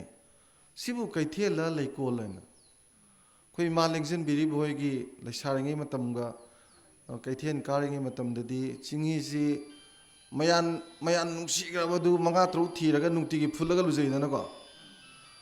ꯁꯝ ꯁꯥꯡꯈ꯭ꯔꯕꯁꯤꯗ ꯆꯤꯡꯍꯤ ꯃꯌꯥꯟ ꯅꯨꯡꯁꯤꯕꯗꯨꯅ ꯂꯨꯔꯛꯄꯒꯤꯗꯨꯗꯤ ꯂꯦꯡꯊꯩꯅꯕꯗ ꯐꯨꯔꯤꯠꯇ ꯌꯥꯎꯔ ꯂꯩꯕꯗꯧ ꯇꯧꯔꯤꯅꯦꯕ ꯑꯗꯨꯏ ꯃꯊꯛꯇ ꯑꯃꯨꯛꯁꯨ ꯂꯩ ꯃꯅꯝ ꯅꯨꯡꯁꯤꯕꯁꯤ ꯄꯤꯛꯇꯛ ꯇꯧꯕꯁꯤ ꯁꯝꯖꯤꯔꯤ ꯁꯦꯝꯃꯒ ꯑꯃꯨꯛ ꯊꯦꯠꯂꯛꯏꯅꯤꯗꯅ ꯑꯗꯨ ꯀꯩꯊꯦꯜ ꯃꯃꯥꯡꯁꯤ ꯋꯥꯏ ꯇꯩꯊꯣꯛꯑ ꯀꯩꯊꯦꯜ ꯐꯝꯃꯤꯅꯤ ꯅꯨꯄꯤ 500 ꯈꯛꯇꯅꯤ ꯐꯝꯃꯤꯗꯣ ꯑꯗ ꯃꯁꯝꯒꯤ ꯃꯅꯝꯅꯦ ꯁꯝꯖꯤꯒꯤ ꯂꯩ ꯃꯅꯝꯅꯦ ꯀꯩꯊꯦꯜ ꯆꯪꯕꯁꯤ ꯂꯩꯀꯣꯜꯒ ꯆꯞ ꯃꯥꯟꯅꯕ ꯑꯗ ꯁꯥꯍꯦꯕ ꯁꯦꯠꯇꯅ ꯋꯥꯡꯈꯩ ꯐꯤ ꯏꯟꯗꯅ ꯃꯃꯥꯏꯗꯒ ꯇꯞ ꯇꯥꯡꯉꯩ ꯇꯦꯔꯒ ꯂꯤꯞꯁꯇꯤꯛ ꯇꯩ ꯂꯥꯛꯄ ꯋꯥꯅꯤ ꯀꯩꯊꯦꯜꯗꯤ ꯃꯅꯝ ꯌꯥꯗ꯭ꯔꯦ ꯊꯥꯏꯅ ꯏꯃꯥꯁꯤꯡꯗꯨ ꯌꯥꯝ ꯀꯦꯗꯦ ꯀꯩꯊꯦꯜ ꯃꯅꯝ ꯅꯨꯡꯁꯤ ꯅꯠꯇ꯭ꯔꯥ ꯅꯥꯂꯥ ꯀꯔꯝꯕ ꯆꯦꯟꯕ ꯌꯥꯎꯔꯤꯒꯦ ꯌꯦꯡꯕꯤꯌꯨ ꯅꯝꯗꯩ ꯂꯣꯛꯇꯥꯛ ꯁꯕꯅꯥꯁ ꯀꯩꯕꯨꯜ ꯂꯝꯖꯥꯎ ꯀꯥꯏꯁꯦ ꯑꯇꯥꯎꯕ ꯏꯊꯠꯅꯦ ꯄ꯭ꯔꯤꯊꯤꯕꯤꯗ ꯄꯛꯂꯩ ꯂꯩꯕꯖꯥꯟꯇꯦ ꯂꯣꯛꯇꯥꯛ ꯀꯥꯏꯁꯦ ꯑꯩꯈꯣꯏꯗ ꯄꯥꯠꯇꯅꯦ ꯏꯁꯤꯡ ꯊꯨꯝꯃꯤ ꯌꯥꯎꯗꯕꯒꯁꯦ ꯄꯛꯂꯩ ꯂꯩꯕꯖꯥꯟꯇꯦ ꯑꯩꯈꯣꯏꯁꯤꯗ ꯂꯩꯔꯤꯕ ꯄꯣꯠꯁꯤꯡꯁꯦ ꯇꯥꯡꯈ꯭ꯔꯕ ꯉꯥꯛꯇꯅꯦꯕ ꯄꯨꯡꯃꯥꯡ ꯍꯨꯔꯥꯟꯕ ꯃꯌꯥꯝꯅꯦ ꯁꯨꯅꯤꯡꯗꯕ ꯃꯌꯥꯝꯅꯦ ꯑꯗꯒꯤꯗꯤ ꯊꯕꯛ ꯇꯧꯕꯗ ꯄꯩꯁꯥ ꯂꯧꯊꯣꯛꯀꯗꯩ ꯀꯣꯡꯒꯥꯏ ꯑꯃ ꯆꯥꯒꯗꯩ ꯀꯣꯡꯒꯥꯏ ꯑꯃꯀꯣ ꯑꯗ ꯃꯅꯤꯄꯨꯔꯁꯤ ꯂꯥꯏꯔꯤꯛ ꯂꯥꯏꯁꯨ ꯍꯩꯕ ꯃꯇꯤꯛ ꯆꯥꯕ ꯃꯤ ꯃꯌꯥꯝꯁꯦ ꯁꯧꯒ꯭ꯔꯤ ꯌꯨꯡꯗꯧ ꯊꯣꯛꯂꯀꯥꯟꯗ ꯃꯅꯤꯄꯨꯔ ꯄꯨꯡꯃꯥꯡ ꯃꯥꯡꯍꯟꯕꯁꯤꯕꯨ ꯁꯨꯃꯥꯏꯅ ꯁꯨꯝ ꯆꯠꯂꯗꯤ ꯃꯅꯤꯄꯨꯔ ꯀꯃꯥꯏꯅ ꯇꯧꯗꯣꯔꯤꯒꯦ ꯑꯗꯨꯅ ꯁꯤꯗ ꯀ꯭ꯋꯦꯁꯅꯤꯡ ꯐ꯭ꯌꯨꯆꯔ ꯍꯥꯏꯁꯦ ꯀ꯭ꯋꯦꯁꯅꯤꯡ ꯗ ꯐ꯭ꯌꯨꯆꯔ ꯑꯣꯐ ꯃꯅꯤꯄꯨꯔ ꯁꯨꯃꯥꯏꯅ ꯁꯨꯝ ꯆꯠꯂꯗꯤ ꯃꯅꯤꯄꯨꯔ ꯀꯃꯥꯏꯅ ꯇꯧꯗꯒꯦ ꯅꯝ ꯌꯥꯎꯔꯤꯁꯦ ꯑꯩ ꯃꯁꯤꯗ ꯑꯣꯏꯅ ꯈꯔ ꯉꯥꯡꯖꯒꯦ ꯑꯗꯨꯒ ꯆꯠꯂꯒꯦꯕꯀꯣ ꯑꯩꯗꯤ 13 ꯆꯞ ꯆꯥ ꯂꯥꯛꯆꯕꯅꯦꯕ ꯑꯍꯥꯟꯕꯗ ꯑꯩꯅ ꯍꯥꯏꯅꯤꯡꯉꯤꯁꯦ ꯂꯣꯏꯅꯃꯛꯁꯤ ꯏꯃꯨꯡꯗꯩ ꯊꯣꯛꯂꯛꯇꯣꯏꯅꯤꯀꯣ ꯅꯨꯄꯤꯗ ꯉꯥꯎꯁꯟꯅꯕ ꯑꯣꯏꯒꯦꯔꯥ ꯅꯨꯄꯤ ꯐꯨꯕ ꯑꯣꯏꯒꯦꯔꯥ ꯃꯅꯤꯄꯨꯔꯅ ꯃꯥꯒꯤ ꯃꯃꯧ ꯅꯨꯄꯤ ꯑꯣꯠꯄ ꯑꯣꯏꯒꯦꯔꯥ ꯂꯣꯏ ꯏꯃꯨꯡꯗꯩ ꯅꯠꯇ꯭ꯔꯅꯦ ꯏꯃꯨꯡꯗꯩ ꯂꯣꯏ ꯊꯣꯛꯂꯛꯇꯣꯏꯅꯦꯕ ꯏꯃꯨꯡꯁꯤ ꯑꯝꯇꯪ ꯃꯦꯟ ꯇꯥꯅ ꯌꯦꯡꯁꯦꯕ ꯍꯥꯟꯅ ꯂꯩꯁꯥꯔꯤꯉꯩꯗꯗꯤ ꯃꯥꯒꯤ ꯀꯣꯏꯅꯔꯤꯕ ꯅꯨꯄꯥꯗꯨꯅ ꯌꯥꯝ ꯂꯨ ꯇꯧꯏꯗ ꯇꯧꯗ꯭ꯔꯅꯦ ꯅꯨꯄꯤꯗꯨꯅꯁꯨ ꯂꯩꯁꯥꯕꯤ ꯄꯥꯈꯪ ꯑꯣꯏꯗꯅ ꯀꯣꯏꯅꯔꯤꯉꯩꯗꯗꯤ ꯃꯥꯏ ꯅꯨꯄꯥꯗꯨ ꯌꯥꯝ ꯂꯨ ꯇꯧꯗ꯭ꯔꯣ ꯃꯌꯨꯝ ꯄꯥꯜꯂꯒ ꯀꯥꯎꯅꯔꯤꯁꯦ ꯀꯩꯒꯤꯅꯣ ꯋꯥꯍꯪꯁꯤꯃ ꯍꯥꯟꯅ ꯍꯪꯁꯦꯕꯀꯣ ꯊꯥꯏꯅ ꯂꯥꯏꯔꯤꯛ ꯂꯥꯏꯁꯨ ꯍꯩꯖꯗꯕ ꯏꯄꯥ ꯏꯄꯨꯁꯤꯡꯗꯨꯅ ꯂꯩꯔꯤꯉꯩꯗ ꯂꯤꯀꯣꯟꯁꯤ ꯑꯩꯈꯣꯏꯁꯨ ꯂꯤꯀꯣꯟ ꯁꯥꯟꯅꯕ ꯅꯪꯖꯍꯧꯏꯀꯣ ꯑꯩ ꯆꯍꯤ 63 ꯁꯨꯔꯦ ꯑꯗꯣ ꯑꯩꯈꯣꯏꯁꯨ ꯂꯤꯀꯣꯟ ꯁꯥꯟꯅꯕ ꯈꯔ ꯌꯥꯎꯍꯧꯋꯦ ꯈꯪꯖꯍꯧꯋꯦꯕ ꯑꯗ ꯍꯦꯛ ꯌꯥꯆꯪꯕꯗꯒꯤ ꯅꯨꯄꯥ ꯑꯃ ꯅꯨꯄꯤ ꯑꯃ ꯐꯝꯃꯤꯟꯅꯔꯒ ꯅꯣꯡꯉꯥꯜꯂꯝꯗꯥꯏꯐꯥꯎ ꯁꯥꯟꯅꯔꯤꯅꯦ ꯍꯥꯏꯁꯦ ꯅꯨꯄꯤ ꯑꯃꯗ ꯏꯖꯠ ꯃꯥꯡꯉꯦ ꯇꯥꯗꯦ ꯍꯧꯖꯤꯛꯇꯤ ꯑꯗꯨꯃꯥꯏꯅ ꯐꯝꯃꯤꯟꯅꯕꯁꯨ ꯅꯠꯇ꯭ꯔꯥ ꯍꯧꯖꯤꯛꯅ ꯃꯥꯡꯍꯜꯂꯦꯗꯅꯦꯕ ꯃꯥꯡꯍꯜꯂꯒ ꯍꯥꯠꯇꯣꯛꯑꯦꯒ ꯑꯗꯥ ꯇꯧꯔꯦꯒ ꯑꯗꯨ ꯇꯧꯔꯦꯒꯅ ꯑꯩꯈꯣꯏꯅ ꯇꯥꯔꯤ ꯄꯥꯎ ꯃꯌꯥꯝꯁꯦ ꯁꯤꯅ ꯇꯥꯛꯄꯗꯤ ꯂꯥꯏꯔꯤꯛ ꯍꯩꯔꯒ ꯂꯥꯏꯁꯨ ꯌꯥꯎꯗꯕꯒꯤꯅꯦꯕ ꯊꯥꯏꯅꯒꯤꯗꯨꯅ ꯂꯥꯏꯔꯤꯛꯇꯤ ꯍꯩꯇ꯭ꯔꯒ ꯂꯥꯏꯁꯨ ꯌꯥꯝ ꯌꯥꯎꯕꯩꯅꯦꯕ ꯂꯥꯏꯁꯨꯁꯤꯕꯨ ꯑꯩꯈꯣꯏꯅ ꯏꯖꯨꯀꯦꯠ ꯇꯧꯕ ꯀꯧꯏ ꯂꯥꯏꯔꯤꯛ ꯍꯩꯕꯁꯤꯅ ꯂꯤꯇꯔꯦꯠ ꯂꯥꯏꯔꯤꯛ ꯍꯩꯕꯁꯤ ꯀꯔꯤꯝ ꯀꯥꯟꯅꯔꯝꯗ꯭ꯔꯦ ꯂꯥꯏꯁꯨ ꯌꯥꯎꯗ꯭ꯔꯗꯤ ꯑꯗꯨꯅ ꯃꯤ ꯑꯃꯒꯤ ꯃꯁꯥꯁꯤ ꯁꯦꯝꯕ ꯀꯥꯟꯗ ꯂꯩꯕꯥꯛ ꯑꯃ ꯐꯅꯕ ꯍꯣꯠꯅꯕꯗꯅꯦ ꯂꯥꯏꯔꯤꯛꯁꯤꯗꯤ ꯁꯨꯞꯅꯗꯒꯤ 10%ꯅꯤ ꯂꯥꯏꯁꯨꯗꯤ 90%ꯅꯦꯕ ꯑꯗꯣ ꯍꯧꯖꯤꯛ ꯃꯃꯥ ꯑꯣꯏꯕ ꯃꯄꯥ ꯑꯣꯏꯕꯁꯤꯗ ꯑꯉꯥꯡꯁꯤ ꯁꯦꯝꯕ ꯀꯥꯟꯗ ꯂꯥꯏꯁꯨꯒꯤ ꯄꯣꯠꯁꯤ ꯑꯃꯠꯇ ꯌꯥꯎꯍꯟꯗ꯭ꯔꯦꯕ ꯑꯗꯨꯅꯤ ꯑꯩꯅ ꯈꯔ ꯊꯝꯃꯛꯀꯗꯣꯏꯁꯦꯀꯣ ꯑꯗꯨꯅ ꯉꯁꯥꯏ ꯑꯩꯅ ꯍꯥꯏꯖꯕ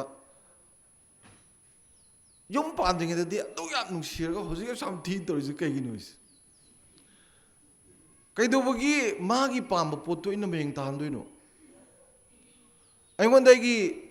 ꯅꯨꯄꯤꯅ ꯄꯥꯝꯕꯤꯔꯤꯕ ꯄꯣꯠꯇꯣ ꯑꯩꯅ ꯀꯩꯗꯧꯕ ꯃꯌꯦꯡ ꯇꯥꯍꯟꯗꯣꯏꯅꯣ ꯍꯦꯟꯅ ꯄꯥꯝꯍꯟꯒꯗꯕꯅꯤ ꯅꯨꯡꯁꯤꯕ ꯍꯥꯏꯁꯦ ꯄꯥꯝꯕꯁꯤ ꯍꯦꯟꯀꯠꯂꯒ ꯅꯨꯡꯁꯤꯕ ꯁꯨꯝ ꯍꯦꯟꯀꯠꯂꯛꯀꯅꯦꯕ ꯄꯥꯝꯕꯁꯤ ꯁꯨꯝ ꯌꯥꯎꯁꯜꯂꯛꯇ꯭ꯔꯗꯤ ꯅꯨꯡꯁꯤꯕꯒ ꯂꯣꯏ ꯃꯥꯡꯈꯤꯅꯦꯕ ꯆꯨꯝꯗ꯭ꯔꯥ ꯑꯗꯣ ꯑꯩꯈꯣꯏꯗꯤ ꯌꯨꯝꯕꯨ ꯄꯥꯜꯂꯗꯤ ꯊꯨꯡꯅꯔꯕꯅꯦꯅ ꯑꯗꯨꯝ ꯍꯥꯟꯅꯒꯤ ꯁꯥꯖꯠ ꯂꯤꯆꯠꯇꯨ ꯂꯣꯏ ꯍꯨꯟꯗꯣꯛꯈ꯭ꯔꯦ ꯅꯠꯇ꯭ꯔꯥ ꯖꯔꯗꯥ ꯑꯗꯨ ꯐꯖꯅ ꯎꯝꯃꯒ ꯄꯩꯔꯒꯀꯣ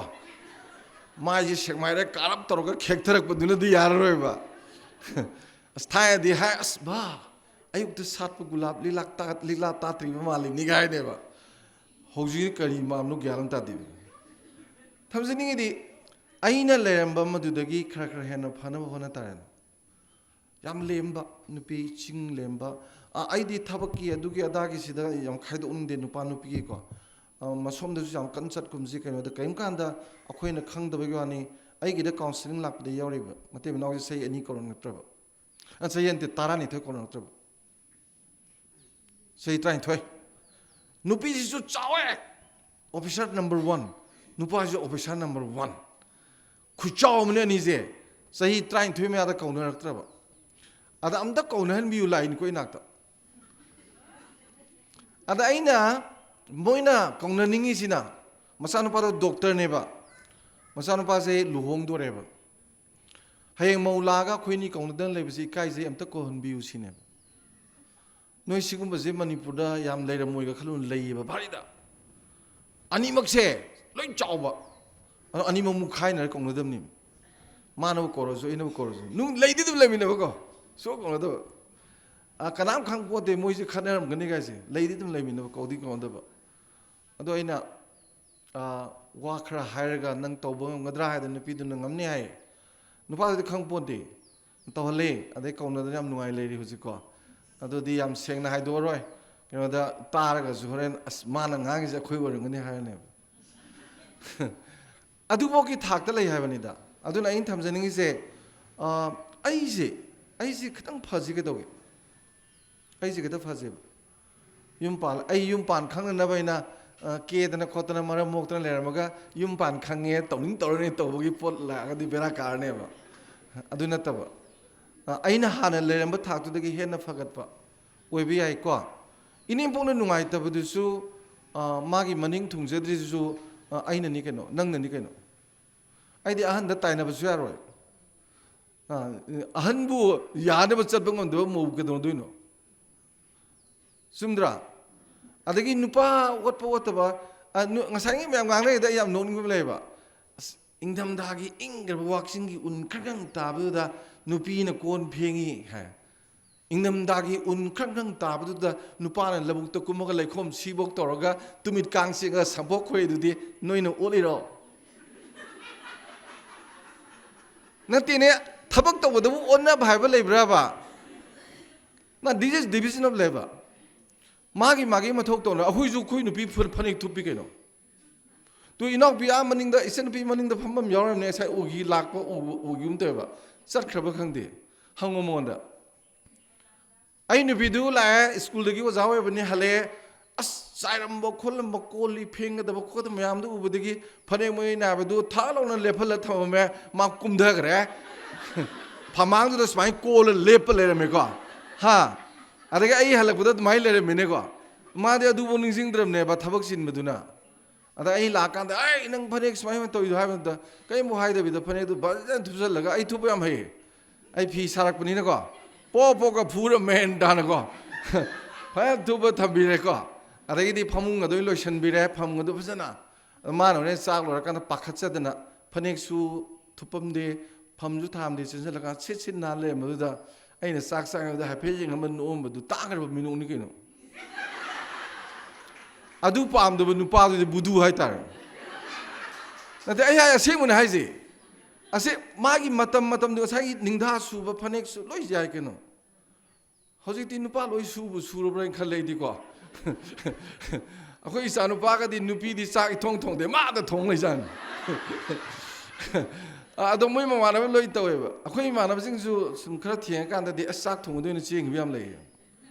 ꯁꯤ ꯂꯥꯛꯏꯕꯁꯤ ꯆꯦꯟꯖ ꯑꯃꯅꯤ ꯊꯝꯅꯤꯡꯉꯤꯗꯤ ꯊꯕꯛꯇꯨ ꯅꯠꯇꯦꯕ ꯉꯁꯥꯏꯒꯤ ꯗꯤꯚꯤꯖꯟ ꯑꯣꯐ ꯂꯦꯕꯔꯅꯤ ꯊꯕꯛꯇꯤꯀꯣ ꯊꯕꯛꯇꯤ ꯌꯥꯟꯅꯕ ꯗꯔꯀꯥꯔ ꯂꯩꯕꯒꯤ ꯃꯇꯨꯡ ꯏꯟꯅ ꯑꯦꯗꯖꯁꯃꯦꯟ ꯑꯗꯨꯝ ꯂꯩꯀꯣ ꯑꯗꯨꯗ ꯍꯧꯖꯤꯛ ꯌꯥꯝ ꯃꯔꯨ ꯑꯣꯏꯔꯛꯏꯁꯦ ꯑꯩꯅ ꯍꯥꯏꯖꯅꯤꯡꯉꯤꯁꯤꯗꯤꯅꯦ ꯑꯩꯉꯣꯟꯗꯕꯨ ꯃꯤꯅ ꯑꯄꯥꯝꯕ ꯄꯣꯠꯇꯨ ꯄꯩꯉꯩ ꯌꯥꯎꯔꯒꯕꯨ ꯑꯩꯉꯣꯟꯗ ꯌꯥꯗꯕ ꯀꯅꯥ ꯂꯩꯗꯣꯏꯅꯣ ꯆꯨꯝꯗ꯭ꯔꯅꯦ ꯅꯨꯄꯥ ꯑꯣꯏꯒꯦꯔꯥ ꯅꯨꯄꯤ ꯑꯣꯏꯒꯦꯔꯥ ꯍꯅꯨ ꯑꯣꯏꯒꯦꯔꯥ ꯍꯅꯥ ꯑꯣꯏꯒꯦꯔꯥ ꯑꯩꯉꯣꯟꯗ ꯄꯥꯝꯍꯟꯕꯒꯤ ꯄꯣꯠ ꯃꯌꯥꯝꯗꯨ ꯄꯩꯅꯕ ꯌꯥꯎꯔꯒ ꯑꯩꯒꯤ ꯌꯥꯗꯕ ꯃꯤ ꯀꯅꯥ ꯂꯩꯗꯣꯏꯅꯣꯕ mayam di nungai re pam dana ba ho na le re ha nupi no ai gi nupa no pam na su kai tau da ke khang de ha nupi wor ga nupa na pam na ba khang de ke tau no nupa du wor ga mai nupi na pam na ba khang de nupa du ke tau no yum pam bu nungai ga bun ke no astang re ba mi sarga gu mane mi nungai le bi ya ba ni imung ise paisa nung sa kari kari kem khalu no ai nange akhoi torisina mi di car tong ye akhoi di tong de ha mi gi di yum wang ye akhoi di wang de nang nupa na ti nupa na ti mi paisa ju thok bu ngam zaroi da ba car su lei bu ngam roi da ba yum wang de sa ngam roi da nu ti tum da ko di budu ni nang di budu ni mi thi ka to je nang yak sin ya dro ga noi to ama le ju ba tarang sa da kaw sarak pne ba adu na ta ba ai na hai ning di ne hayeng aigi icha nupa wagera nupi wagera nangondagi tamgadaba pot mayam leiriba larik tudi khaw manung da leng dana leiba pot neba yum manung da leiriba nanga noi ibungo gado angangi mamaga mapaga nangdi khwaidi chawba khwaidi tangba larik neba noi dagi neba moina tamdoi mayam se school gi larik tudi kaim nan teba mak ka mari le neba noi dagi tamgadoi pot tu neba punsi sengje nai se angang dugi magun da kok ta yaw da tang ro pot mayam am neba ada noina angang da kari takpiri ge yu wari thaga macha da lai pa ba ma pa du ke do no angang du na masi hai da bani kuning na thabak da thil di nang pien ge dam ne na khan doi ne ma pa do ha mama su ni ne phanek tu telanga phijet khangi ko phare ma kha ro smai ma na dab do si pai puna telanga phijet ka we adagi di akhoi gi mai si semai rek lang tek lang kwa du umga ko lengdei na da pan dukan bhajaba gi manam duga namba malaga khek tharaga angang warak pe roi angang di nam nungsina ingna chikna ngang loi ya ne ba noi thazaroi ai dinan nupi khudi mak sam kebi hoisle lipstick ka ngak ta yum dane powder ka perfect thar ga ba samna ga men ta na hap ga hal ga phirong na na le nupa na kwai pa ma ji nupi ni ki na le jam pa me asiyum da gam thun chang ning jan isau ga lang ba imana ba yam le mai nupi so yam lang ba as nupi tum mam mai ro na ama da muk sang wari sa le ama da muk sang wari sa le ma hore tum mani ka da chang ba adu nupa su le ba aina thamjaning di mama su mapa su yamna bebar leiba adagidi yamna hauna khangba ahlaman lu tawba adagidi moini su yam nushina ba ko yam wangba romance highly romance haita angang na kwaidi pamjaba je mama ga mapa ga yam nushina lebe jung pam leite as like a phar jani paraje thok phagdo ga da pangam ne ba mapa yam nushina ba imung de lebse mapa na mama da ngai de set makada de set pado adai mai nupi no ga nupa da masam pui dei paisinum le dai na madu ngai te tawra ba ko like se thok phak to adu han te ubjan lai adum pa roi ma ja dum khan grani khara saw ba ngang ga na khoi ma ga ba ga se smai sum khana le ga di hayeng kamai tok doi no gumba adai soi dan ga bhu ba da ga pharak ta ga tra ga khan ba angang do dum yar roi adu yam nungsina na nungai na leibu ya ko adu tobu de bu nungsina bai se nupi nang na lu na sum toraga nupa do na thina toraga da du bera lei ani mak sin naksin na bam changi ko adu da ne kai am kan da ai di la yam pha ba hai batai noi blf ki wangang ma da nupi ngak ta police ko ai nungdi wangang chale ji nupa ngak ta ni ai dum hai bi ni nupa sing da imungi nupi ga akhoi angang gi mapa ma sam lu na nungsina lai min na ba sam phai na tana tikna dana ko haibadi yumdi ka sunate akhoi na ne akhoi miyeng ka hong tok se ba ko adi ngasi akhoi na ngang na ri ja te na te ba pakhang bu matam gi miyeng du hoji bok lei be ne ba nupa jing jina khunai sida aphaba nupi krai bu koi na ha kan moi na hai se khwai de phaba nupi je kana noi da nupa na ga pang phu da machin chong kum da bi ha football kau dong kau so dum ya bi do machin ga khumja da bi adegi di mapam chakan da bi wari boba adi lekai nupa na wari sanadaba nungdang mapan thoktaba mane makugi seba tawada makok samset hat bangamjadaba siguma nupi je phai phai yam haidraujia sigi je nahano hongdo adoneba hidakta expiry leba dumaina sigi miyeng ju expiry le si pakhang ma tawgi miyeng neba IS officer nupi ude nang haidu yadro doctor engineer professor mayam yawdi yadro entrepreneur yawri businessman nupi mayam yawri yadraba nungdang halakanu yaroi ha hotel na pham nu yaroi moi boi pham neba sumdra adudi miyeng do matam gi matungina change tawgadobneba adugi change tawbang ngambado aduneba akhoi magi yam dynamic oiba miyeng leiba khunai ama oidoise aduna ngasigi khunai sida thaina gi potu ngasi bo adum chatha leregadi adugi miyeng da sum leregadi hojiki hariba khoi gender gi issue se adum leineba ai nupi gi nupa ka khatnaba khonaba mod manandaba du tawai sum lakaneba sigi si matam matongi matungina hidak ta matam helena no hidak amung loba dumaina expiry len gadobneba masi wakhalon je kanana khangdoino da laik laisu tamak pasina khanggadobneba ada khoi laik laisu tamijidi ma kiwena sum tamamnem khangnadre aduna yanan bada imungse nungaina ba fasinam to hona biu please sara henzenu ka sukaide sara helasu jam nungai henjamne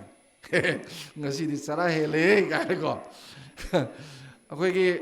aina khwaidagi ingonda kanagibase sara henbadagi phangma parasi mu kanaba legide punsida lari paaba khotpa loi tokthokraga isai ama leibani paharigi nangi napalgi thoraba tingkhang naini sem lebni adama haise aramba khangbada aramba kauraba ko khawgang batana khawrangba kokhraba akhoina sak lamaga sak thoi sa salaga penba saraga fen ungaga AC da laraga he nungaiba ingaga na heater yaraga he nungaiba sigi sidi pallaga sum leineba mayamse ada sak lambadu saba phangdraga ne chadatna dana khawrangbaduna charang lamba kokhibaje sigi sak lamba khukok tuga ne chasala kokbuduga manaroiba nangse beyond this point lakrabane lalaga sigu mizikra tonganeba mana khangiba poto ateina song khangwe ana sarai amjam nungai poneba ngasi sara hele chaning da le tu da pula punjala sak sa mi mota ko phamin da ge wari sa nok se no dum tum je nungsina ba puksel khojen tin ba du da le da na ko aduna thamjaningi da taina ta ba imung ji pukhalakna ba honna ba da ne yamna understanding leina ba yam nuksina leimina ba ko amaga mateng pangna ba adagidi yam positive oina khanba ai positive oina am khalanningi अखोगी याम वादबनी को साउनिंगदबनी नुंगाइदना दुम लेगदबनी positive thinking हाइसे हाइबदी अखोइदी कनागुंबा नुपी लेकागी युमनोना बिम थोनाव दाइफेट लुमोगे लेरमिने को अदन खंदोइसे मही तोदे तोइनी अखोइ इमुंगी फत्तब तोइनी सि negative ओइना खलिनेबा मा सुमने लाक्सरगा कना लेजाना सुमने यंगमसु याइदना को अखोइदी मीजि ले नुपी मैक्सिमम नुपी जु नुपासुने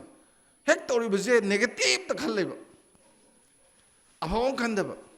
मणिपुर कहीं हाजने माना तौरीसे खनब याब खलगने अगी इथक्सीदने अगी इपाम चलनब गांगीगा ताइब नेगेटिव तमको ए फरकनब गांगीनी तुंग कोईना अहल लेग्ररोय खर लेरगा अखोइना अहन अमु ओइहोदोइनी तुंग कोईना ज्ञान लेननब लौसिंग ताकपिनब गांगीनी अदि पॉजिटिव ओइदनबा याम नुंगाइ वारी म लिगे सि मतांगजा अइदि सौ साउनिंग देदना हि वारीजे त निंगसिंगबा सी वारीजे मैम निंगसिंगो साउनिंग रोइदन अखोइगी मीना अइंगोंदा थीनगा हारे सावबसे सिदी सही मुंगदा अमोने की वारीने अदुगा इतोंदा पगजावना थाउनिंगबसे नोंगदा कुन कुंथ्रा निफु ओइदोइन मरोइना हनुबा मनेबो मकुबो सिदी am सावगले वाइ तैने वाइ तैबो दम साव लेगन अदि हिंजांग निना थुमना मसेत मोरोक न मसेत दम साव लेगनी पाकसाउदा सावबसे मसी तौगिदबा खरा आई इमौ मा नहाने कॉलेज काजरमिनी लाइटम चलमनी मा थोंब एग्जाम क्याम हाउदुइनो कोन हाउजरक्सनी गायना सुम हाउई इबे मैमो इबे सुम चाबा ममुंग जुनजु लुन तौनी नुंगतिगी हिंजांगने दुने दाना हादे मसी हनु बिजे गायना अमा लानेबा अदे फी मते सुजरमे 피수 락수 구딩 맘이 따따 미네 떠르게 낭데 떠레바 마니푸 쿠복스 레바 아데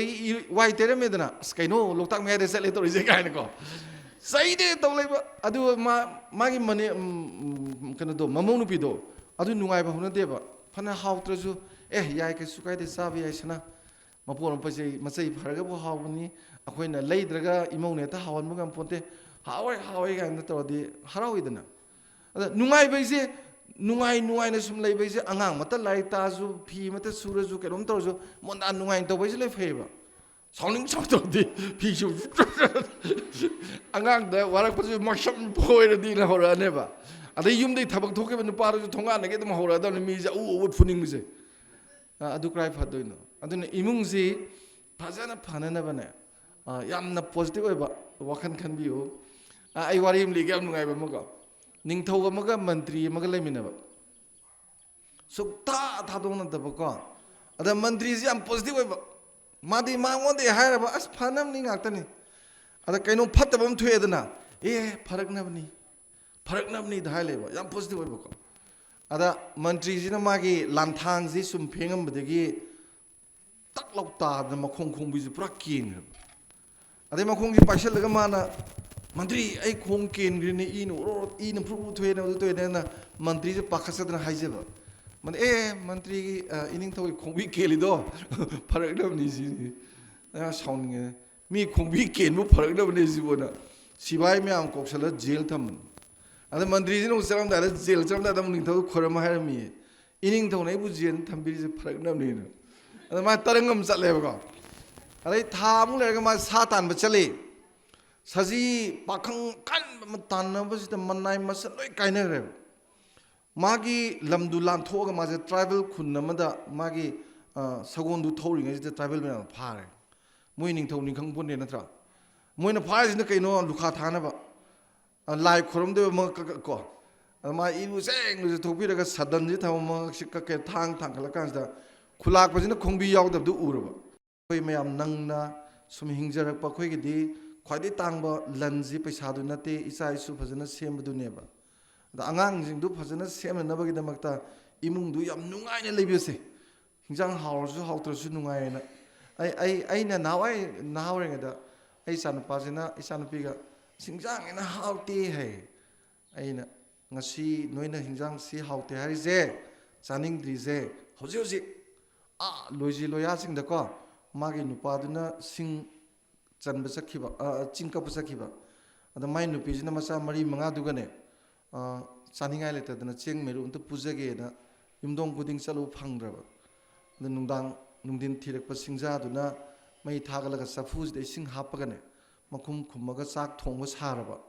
अदु अंगांग सिंदु चाक थोंगे लोयरगा पिजेदोइनेना नौसु मिसे सगा तुमन बारी दे लेबा अदुगा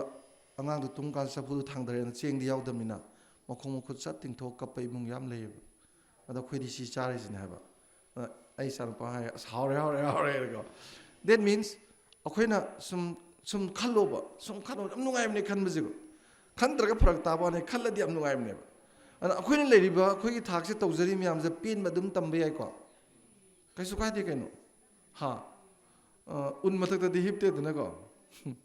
अदे साक्सु दम चारि नत्रा अदगी इमुंगी सुम यामना पेनाइदबगी पोट नतबा अदुबु हिंबसिदि खरेना फगनबगी दमक्ता अर्निंग कमाई तानगदगे दु खनबियाइन पैसा दे पैसा कमाई तानबे यागदगे हाइसिदा पैसा तानबदे इकाइबा खुनाइ पृथ्वीदे चौखट पाउना दे अखोइदि याम इकाइनि को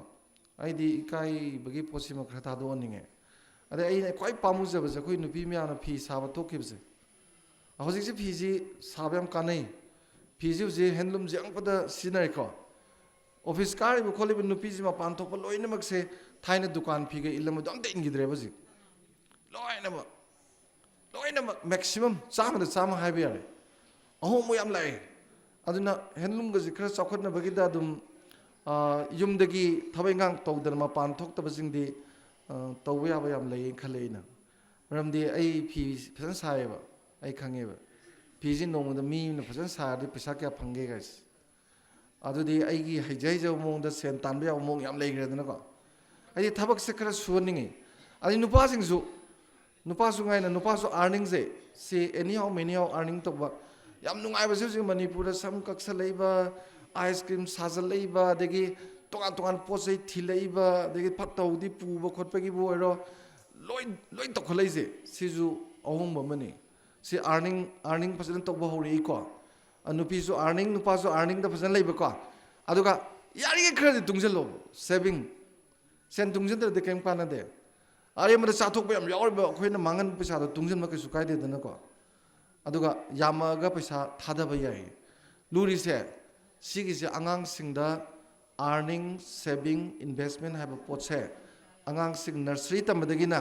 एमए तमबोक्ता लाइक ते यावद्रबनेबा अदुना अखोइ आंगांग जे ओइजवै थक सेन तानबा खोपे करीब त खंगद्रेब हंदकी न्यू एजुकेशन पॉलिसी लापदगी यावरबने क्लास 5 तगी को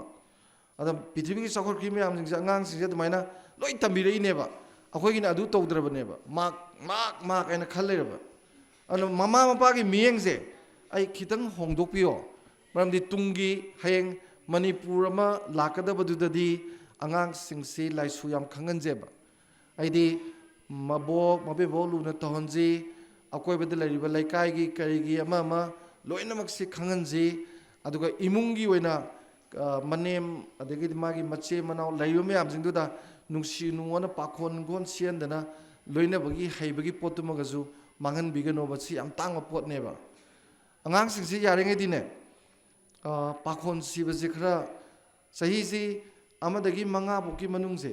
मसिदी कनामुकी मतेंग यावददि मोय केम तोंगमोय सिदा लुना तौबियो निंगथों मचा दोंग यो हायने सिदा लुना तौरेदना को नुंसीबाइदु सिदा युंबम थोलोबा अदो सही तरुतगिना तराहुमदु बोक्से सिदादी टाइथुइ बोक्से सिदा पाखोन याम सिबिरो हौजे अखोय आंगांग सिंगसे मयामना खंबिरिदुनी आंगांग अमत्ता थबक तौद्रे पाखोन सिजु याद्रे टीवी दा सोफा दा फम टीवी यंगिबा आंगांग दो चाक चारा हौगलोबो यादे चाक तो दु थिलो हाइबो यावरेबो लैसाबि मचा कोन फेंगु याद्रे नुपाम सादा दु वाइ सिलु याद्रे सुमांग वाइ को थबाम त तौ याद्रमनि कैनोदा ताई किरनी वैन तोंग चलनी वैन दमु थिलानी नचा दुकान द पोत चै लेरुसु मखोंग मतेम दु सप तलेबा ngang सिंगसे सिगी थाक ता ngang सेमदि क्राइदगी मणिपुर तुंग सबना सारनेबा हयेंगी मणिपुर दो सबना सारनी अदुना सही तरुबु सुदि पाखोन सिबो बियो पाखोन सि यामना अवाबा नतबा मचा अदा खोइदि ममा मपा सिंगसिना बेरा कारसिना आंगांग जी साक इनगिबसिना पीङैदे इनबिरदि फैदो क्लास 10 यौबो इनखले कने ममा मपा सिजु आंगांग ममा से ममो मरोइना ममा से साकु इल्लदिना थबक खरा लैथोकपो याय सक्साय तो का कोन फेंगदबा वाइ तेगदबा मयाम दु मने बोक तौजौरेदना आंगांग साक इलेना पुंग अमा इल्ले लोरे खरा याम हापचलगा आ हाव दे टोक टोक जासनबा nga do khara da khara am hapsal laga du ko adumaina sum in gibedagi nungai gidna ten jobu in khal eba aduna kaidore khungkap thare class higher secondary tam macha du mapan thabi gari indabi phi subi iruzabi makhonga ma ising honbi anga ima ising holo ising poro khongam gain ima iruzabiro ima sak sarage in biu haine बाबा गाड़ी इंदबिरो बाबा खुंकाप थाबियो बाबा खुंगा फ्रिस्टी तपियो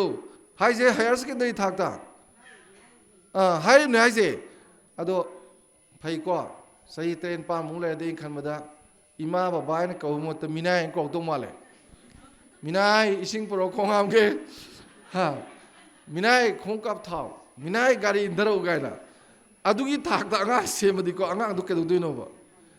अदैदी लुहोंग बकांदा अइदी इमा पुद्रदि ngamjaro gaina awun poroina purubsu khangde mandaiदी इमा ना साक थोंगा इल्लगा पिजद्रदि हाइते साबा हा फिरोंजु इमा ना सुबिद्रदि हाइते गाय तखलदि बेरा कानेबा अदुना अंगांग से यामरोइना नोंगमदा अंगांग गा साक सामी नोबा लारि पामी नोबा थबक तोमी नोबा सिनि सोबिरा नोबा सि जपनीसिंग तोरिनी होजी पृथ्वी दा लारि क्वाइदि फजना तमखलेब लमफावर जिंजे सिंगापुर अदगिदि से साउथ कोरिया जापान कोइसोमदा China moi larik sidi yam hena maru in de moi ko hojike mai na thabak to mina ba maru in loi moi na chamin na ba thabak to mina ba ko ado sigi sumaina angang ji semaga ne imung du sum phagala ba mama mapa ga thabak nungti gi to minari ba nungti gi sak saminari ba mabok ki makhong namda seba tori ba pakhang masana nupi izan mangal lambong de nungti gi mabok ki makhong sakcha to ga nami bi nupa du ne angang du ne wy cha ba hona de ha ade manem ade mabok ki phaijuk ko phodok tana nungmai jing kuding gi pombi ga suri ba angang do cha ga yu ko pitak tra seba ngai de tori ba le sabim cha do aduna restaurant da biar ngau da tu le re loro harak pawna de थाइने तौरमीजे दुनी थाइने के दुगी लाइसु दो मधु हुजी अमते यावगिद्रबने अदुना लाइसु तमनजी लाइसु जु हापसनजेबा लाइसु हापजदि mama पान हापियोबा अद mama पान हापदने mama पावेबा अइना अइजे अइ साइजगे बिदो अइगी तो तमलोबो असाइगी lyric कुमने हाइजगे बिदो अदुना मी याम फजबा English त लाइने वाइजे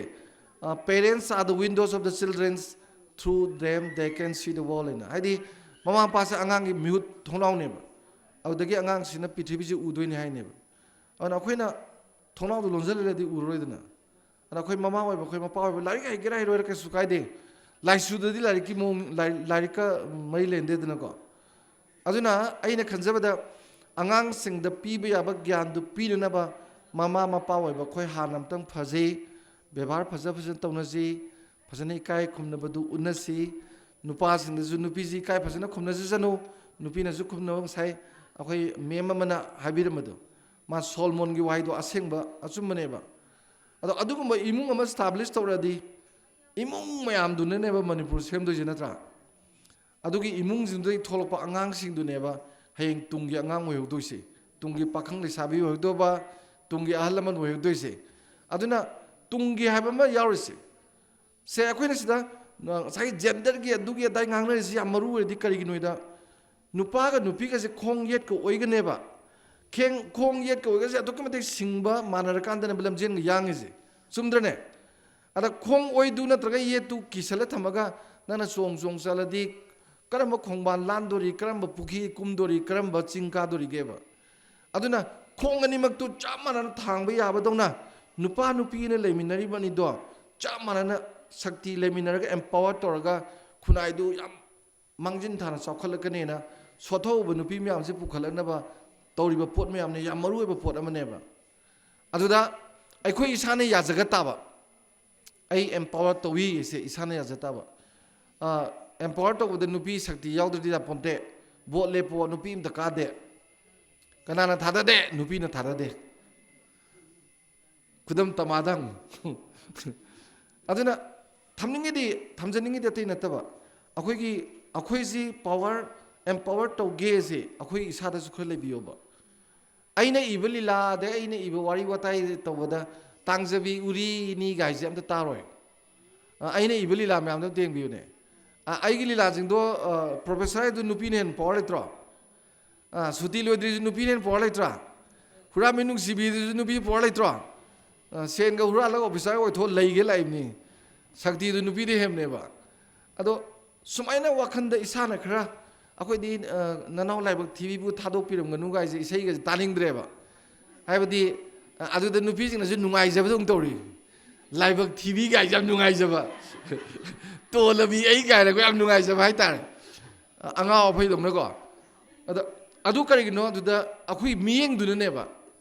अखोइगी मियेंग दो माइंडसेट दुननेबा अदु माइंडसेट दो चेंज तौजी हाइबनिदा अदु तौबिरो अदुगा यामरोइना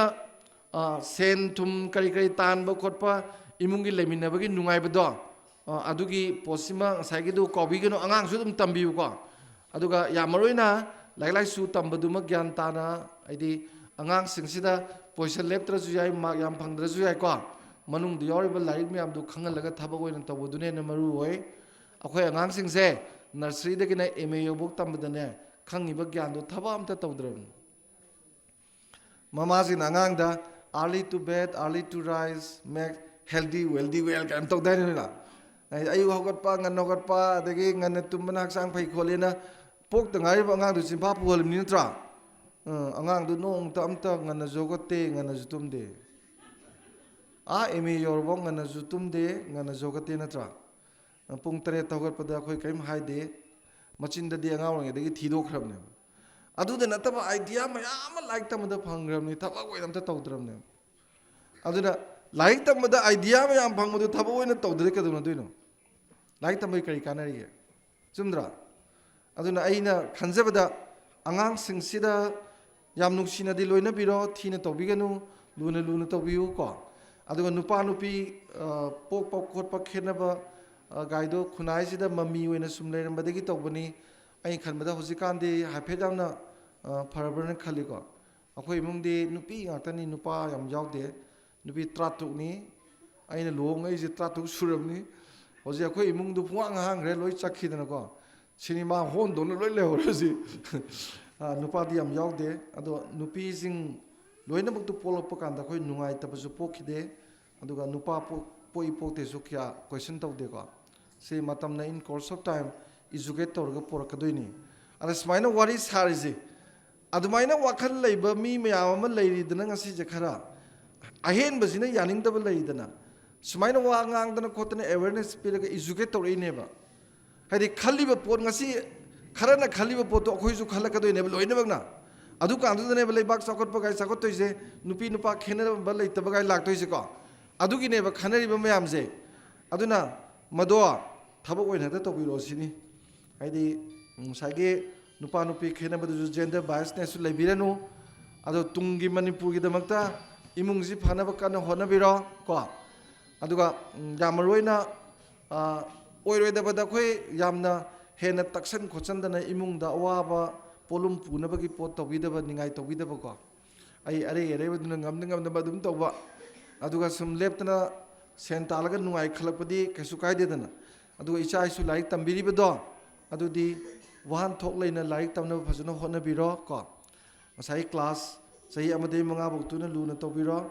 warak pase matam loi khenani ko sahi amade manga warak paga tawte trai thoi warak paga trom de trampan bu warak paga manana warak pe ade si cha manana warak pagi uji watho am chaun leire ko habidi angang sikar ka chawraga mama pa kongna daba ade mama pa na haibada dum against ti thingang ba lai pau haraga nang pau dana kai tobi simda thabak tobi ra kera nakhu pali nang tobi adro ga bi ha ona ten tori sing ja te mona te moida pen daba ma ama kuina discontentment ma ama accumulate tobi ne ba ara kari noida angang se sahi amade manga bu tuding sai lu nan tobi tobi ro ko mi mateng yaw de kaim tobu ngamaroi taruk ta gi train thoi bok se masidine magi tinaba mine hena luna lor kani moina ko imanaba singdo sadami nariba loinariba duna aduna khoina moise moibju semni adu mamanaba singdo adugi mama singdi punjana ragane sanaba makto ju pung manga da tonji kana understanding ama leina biraba ko ai khatagi angang duna change du moi sana le horni yaroeba chap chana regulation to biba khoi pullaga ko tinaraga adi nong patu ki thamu lega sak thangna laga kainom torga pullaga pijaba social concern dil to hon baka si yam maru en khale aduga moi matang de pakhon di siba hordoni pakhon ai je yam lumba khotpa aruba kan manataba macha pakhon chatpada talan ba polhon daba adu sahi trom doi surdi yam luri se ai gi sanu pado aduna kwaidagi nungsijaba nupi mai makok ta hapse mama neba isa nupi ne kwaidagi nungsiba nupa hapisi mapa neba sahi trom doi hayadine lokthok khrani pakhang macha do adun leisabi macha nupi ma hapani leisabi duna ne mapa do thok khar pakhang macha ma hapani nang je noigi mama ga pa ga ani do angagi makok te yawdram atopa mom yawle adai du warak pa yam lui ko nangai ge maya makok te yawrangi yawriba man da waraba dani khanari myam se khanga do ba akhoi yawdre se aduna yam naksal ga marup tung tinar ka da ba muigi ning tam do yankai akhoi gi ning tam chama moida namjan ba su yaroi laik pa gera dege ama to gera ma to tana loi to radong ni mobile sana ba to habni yaroi ba mobile si sakar ma matam sana ge no ma pung ma khaktang di doctor na phain hai kar matam sana ge na ga mana sanan bo tom da khoina yaba aina da sanaba yaro aina mun bana taba moi di khana ga thabo loi tor dong ni sei trom doi matung se ko aduga naksal lingai ma ka ge doi loi khangni nga ji glass manung da leka loi uidna sanai chak sa sari kholi pothari loi khangina admai naksal ga loi khang kanda helak pado tina kakpa regulate tabo aduna ta angang se aina sa angang sa pisake dumaina adu tawdawni adu tawdawni ha de angang sing hoje suicide tawge tawbu yaw mama pa kongna da yaw ade mayum ni sangu ya da yaw phak ta angang ayam tholakhreba ta sengmadi si mama pa soibe ni angang na te angang do yam beba moi chawra di pakhang phara le sai phara de bebhar tawdawni moi ji moi mi ne ga leiram ne moi da ga hangjan ba ko smai tawrojin kmai taw phade ge sibo ima di gyan buta di ga rang jalaga ya de smai taw phani ga mana o adu taw re nang ko ga taw hoi taw ge moi harau ne ba ada khoi adu taw ina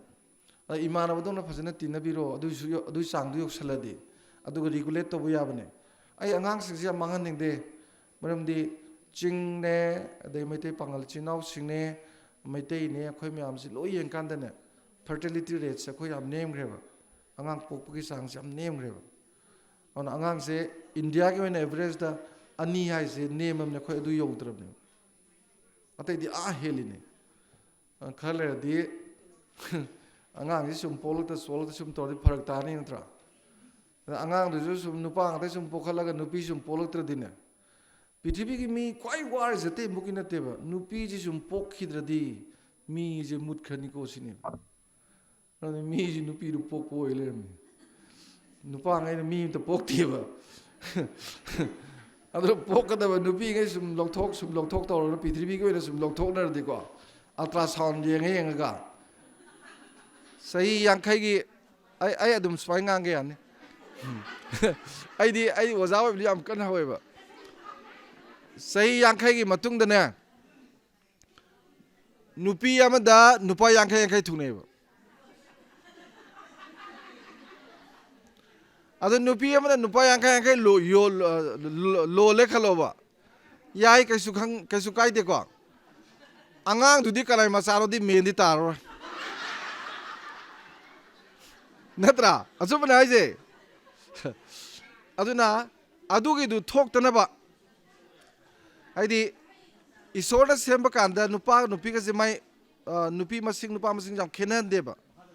hoji pithribi gi lam nupi jam handar ki na nupa jam handar ki nupa ko bu yam le ri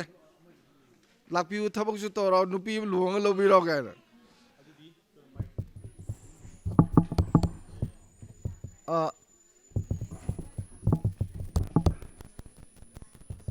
aduna ai loisalabane aduna loina baksi thamjaragane hojik ha bidu kobirenu aigi dingasi aigi oina thamjaningi se tungi manipur gi yeng siagadi imungji phaganam ta phalase akhoi mayam je isagi mingjendu oijarasnoba aduga imung dale minari ba aigi nupa ai inem iku adagi isani se lei mayam do yam nungsina seba sibi tongna dina darkar oibana thamoi sengna maduna angang nu bijo eng para oidoi ni ko adumaina leirak pa imung mayam du oiragadi tungi manipur si marai bag lei haiba tare ba natragadi marai bag lei te na thamjage aduna nupa nupi khenaba ama issue mayam leiriba singse masiju khara seriously lobiu maramdi keno da hayeng lambi sapada khong yet ani duna chen doi ni na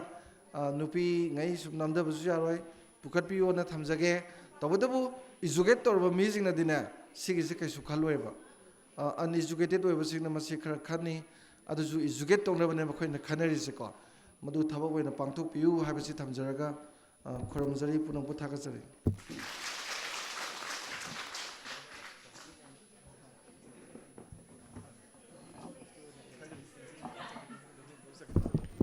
थागतजरी सार मयामबु मिट ना सिंहनबिरंबगिदमक्ता मथंगदा अमु ma'am सिमा MSRM की CCबु वहाय अनि मंगा तरादंग हाइबिनेबा कौसनजरी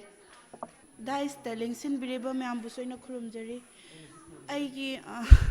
आइगी Ming सिमा कवेको नौनसी cluster सिदा पाइजरकपनी अदुगा सुमाइना VLF BLF na program sinbiduna sumaina awareness ta pangthokpase aina thagatjari ko adu sigumba program se pangthoi gai mi singje mamit mamai pangba hengat handoini ko adu akhoi sigi akhoi gi MSRLM da su nupi gi oiba paiba component ama yauri aduga mari leinana khitang ai jo haijaram ge tawbane ba ko akhoi gi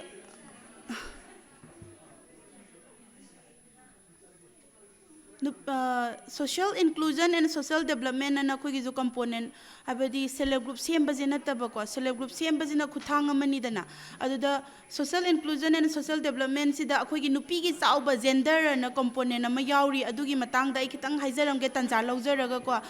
ado sigi domestic violence matang da tawbanina domestic violence se akhoi gi dazu training hodri ba ko training hoba matam da training sida domestic violence ek adagi pokso kaina lei ba ko post kaina lei adugi ek maru oi ba kharadi akhoi na film gumba yengalaga takjagani ko aduga nupi na sigi domestic violence tige relate oina noina topic se questioning the future of Manipur na hairabani na ko akhoi gi MSRLM sina Manipur gi future jida kamaina mating pang ba yage haibaji khitang haijaram ge ko MSRLM sina sangjala ga first akhoi na tawba je self group CM bani dana ko self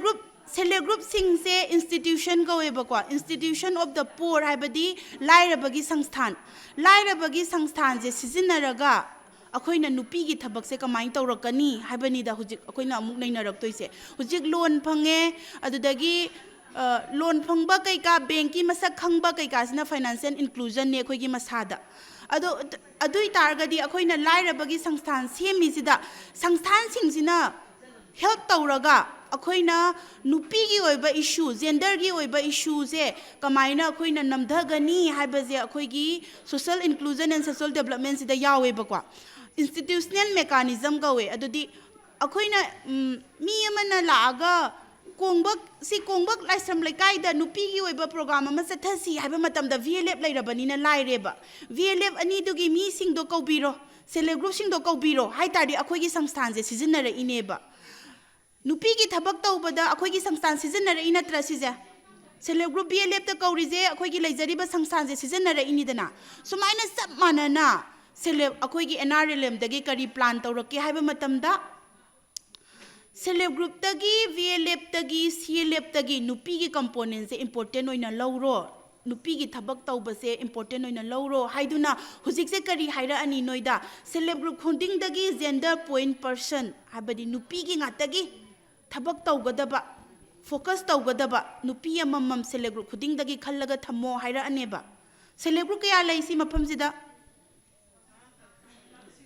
nade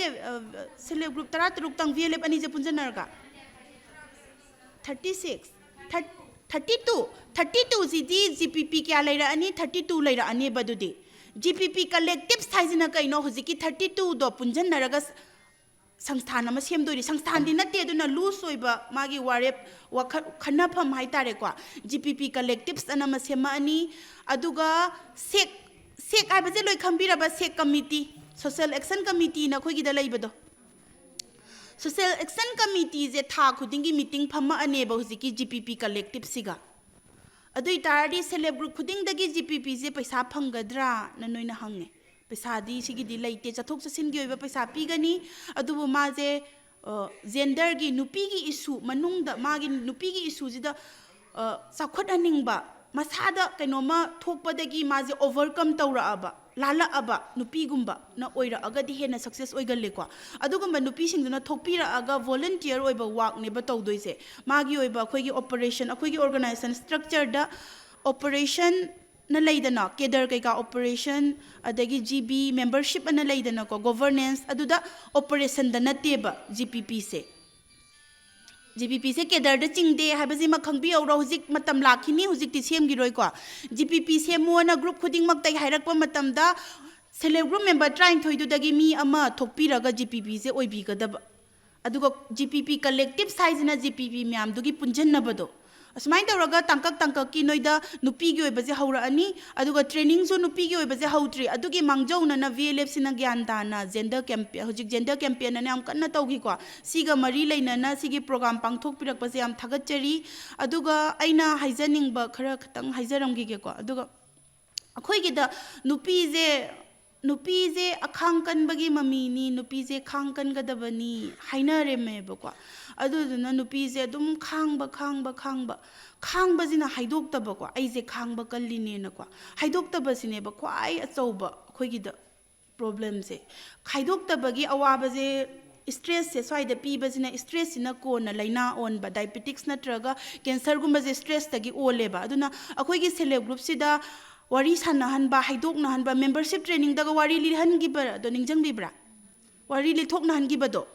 si je haidok na haline free oi haline do haidok na ba se amari oi aduna akoi haina ba leiram ba sida su nupi sing je thagat laga nupi sing je namdha ba ma yauri ba akoi gi haina ram ba je nupi lan kari kara budi nupi lan thoki ba kai ka ji di aseng ba thoki ba ni nupi lan kai ka ji di nupi thagat ningi ima kai thel leiri je lam atop gi resource person trainer pi ba me am lak pa matam da ima kai thel leiri je u ba da moi am harawe ba ko akoi gi ju gumba ma dream tawri ni hai ba ko adui taragazu wari da oina yamba chatkre ba khogi nupi gi sakti nupi da thauna se nupi je kari hai nupi je akhang kan bagi mami ni hai re nupi ji gi chakhat pa hai raga na thaina gi wari li rani nupi lan leiramba khotlamba huji nupi je kyam harauna lei nupi je kyam wari le payawi nupi gi maming da sampati kyam lep ke ba nupi gi maming da asset creation aduna self group na yenga ise hujik lawri ba loan je karai da thadai ha bise yenga eba nupi na loan je laura ga kari da season nai ha ba yenga asset creation ha badi ai gi maming da sampati lepsa ba ngambra lepsa ba ngam ma di ai rom dom lepsa ba ngamak toina tra adoi tardi ai gi maming da sampati lep pa ha bise yam maru oi ba component na ma oi re ba khoi na tawba thabak ta asset creation ji ma leire aduga akhoi self group na kari mai kai da nupi je punjan nabi haidi nupi gi masak tak pa se ko baton sat la ju nupa gi maming da satra tabra aduna nupi gi maming tak pa se ai gi nupa do sizina raga maming ta eba ai ananjit ki nupi ni ai adugi nupi ni haina maming ta eba ko ai gi maming je self group se leijarak tardi ai lalai mai sai ji gi member ni na sak tak zadra si je nupi da identity ma pizari ne ba khoi sele akhoi gi MSRLM na kwa identity pire solidarity akhoi je punna leimin na bagi wakhalo lei halle adagi nupi gi issue thokpa da wari sana halle e sumain taw da na tawraga huji SISD component da yam maru oi ba thabak ama huji akhoi na pangthok ka dawre ba ko sahi ama da di ai pangthok lakani thajai gender justice center hai ba kwa nupi gi oi ba first level problem je tanafam police kai ka yaudringai da aduna gender justice center haibasida akoina khungang gi mi myam khangdabada haigadauna te self group gi mi myam sida issue thokpati am leidana ko adum masana ahal lamanjina watem bi bakwa huziki gender justice center je leirak taragadi ahan bagi counseling tawbam nupi nupa je ahingda phunare khatnare haiba matamda ahan bagi wari sanapham je gender justice center sida oidoiba adubu akhoi gi nupi sing je kai tawi akhoi je training haurakwa matam da de akhoi na haiba akhoi gi lam da di nupi problem leite nupi sing je thak yam na wang na lei hai adu ya de ba kwa thak yam na wang na lei hai je nupi sing je problem sung lei leite ha ba si di yaroi kari da problem lei no do kumna thijalo haira kanda issue sing je haiduk na da ba oi le ramme ba kwa adum yumda thoaga khainarasu wa je yam thok taba akhoi adum wa se thok taba haiga ikai na jabagira karigino wa se file tawdaba case file tawdaba case se haidong na daba do si haire na hekta khatna ro haiba nate yade haiba je khangan ba ma change ba sigi tawriba behavior se yade haiba je khangan ba ma change khangan nupa du da khangan ga dawri ba manebok du da khangan ga dawri ba do nupi du na haidok pa ma change ba changdra du da si lo sanaraga khang ba jina adum thabak se chathaba ko ado agi wakhanda gender justice center je leira aba matung da nupi sing je haidok pagi chance se self group amasung VLF ki kanaba se lauraga gender justice center je ju aphabo justice center Kerala da leiba gender justice center se yam phai ba ko mogi di counseling phajana pi staff phajana thami ado noina sumaina CLF leira is maina gender justice center do leira ka doine ba ko ꯑꯗꯨꯃꯥꯏꯅ ꯑꯐꯕ ꯁꯦꯟꯇꯔꯁꯤꯡꯁꯦ ꯂꯩꯔꯛꯑꯒ ꯅꯨꯄꯤꯒꯤ ꯑꯣꯏꯕ ꯅꯨꯄꯤꯗ ꯁꯤ ꯇꯧꯕ ꯌꯥꯗꯦ ꯍꯥꯏꯕꯁꯤꯃꯗꯤ ꯈꯪꯍꯟꯕ ꯑꯃ ꯆꯪꯉꯦ ꯑꯗꯨꯅ ꯑꯩꯈꯣꯏꯒꯤ ꯁꯔꯕ ꯁꯟꯇꯔꯅ ꯄꯟꯕꯤꯔꯝꯕ ꯁꯨꯃꯥꯏꯅ ꯑꯦꯋꯦꯔꯅꯦꯁ ꯇꯧꯕꯁꯦ ꯅꯨꯄꯤꯗꯤ ꯈꯪꯉꯦ ꯅꯨꯄꯥꯗ ꯀꯔꯤ ꯇꯧꯒꯗꯣꯏꯅꯣ ꯍꯧꯖꯤꯛ ꯍꯥꯏꯕ ꯃꯇꯝꯗ ꯑꯩꯈꯣꯏ MSRLM ꯅꯠꯇꯦ NRLMꯗꯗꯤ ꯑꯦꯛꯁꯦꯞ ꯇꯧꯕ ꯍꯧꯔꯦꯕꯀꯣ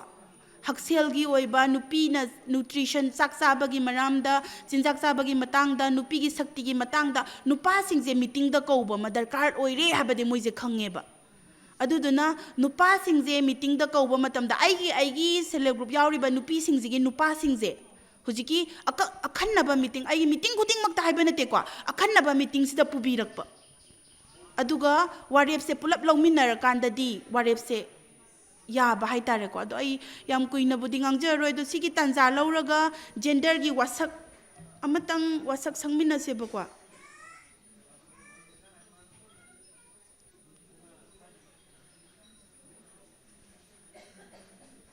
VLFꯇ ꯖꯦꯟꯗꯔꯒꯤ ꯋꯥꯁꯛ ꯁꯛꯄꯤꯕ ꯌꯥꯎꯕꯤꯔꯕ ꯌꯥꯎꯗ꯭ꯔꯦ ꯑꯗꯨ ꯑꯣꯏꯇꯥꯔꯗꯤ ꯁꯛꯑꯁꯤꯀꯣ ꯑꯩ ꯋꯥꯁꯛꯇꯣ ꯑꯩ ꯁꯨꯝ ꯄꯥꯖꯔꯛꯀꯦ ꯑꯗꯨꯒ ꯁꯤꯒꯤꯁꯦ ꯊꯣꯛꯑꯣ ꯌꯥꯗ꯭ꯔꯦ ꯈꯨꯠ ꯑꯩꯅ ꯋꯥꯁꯛꯄꯁꯦ ꯁꯨꯝ ꯇꯨꯡ ꯀꯣꯏꯅ ꯍꯟꯕꯤꯔꯛꯎꯀꯣ ꯈꯨꯠ ꯁꯨꯃꯥꯏꯅ ꯄꯨꯂꯞ ꯊꯥꯡꯗꯣꯛꯄꯤꯌꯣ ꯈꯨꯠ ꯌꯦꯠ ꯂꯣꯏꯅ ꯊꯥꯡꯗꯣꯛꯄꯤꯌꯣ ꯑꯩꯈꯣꯏꯁꯤ ꯋꯥꯁꯛꯄꯁꯦ ꯑꯩ ꯁꯨꯝ ꯍꯥꯏꯔꯛꯀꯦ ꯏꯆꯦ ꯍꯣꯏ ꯏꯅꯦ ꯍꯣꯏ ꯃꯌꯥꯝꯅ ꯍꯟꯕꯤꯔꯛꯎꯀꯣ ꯁꯤ NRLMꯅ ꯄꯤꯕ ꯄꯨꯂꯞꯀꯤ ꯌꯥꯅꯕ ꯋꯥꯁꯛꯄꯒꯤ ꯋꯥꯔꯣꯜꯅꯤ ꯑꯩꯈꯣꯏꯅ ꯃꯅꯤꯄꯨꯔꯤꯗ ꯑꯣꯟꯊꯣꯛꯆꯕ ꯈꯛꯇꯅꯤ ꯁꯤꯒꯤ ꯋꯥꯔꯣꯜꯁꯦ ꯏꯟꯗꯤꯌꯥ ꯄꯨꯝꯕꯗ ꯁꯤꯒꯤ ꯋꯥꯔꯣꯜꯁꯦ ꯆꯠꯅꯕꯅꯤ ꯑꯗꯨꯅ ꯑꯩꯈꯣꯏꯅ ꯁꯦꯝꯖꯕ ꯅꯠꯇꯦ ꯁꯤꯒꯤꯁꯦ ꯑꯩꯈꯣꯏꯅ ꯍꯟꯗꯣꯛꯄ ꯈꯛꯇꯅꯦꯕꯀꯣ ꯁꯤꯁꯦ ꯑꯩ ꯍꯥꯏꯖꯔꯛꯄ ꯍꯧꯖꯔꯛꯀꯦꯀꯣ ꯏꯆꯥ ꯅꯨꯄꯥ ꯑꯣꯏꯒꯦꯔꯥ ꯅꯨꯄꯤ ꯑꯣꯏꯒꯦꯔꯥ ꯄꯣꯛꯄ ꯃꯇꯝꯗ ꯆꯞ ꯃꯥꯟꯅꯅ ꯅꯨꯡꯉꯥꯏꯒꯅꯤ ꯏꯆꯥ ꯅꯨꯄꯤꯁꯨ ꯏꯆꯥ ꯅꯨꯄꯥꯁꯨ ꯆꯞ ꯃꯥꯟꯅꯅ ꯂꯥꯏꯔꯤꯛ ꯇꯝꯕꯒꯤ ꯑꯃꯗꯤ ꯃꯈꯣꯏꯒꯤ ꯆꯥꯎꯈꯠ ꯊꯧꯔꯥꯡꯗ ꯆꯞ ꯃꯥꯟꯅꯕ ꯇꯥꯟꯖꯥ ꯄꯤꯒꯅꯤ ꯑꯩꯈꯣꯏ ꯄꯨꯟꯅ ꯑꯉꯥꯡ ꯑꯣꯏꯅ ꯂꯨꯍꯣꯡꯕ ꯑꯃꯗꯤ ꯏꯃꯨꯡꯗ ꯃꯤꯑꯣꯠ ꯃꯤꯅꯩ ꯇꯧꯕꯒꯤ ꯃꯥꯌꯣꯛꯇ ꯂꯩꯒꯅꯤ ꯑꯩꯈꯣꯏꯅ ꯏꯆꯥꯅꯨꯄꯥꯁꯤꯡꯗ ꯅꯨꯄꯤꯗ ꯑꯃꯗꯤ ꯑꯉꯥꯡ ꯅꯨꯄꯤꯗ ꯏꯀꯥꯏ ꯈꯨꯝꯅꯕ ꯎꯠꯄ ꯇꯝꯕꯤꯒꯅꯤ ꯑꯩꯈꯣꯏꯅ ꯅꯨꯄꯤꯗ ꯑꯣꯠꯄꯤ ꯅꯩꯕꯤꯕ ꯄꯨꯝꯅꯃꯛꯀꯤ ꯃꯥꯌꯣꯛꯇ ꯂꯩꯒꯅꯤ ꯑꯗꯨꯒ ꯑꯋꯥꯕ ꯇꯥꯔꯕ ꯅꯨꯄꯤꯗꯨꯒꯤꯗꯃꯛ ꯑꯆꯨꯝꯕ ꯋꯥꯌꯦꯜ ꯐꯪꯅꯕꯒꯤꯗꯃꯛ ꯂꯝꯕꯤ ꯑꯃꯠꯇ ꯊꯥꯗꯣꯛꯂꯣꯏ ꯑꯩꯈꯣꯏꯅ ꯑꯣꯠꯄ ꯅꯩꯕ ꯊꯦꯡꯅꯈ꯭ꯔꯕ ꯃꯤꯑꯣꯏꯁꯤꯡꯕꯨ ꯏꯀꯥꯏ ꯈꯨꯝꯅꯕ ꯎꯠꯀꯅꯤ ꯑꯗꯨꯒ ꯃꯍꯥꯛꯀꯤ ꯋꯥꯔꯤ ꯆꯦꯠꯅ ꯊꯝꯒꯅꯤ ꯑꯃꯗꯤ ꯃꯍꯥꯛꯀꯤ ꯑꯌꯥꯕ ꯌꯥꯎꯗꯅ ꯃꯌꯥꯝꯗ ꯇꯥꯛꯊꯣꯛꯂꯣꯏ ꯑꯩꯈꯣꯏꯅ ꯀꯔꯤꯅꯨꯡꯗ ꯏꯁꯥꯅ ꯋꯥꯌꯦꯜ ꯇꯧꯔꯣꯏ ꯑꯃꯗꯤ ꯌꯨꯝꯊꯣꯡ ꯈꯨꯗꯤꯡ ꯈꯨꯜ ꯈꯨꯗꯤꯡꯗ ꯇꯪꯗꯨ ꯂꯩꯇꯥꯅ ꯑꯃꯗꯤ ꯑꯃꯠꯇ ꯑꯣꯏꯅ ꯂꯩꯅꯕ ꯄꯥꯎꯖꯦꯜ ꯁꯟꯗꯣꯛꯀꯅꯤ ꯑꯩꯈꯣꯏꯅ ꯏꯆꯥꯅꯨꯄꯤ ꯑꯃꯗꯤ ꯅꯨꯄꯥꯗ ꯂꯝ ꯊꯨꯝ ꯑꯃꯗꯤ ꯁꯝꯄꯇꯤ ꯆꯞ ꯃꯥꯟꯅꯅ ꯄꯤꯖꯒꯅꯤ ꯑꯩꯈꯣꯏꯅ ꯀꯅꯥ ꯂꯩꯖꯗ꯭ꯔꯕ ꯑꯃꯗꯤ ꯑꯁꯣꯟꯕꯒꯤꯗꯃꯛ ꯂꯦꯞꯀꯅꯤ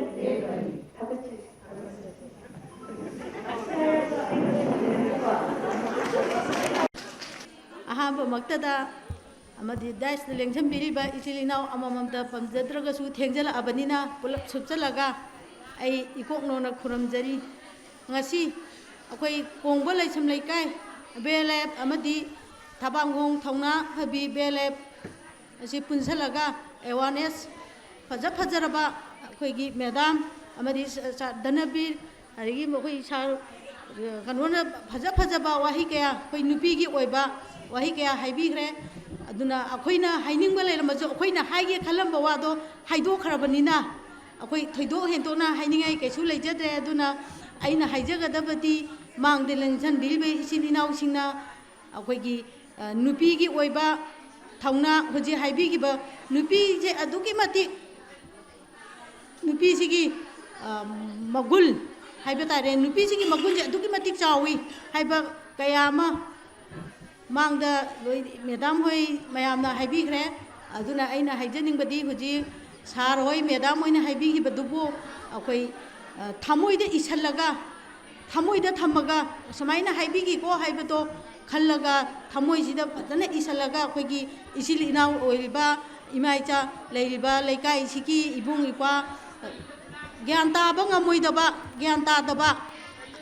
BLF ꯍꯥꯏꯕꯁꯦ ꯀꯔꯤꯅꯣ ꯍꯥꯏꯕꯒꯤ ꯑꯥꯔꯊ ꯈꯪꯗꯕ ꯑꯗꯨꯒꯤ ꯀꯩꯅꯣ ꯈꯪꯗꯕꯁꯤꯡꯗꯨꯕꯨ ꯑꯦꯋꯥꯔꯅꯦꯁ ꯄꯤꯕꯤꯔꯒ ꯒ꯭ꯌꯥꯟ ꯇꯥꯍꯟꯕ ꯑꯩꯈꯣꯏꯒꯤ ꯏꯊꯧ ꯍꯥꯏꯕꯕꯨ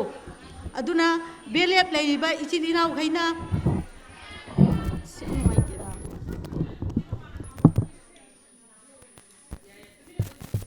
ꯑꯗꯨꯅ ꯍꯧꯖꯤꯛ ꯃꯌꯥꯝꯅ ꯍꯥꯏꯕꯤꯈꯤꯕꯗꯨꯕꯨ ꯊꯃꯣꯏꯗ ꯆꯦꯠꯅ ꯊꯥꯒꯣꯟꯅ ꯊꯝꯕꯤꯔꯒ ꯑꯩꯈꯣꯏꯒꯤ ꯊꯃꯣꯏꯗ ꯏꯁꯜꯂ ꯊꯝꯕꯤꯔꯣ ꯑꯩꯈꯣꯏꯒꯤ BLF ꯑꯣꯏꯕ ꯑꯩꯈꯣꯏ ꯒ꯭ꯔꯨꯞ ꯁꯦꯝꯃꯛꯄ ꯃꯇꯝ ꯃꯥꯒꯤ ꯒ꯭ꯔꯨꯞꯀꯤ ꯑꯩꯈꯣꯏ ꯅꯤꯡꯊꯧꯀꯥꯕ ꯅꯣꯡꯃꯥꯏꯖꯤꯡ ꯑꯗꯨꯗꯨꯅ ꯑꯩꯈꯣꯏꯒꯤ ꯃꯤꯇꯤꯡ ꯑꯃ ꯑꯩꯈꯣꯏꯒꯤ ꯍꯞꯇꯥ ꯈꯨꯗꯤꯡꯒꯤ ꯐꯝꯕꯁꯤꯗꯅꯦ ꯑꯦꯋꯥꯔꯅꯦꯁ ꯄꯤꯅꯧꯕ ꯅꯨꯄꯤꯈꯩꯅ ꯑꯦꯋꯥꯔꯅꯦꯁ ꯄꯤꯅꯔꯒ ꯑꯩꯈꯣꯏ ꯁꯤ ꯇꯧꯕꯅꯤ ꯑꯗꯒꯤ ꯏꯆꯥꯁꯤꯡꯁꯤꯗ ꯋꯥꯔꯛꯄꯅ ꯁꯤꯅꯤ ꯑꯩꯒꯤ ꯏꯄꯨꯔꯣꯏꯕ ꯂꯩꯔꯤꯕꯁꯤꯗ ꯋꯥꯔꯛꯄꯅ ꯁꯤꯅꯤ ꯅꯨꯄꯥ ꯑꯃꯅ ꯃꯥꯒꯤ ꯅꯨꯄꯤꯗ ꯑꯣꯜꯂꯛꯄ ꯅꯩꯔꯛꯄ ꯍꯥꯏꯕꯁꯦ ꯅꯨꯄꯤꯒꯤ ꯃꯈꯥ ꯌꯥꯝꯅ ꯄꯣꯜꯂꯤ ꯅꯨꯄꯤꯒꯤ ꯃꯈꯥ ꯌꯥꯝꯅ ꯄꯣꯜꯂꯦ ꯍꯥꯏꯕꯗꯤ ꯑꯇꯩ ꯅꯠꯆꯗꯦ ꯑꯩꯅ ꯍꯥꯏꯖꯩ ꯑꯩꯒꯤ ꯅꯨꯄꯥꯗꯨꯅ ꯆꯠꯊꯣꯛꯄ ꯉꯥꯏꯈ꯭ꯔꯒ ꯑꯩꯁꯦ ꯅꯨꯄꯥꯁꯤ ꯆꯠꯈ꯭ꯔꯒ ꯑꯩꯁꯦ ꯀꯗꯥꯏꯗ ꯆꯠꯍꯧꯁꯤꯒꯦ ꯑꯩꯁꯦ ꯀꯔꯝꯕ ꯀꯥꯔꯟ ꯇꯧꯍꯧꯁꯤꯒꯦ ꯀꯔꯝꯕ ꯀꯩꯅꯣ ꯇꯧꯍꯧꯁꯤꯒꯦ ꯍꯥꯏꯕꯒꯤ ꯅꯨꯄꯤ ꯈꯔ ꯌꯥꯎꯔꯤꯑꯕ ꯁꯤꯁꯦ ꯐꯝꯕꯤꯔꯤꯕ ꯏꯆꯤꯜ ꯏꯅꯥꯎꯈꯩꯅꯅꯦ ꯑꯗꯨꯒꯤ ꯃꯤꯁꯦ ꯃꯥꯒꯤ ꯀꯩꯅꯣꯁꯦ ꯁꯦꯝꯗꯣꯛꯄꯤꯌꯣꯕ ꯑꯦꯋꯥꯔꯅꯦꯁ ꯄꯤꯕꯤꯌꯣꯕ ꯒ꯭ꯌꯥꯟ ꯇꯥꯅꯕ ꯃꯃꯤꯠ ꯑꯅꯤ ꯄꯥꯟꯕ ꯌꯥꯎꯔꯤꯑꯕ ꯅꯨꯄꯤꯗ ꯈ꯭ꯋꯥꯏ ꯃꯔꯨ ꯃꯃꯤꯠ ꯑꯅꯤ ꯄꯥꯟꯕꯁꯤꯅꯦꯕ ꯑꯩꯒꯤ ꯌꯨꯝꯒꯤ ꯏꯄꯨꯔꯣꯏꯕꯗꯨꯕꯨ ꯏꯁꯣꯔꯅꯦꯅ ꯈꯜꯂꯒ ꯊꯝꯒꯗꯕ ꯏꯄꯨꯔꯣꯏꯕꯗꯨꯕꯨ ꯀꯥꯎꯊꯣꯛꯑꯝꯃꯒ ꯑꯃꯒꯤ ꯅꯨꯄꯥꯗ ꯃꯃꯤꯠ ꯑꯃ ꯀꯩꯅꯣ ꯌꯦꯡꯕꯗꯣ ꯐꯠꯇꯦꯕ ꯅꯨꯄꯤ ꯑꯃ ꯑꯣꯏꯅ ꯑꯗꯨꯅ ꯃꯃꯥ ꯑꯣꯏꯕ ꯅꯠꯇ꯭ꯔꯒ ꯃꯃꯥ ꯑꯣꯏꯕꯁꯤꯁꯨ ꯌꯥꯝ ꯑꯩꯒꯤ ꯏꯆꯥꯗ ꯋꯥꯔꯛꯄ ꯃꯇꯝꯗ ꯀꯔꯤ ꯍꯥꯏꯅ ꯋꯥꯔꯛꯀꯅꯤ ꯑꯩ ꯏꯆꯥꯗꯣ ꯀꯃꯥꯏ ꯒ꯭ꯌꯥꯟ ꯇꯥꯍꯟꯒꯅꯤ ꯍꯥꯏꯕꯒꯤ ꯀꯩꯅꯣ ꯃꯃꯥ ꯈꯪꯗꯕ ꯌꯥꯝ ꯂꯩ ꯑꯩ ꯍꯥꯏꯖꯒꯦ ꯑꯗꯨꯅ ꯏꯆꯥꯁꯤ ꯋꯥꯔꯛꯄ ꯃꯇꯝꯗ ꯏꯕꯦꯝꯃ ꯅꯪ ꯀꯩꯗꯧꯔꯤ ꯍꯥꯏꯕꯒꯤ ꯃꯍꯨꯠꯇ ꯏꯕꯦꯝꯃ ꯂꯥꯛꯑꯣ ꯉꯁꯤ ꯅꯪ ꯑꯣꯖꯥꯅ ꯀꯔꯤ ꯄꯤꯔꯛꯏ ꯑꯗꯩ ꯑꯣꯖꯥꯅ ꯅꯪ ꯀꯔꯤ ꯄꯤꯔꯝꯃꯤ ꯍꯣꯝꯋꯥꯛ ꯑꯩꯅ ꯇꯞꯅ ꯏꯪꯅ ꯃꯃꯥ ꯑꯃ ꯑꯣꯏꯕꯒꯤ ꯌꯥꯝ ꯂꯦꯝꯅ ꯇꯧꯗꯕ ꯁꯧ ꯂꯥꯎꯔꯒ ꯅꯪ ꯍꯥꯠꯇꯣꯛꯎꯔ ꯅꯪ ꯍꯥꯠꯇꯣꯛꯀꯦ ꯅꯪ ꯃꯦꯠꯈꯥꯏꯒꯦ ꯍꯥꯏꯔꯒ ꯏꯆꯥ ꯋꯥꯔꯛꯄꯒꯤ ꯃꯍꯨꯠꯇ ꯌꯥꯝ ꯐꯖꯅ ꯅꯨꯡꯁꯤꯅ ꯏꯆꯥꯗ ꯋꯥꯔꯛꯄꯤꯌꯨ ꯑꯩꯅ ꯍꯥꯏꯖꯒꯗꯕꯗꯤ ꯑꯗꯨꯒ ꯌꯨꯝꯒꯤ ꯏꯄꯨꯔꯣꯏꯕ ꯌꯨ ꯊꯛꯑꯦ ꯅꯠꯇ꯭ꯔꯒ ꯉꯥꯎꯔꯦ ꯍꯥꯏꯗꯅꯁꯨꯅꯦ ꯑꯩꯒꯤ ꯌꯨꯝꯒꯤ ꯏꯁꯣꯔꯗꯨꯕꯨꯅꯦ ꯏꯁꯣꯔꯅꯦ ꯈꯜꯂꯒ ꯑꯩ ꯏꯄꯨꯔꯣꯏꯕꯗꯣ ꯑꯗꯨꯒꯤ ꯃꯀꯥ ꯌꯦꯡꯉꯒ ꯌꯨꯝ ꯄꯥꯟꯕꯤꯌꯣꯕ ꯑꯗꯣ ꯅꯨꯄꯤꯒꯤ ꯃꯈꯥ ꯌꯧꯕ ꯌꯥꯝ ꯄꯣꯜꯂꯤ ꯅꯨꯄꯥ ꯐꯠꯇꯕ ꯅꯨꯄꯤ ꯐꯠꯇꯕ ꯍꯥꯏꯕꯁꯤꯁꯨ ꯅꯨꯄꯥꯒꯤ ꯃꯈꯥ ꯄꯣꯜꯂꯤ ꯅꯨꯄꯥꯅ ꯅꯨꯄꯤ ꯊꯤꯅ ꯇꯧꯔꯛꯄ ꯅꯠꯇ꯭ꯔꯒꯅ ꯅꯨꯡꯁꯤꯅ ꯇꯧꯔꯛꯄ ꯍꯥꯏꯕꯁꯦ ꯅꯨꯄꯤꯒꯤ ꯃꯈꯥ ꯄꯣꯜꯂꯦꯕ ꯅꯨꯄꯤꯒꯤ ꯑꯗꯨꯅ ꯂꯦꯡꯁꯟꯕꯤꯔꯤꯕ ꯏꯆꯤꯜ ꯏꯅꯥꯎ ꯃꯌꯥꯝꯗ ꯑꯩꯅ ꯍꯥꯏꯖꯅꯤꯡꯕꯗꯤ ꯑꯩꯒꯤ ꯉꯥꯎꯁꯟꯅꯕ ꯏꯄꯨꯔꯣꯏꯕꯗꯨꯕꯨ ꯏꯁꯣꯔꯅꯦ ꯈꯜꯂꯨ ꯑꯍꯜ ꯂꯃꯟꯒꯤ ꯄꯥꯎꯔꯧꯗ ꯍꯥꯏ ꯏꯆꯥ ꯑꯄꯤꯛꯄ ꯆꯥꯎꯕ ꯉꯥꯏꯕ ꯏꯋꯥ ꯐꯠꯇꯕ ꯁꯤꯕ ꯉꯥꯏꯕ ꯍꯥꯏꯅ ꯑꯩꯒꯤ ꯏꯋꯥ ꯐꯠꯇꯕꯗꯣ ꯁꯤꯕ ꯉꯥꯏꯔꯒ ꯑꯩꯒꯤ ꯏꯆꯥ ꯄꯤꯛꯏꯕꯗꯣ ꯁꯦꯝꯒꯠꯂꯒ ꯑꯐꯕ ꯏꯆꯥ ꯑꯃ ꯑꯣꯏꯍꯜꯂꯒ ꯑꯩ ꯅꯨꯡꯉꯥꯏꯔꯛꯀꯗꯕꯅꯦꯕ ꯑꯗꯨ ꯅꯠꯇꯅ ꯃꯥ ꯑꯗꯨ ꯇꯧꯔꯕꯅꯤ ꯑꯩꯁꯨ ꯇꯧꯔꯅꯤ ꯍꯥꯏꯕꯒꯤ ꯀꯣꯛꯇꯣ ꯊꯥꯗꯣꯛꯃꯤꯟꯅꯁꯤ ꯅꯨꯄꯤ ꯑꯃ ꯑꯣꯏꯅ ꯑꯩꯈꯣꯏ BLFꯀꯤ ꯀꯣꯡꯕ ꯂꯥꯏꯁ꯭ꯔꯝ ꯂꯩꯀꯥꯏꯒꯤ BLF ꯑꯃꯗꯤ ꯊꯕꯥꯡꯒꯣꯡ ꯊꯧꯅꯥ ꯐꯕꯤ BLF ꯁꯤꯅ ꯑꯩꯅ ꯍꯥꯏꯖꯅꯤꯡꯕꯗꯤ ꯑꯩꯈꯣꯏꯒꯤ ꯍꯞꯇꯥꯒꯤꯗ ꯅꯣꯏꯅ ꯃꯤꯐꯝ ꯑꯃꯃꯝ ꯐꯝꯕꯤꯗꯨꯗꯅꯦ ꯂꯩꯔꯤꯕ ꯏꯆꯤꯜ ꯏꯅꯥꯎ ꯒ꯭ꯌꯥꯟ ꯇꯥꯗꯕ ꯌꯥꯝ ꯌꯥꯎꯔꯤ BLFꯇ ꯍꯧꯖꯤꯛ ꯑꯩ ꯃꯃꯤꯡꯗꯤ ꯄꯟꯖꯔꯔꯣꯏ ꯒ꯭ꯌꯥꯟ ꯇꯥꯗꯕ ꯌꯥꯝꯅ ꯀꯩꯅꯣ ꯇꯧꯕ ꯌꯥꯎꯔꯤ ꯑꯗꯨꯅ ꯍꯧꯖꯤꯛꯀꯤ ꯄꯥꯎꯇꯥꯛꯁꯦ BLFꯁꯤꯒꯤ ꯍꯞꯇꯥ ꯐꯝꯕꯁꯤꯗ ꯑꯦꯋꯥꯔꯅꯦꯁ ꯄꯤꯕꯤꯔꯒ ꯃꯤ ꯀꯩꯅꯣ ꯑꯩꯈꯣꯏꯒꯤ ꯌꯨꯝ ꯄꯥꯟꯕꯗ ꯐꯖꯅ ꯒ꯭ꯌꯥꯟ ꯇꯥꯅ ꯌꯨꯝꯕꯥꯂꯣꯟ ꯑꯣꯏꯅ ꯇꯝꯕꯤꯅꯕ ꯑꯩꯈꯣꯏꯒꯤ BLF ꯑꯅꯤꯗ ꯑꯩꯅ ꯏꯀꯣꯛꯅꯣꯅ ꯍꯥꯏꯖꯔꯤꯁꯦ ꯍꯥꯏꯔ ꯂꯣꯏꯁꯤꯟꯖꯔꯒꯦ ꯂꯦꯡꯁꯤꯟꯕꯤꯔꯤꯕ ꯗꯥꯛꯇꯔ KS ꯇꯃꯥ ꯎꯄꯥध्यꯛꯁ ꯏꯝꯐꯥꯜ ꯏꯁ ꯏꯆꯦ ꯇꯃꯥꯕꯨ ꯋꯥꯍꯩ ꯑꯃꯅꯤꯗꯪ ꯍꯥꯏꯕꯤꯅꯕ ꯀꯧꯁꯤꯟꯖꯔꯤ ngasigi one day awareness program on gender based violence asigi program asigi da selection beri bai kai kunazari ba honorable pradhan honorable board member sing adu kai koi gi rak selection biramba MSRLM gi tongan ba thau pu biramba amadi pu biriba respected person sing aduga lengsin biriba ngasigi program asigi resource person sing aduga program asibu organize to biriba kai kumnazariba ward ke secretary ai gi chema chubita aduga lengsin biriba lekai asigi thambal kong gram panchayat ki manungda leiba ai gi nungchi jaraba BLF ki member sing punamak ai koknone kai kunubu chari aduga print amadi electronic media gi sinau punamaksu ma'am वारो भी भैया दे minute मंगा कतंग लोग जगह चासो दम हाउन थकपियो ngasai ma'am अमा हाइनगरे याम केसु याम मेना कोइना हाइनिंगाई लेते अदुबु सुम तारुरगा सुम नैनरुरगा कोइगी मणिपुर दा खरे हेना कोइना डोमेस्टिक वायलेंस की मतंगदा अदुगा तुंगी मणिपुर की मतंगदा कोइना खरे हेना नैनरिसे तंगाई फदना अखोगी वार्ड की चेम होइना मणिपुर की सिचुएशन से नुपीद ओटपगी सिगुंबा चांग से ngakसम यौरे अखोई खंगमिनबा मथौ याम हेना तारे हाइबगी वकलोंदुदा सुमाइना मास अवेयरनेस कैंपेन जे सुम संगसिलकपने अदुना नेशनल हेल्थ फैमिली सर्वे की मतुंगिना नुपी फूबसे मणिपुर न ख्वाइदे वांगमबे वानिदा अदुगा मणिपुर की नुपी सिंगसिनने सादा हुम्फु तरुक से नुपान नुपी फूबद सौगतले हाइबगी रिपोर्ट अमकक लैयेबा मणिपुर की नुपी अखोइसिना नुपाना नुपी फूबद सादा हुम्फुग तरुक सौगतले हाइबगी रिपोर्ट अमा कैकुमनजरिबा मणिपुर यूनिवर्सिटी की प्रोफेसर डॉक्टर चिंगलेम मैस्नामना अदुगुमा मागे कलमदा याम एक सेंगना सर्वे रिपोर्ट अमगा लोइना फोंदोक की बजे कोई थेंगनग्रे मैम योंको स्वाइसिदने वाई कोई की इचे मोइसिना खांग बसे ngamaktradana अखोई याम दरकार लेरेको सिगुम्बा वायलेंस मैम अमा सथोरक बसे अखोई तुमिना लेथोकपा मतम नत्रेको अखोई ngasidi अखोइना करिनो अखोई सिगी चथरइबा मियोट मिनैसे अखोई थेंगनदबा यारोइको हाइबदुने अबा हुजिक लाइबा पॉइंट से सिदा BLF तुमिना लैबा यारोय मणिपुर के क्लब तुमिना लैबा यारोय मणिपुर के ऑर्गेनाइजेशन मणिपुर की CSC मणिपुर की पॉलिटिकल पार्टी मणिपुर की लैंगा तुमिना लैबा यारोय हाइबने अबा कोइन हुजिक लाक्ते पॉइंट से याम सीरियसली लौबियो नुपाना नुपी फूबसे अदुगुमलबा नेशनल हेल्थ फैमिली सर्विस देदा मैम अमदगी डाटा मैम फोंकलेबा करीगी फूबनो हाइदना वांग मैम अमा हंगेबा सर्विस दा नुपा सिंगसना हाइए ओइदबा ngangbagi फूबने angang फजने यंगजनदे युम फजने यंगजनदे आइना वा मे ngangbगा आइगी चिंथकता खुम्मी अदुगा चाक इंजांग फजना थोंगदे अदुगा आइना आइगी नुपी से आइना तौ हाइबना अमा माना तौबना अमा आइगी अहलमन सिंगसिदैदा माना कोइगी रेस्पेक्ट तौदे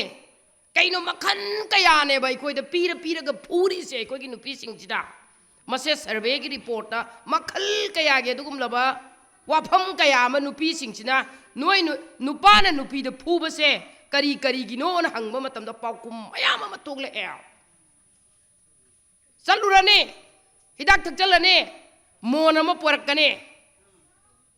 अईन लाकपद नंग तुमम्मीबा करीगिनो हाइदना मोनुना नमजल्लगा हातपा नुपी कयागी चाइना अखोई खबर कागज ताग्रबनी इंडिया की ओइना रिपोर्ट ता करीमे हाइदना अईना हलकपद नंगना चाक बुथोमदना नंगना हाना तुमम्बा हाइदना खौरी मेटपगी रिपोर्ट कयाम लैग्रबने लैको ताइको सी अखोई मणिपुर दसु मसिगुम्बसे यौसिल्लकदौरे यौसिल्बा हौरे ए हाइबगी डाटा मैम अमा ngasai ko iche mana pigre aba ado ma'am आलू चॉप अमगा चामगा येलकपदा काउबदुदी यारोय चाइदगी हाइरि मैमसे हा आलू चोप अमगा चामगा येनबा हौरकपदा चाइदगी ngangamibा मैमसिंगसे काउग्रदी याररोय हाइबनेबा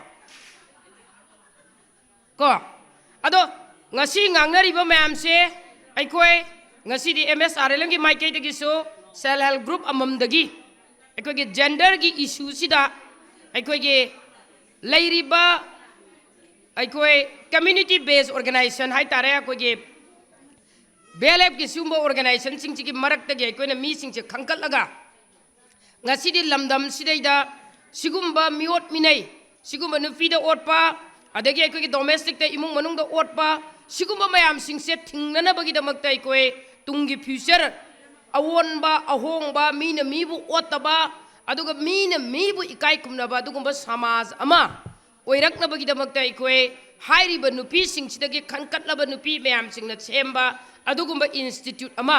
अखोय लैबा मथौ तारे ए हाइबा वाफम दुनि ngasai अखोयगे रेस्पेक्टेड अखोयगे MSRLM की सिमान हाइरमिदु हुजिक यौरानी नकोयगे ग्रुप सिंगसिगी मरक्तगी मी अममम खंकटलगा थंबाल खोंगी सिगुंबा ग्राम पंचायत सिगी मनुंगदा अखोय मदुगी कमिटी मा फॉर्म तौराने मदुगी कमिटी दुना दरकार लेरकपा मतमदा अखोयगी वाट ताकदोरिबने एडवोकेट ताकदोरिबने मणिपुर की गवर्नमेंट की अदुगुमलबा मरी लेनबा नुपीगी वाकट फंगी कोर्ट मयाम अमा लैबसिंगसिदे अखोय वाकट ननबगे अदुगुम कमिटी सिना मखल कयागी प्रॉब्लम्स मयाम सिंगसि नैनरकदोरिबने स्वाइसदे BLF ना लौरकदबा रोल सि यंगबियोबा मदुगी इंस्टीट्यूट लाख मतमदा मदुगी कमिटी दु लाख मतमदा अखोयना अमुकै हारकदोरे हारिबा कमिटी दु यावरिबा मिसिंग अदो मखोयगी ओइबा ऑनरेरियम फजना पियो हारिबा कमिटी अदो हप्ता अमदा अनिरक फमल्लो अहुमलक फमल्लो हाइबना चिंगबा पोचे सिना अखोय डिस्ट्रिक्ट लेवल दा स्टेट लेवल के मिफम कया अमा फमबा मतमदा अमु अखोयना अमु पुखटकदोरिबने अदुदि अखोयगी BLF ता यावरिबा अखोयगी मेंबर सिंगसिगी मरकता खरे हेना नुपीगी सिगुंबा इशू सिंगसिदा खरे हेना थबक तौनिंगबा नुपीगी सिगुंबा लैरैबा क्राइम्स मैम सिंगसिदा खरे हेना थवाई यावनिंगबा मैम सिंगसे अखोय मरक्तगी हुजे कनाना चटलगा कैदोरगा फगदगी हाइबा वा मैम मा हुजे खनदबा यार ओइदोरिये अदुना आइना tension जरकपदा ngasai kai kumnajariba advocate साहब ना हाइबिकिबा लेंबिरा अंबा मैडम सिंग सार सिंग मैम अमना थंबीरंबा मैम सिंग अदो अखोय याम हक्सिन लौबगा लोइनना अखोय द लोसलगा लैबा हुजिकसे अखोय लोसिनबा याम खांगबा कोय याम तवे अदु मैम सिंगसे अखोय यारिबा मकै अखोय हाइदोकबा याबा प्लेटफॉर्म दा अखोय हाइदोअगा मदो हाइदुदैदा अखोय करी मतेंग पांगबा याबा करी अखोयगी गवर्नमेंट की लैरिबा आइन सिंगसिदगी करी मतेंग लौबा याबा हाइबना सिंगबदो मदु नैनबा मकक अखोय याम मथौ तारे आई कैसु याम सांगना हाइनिंगदे अखोय नुपीसे असोनबिनी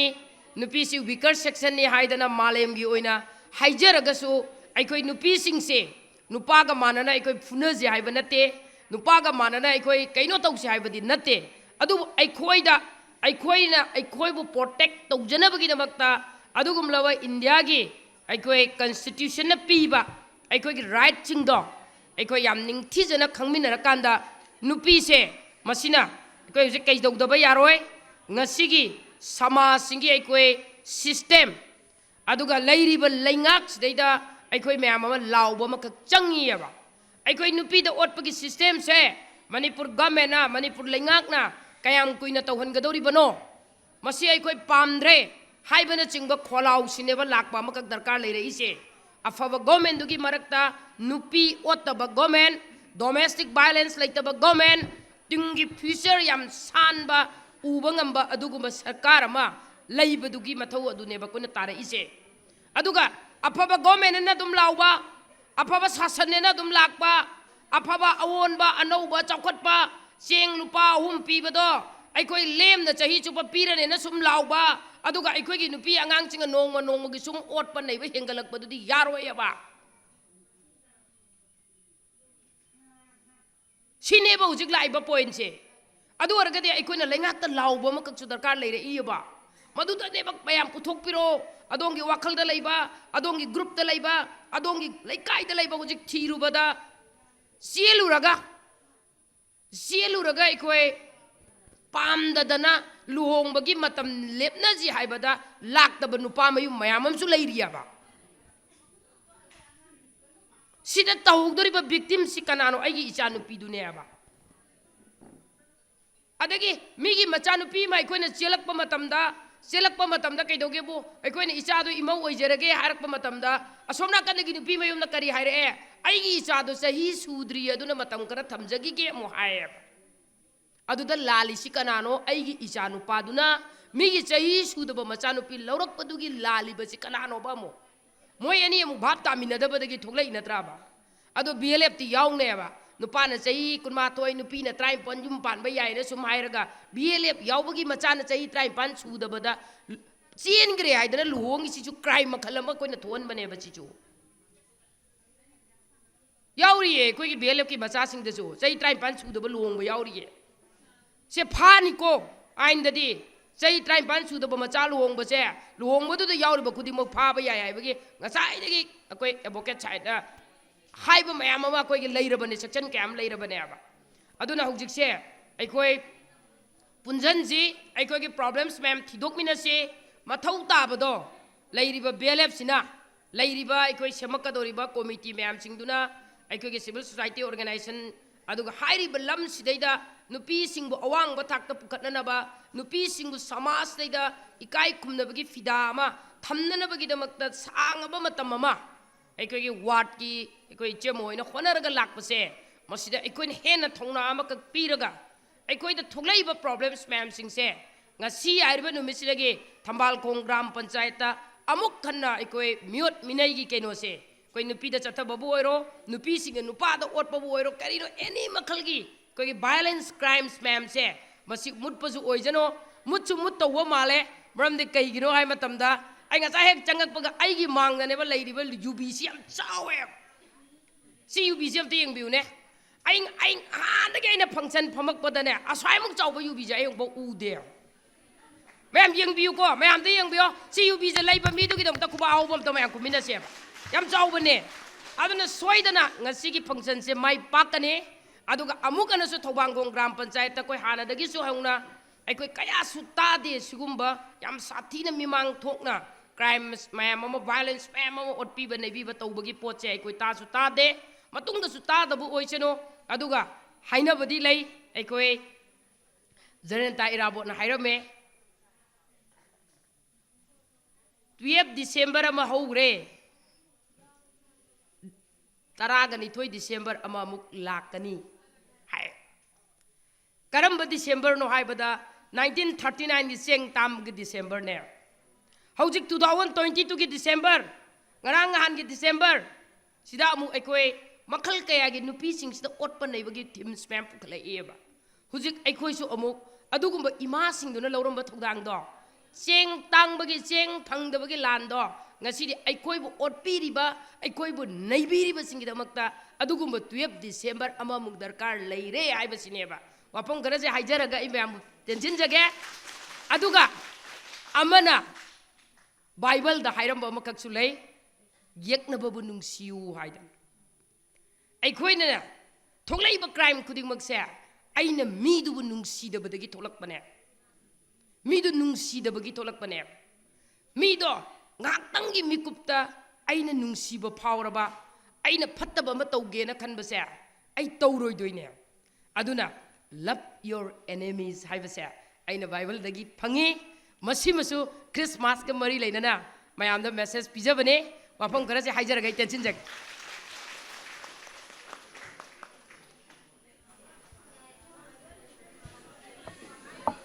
ꯊꯥꯒꯠꯆꯔꯤ ꯏꯆꯦꯗꯃ ꯃꯔꯤꯛ ꯆꯨꯝꯂꯕ ꯋꯥꯐꯝ ꯈꯔ ꯊꯝꯕꯤꯔꯝꯕꯒꯤꯗꯃꯛꯇ ꯃꯊꯪꯗ ꯑꯃꯨꯛ ꯀꯣꯡꯕ ꯂꯥꯏꯁ꯭ꯔꯝ ꯂꯩꯀꯥꯏ ꯑꯄꯨꯟꯕ BLFꯀꯤ ꯄ꯭ꯔꯦꯁꯤꯗꯦꯟꯠ ꯏꯆꯦ ꯀꯕꯤꯇꯥꯕꯨ ꯋꯥꯍꯩ ꯑꯃꯅꯤ ꯊꯝꯕꯤꯅꯕꯒꯤꯗꯃꯛꯇ ꯀꯧꯁꯤꯟꯖꯔꯤ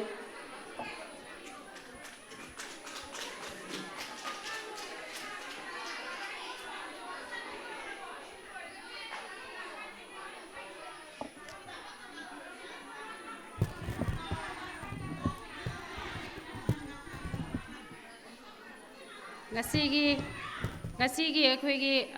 ꯌꯥꯏꯐꯔꯕ ꯅꯨꯃꯤꯠ ꯑꯩꯈꯣꯏꯒꯤ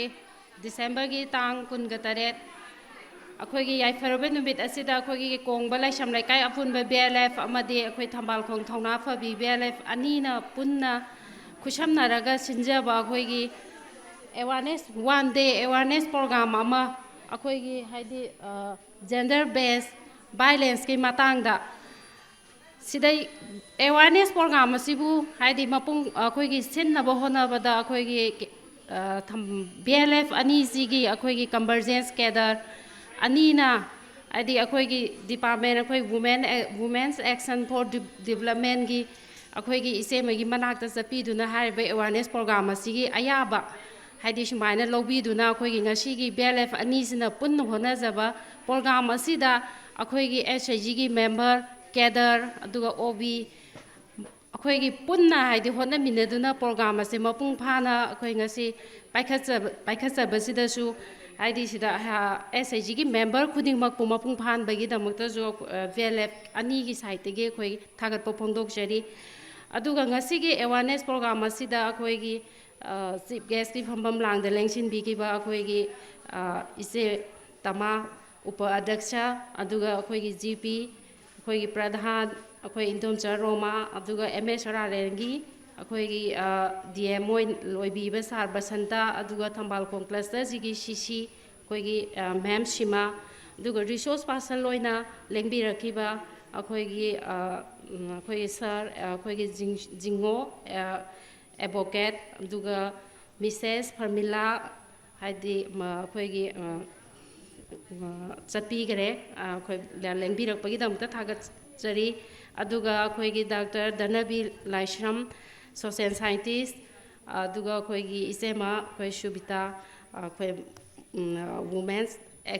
ꯑꯦꯛꯁꯟ ꯗꯤꯕꯂꯞꯃꯦꯟꯒꯤ ꯁꯦꯀ꯭ꯔꯦꯇꯔꯤꯕꯨꯁꯨ ꯑꯩꯈꯣꯏ ꯊꯥꯒꯠꯄ ꯐꯣꯡꯗꯣꯛꯆꯔꯤ ꯏꯆꯦꯃꯕꯨꯁꯨ ꯑꯩꯈꯣꯏ ꯉꯁꯤꯒꯤ ꯄ꯭ꯔꯣꯒ꯭ꯔꯥꯝꯁꯦ ꯑꯩꯈꯣꯏ ꯌꯥꯝꯅ ꯃꯔꯨ ꯑꯣꯏꯕ ꯍꯥꯏꯇꯥꯔꯦ ꯑꯩꯈꯣꯏꯒꯤ ꯃꯌꯥꯝ ꯃꯃꯥꯡꯗꯁꯨ ꯑꯩꯈꯣꯏ ꯔꯤꯁꯣꯔꯁ ꯄꯥꯔꯁꯟꯁꯤꯡꯗꯁꯨ ꯃꯔꯤꯛ ꯆꯨꯝꯅ ꯃꯌꯥꯝ ꯊꯝꯕꯤꯈ꯭ꯔꯦ ꯑꯗꯨꯕꯨ ꯍꯥꯏꯔꯤꯕ ꯑꯩꯈꯣꯏꯒꯤ ꯚꯥꯏꯂꯦꯟꯁꯗꯣ ꯑꯩꯈꯣꯏꯒꯤ ꯖꯦꯟꯗꯔꯒꯤ ꯑꯣꯏꯕ ꯍꯥꯏꯇꯥꯔꯦ ꯑꯩꯈꯣꯏꯒꯤ ꯅꯨꯄꯤ ꯅꯨꯄꯥ ꯖꯦꯟꯗꯔ ꯍꯥꯏꯔꯒꯗꯤ ꯅꯨꯄꯤ ꯅꯨꯄꯥꯁꯤꯗ ꯈꯦꯠꯅꯕ ꯊꯝꯕ ꯃꯃꯥꯡꯗꯁꯨ ꯃꯌꯥꯝ ꯇꯥꯛꯄꯤꯈ꯭ꯔꯦ ꯑꯗꯨꯕꯨ ꯑꯩꯈꯣꯏꯒꯤ BLFꯀꯤ ꯑꯩꯈꯣꯏ MSRRNꯅ ꯑꯩꯈꯣꯏꯒꯤ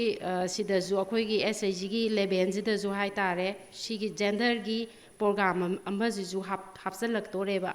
ꯑꯗꯨꯅ ꯂꯩꯔꯤꯕ ꯑꯩꯈꯣꯏꯒꯤ ꯁꯦꯜꯐ ꯍꯦꯜꯞ ꯒ꯭ꯔꯨꯞꯀꯤ ꯃꯦꯝꯕꯔ ꯈꯨꯗꯤꯡꯃꯛꯅ ꯊꯋꯥꯏ ꯍꯛꯆꯥꯡ ꯌꯥꯎꯅ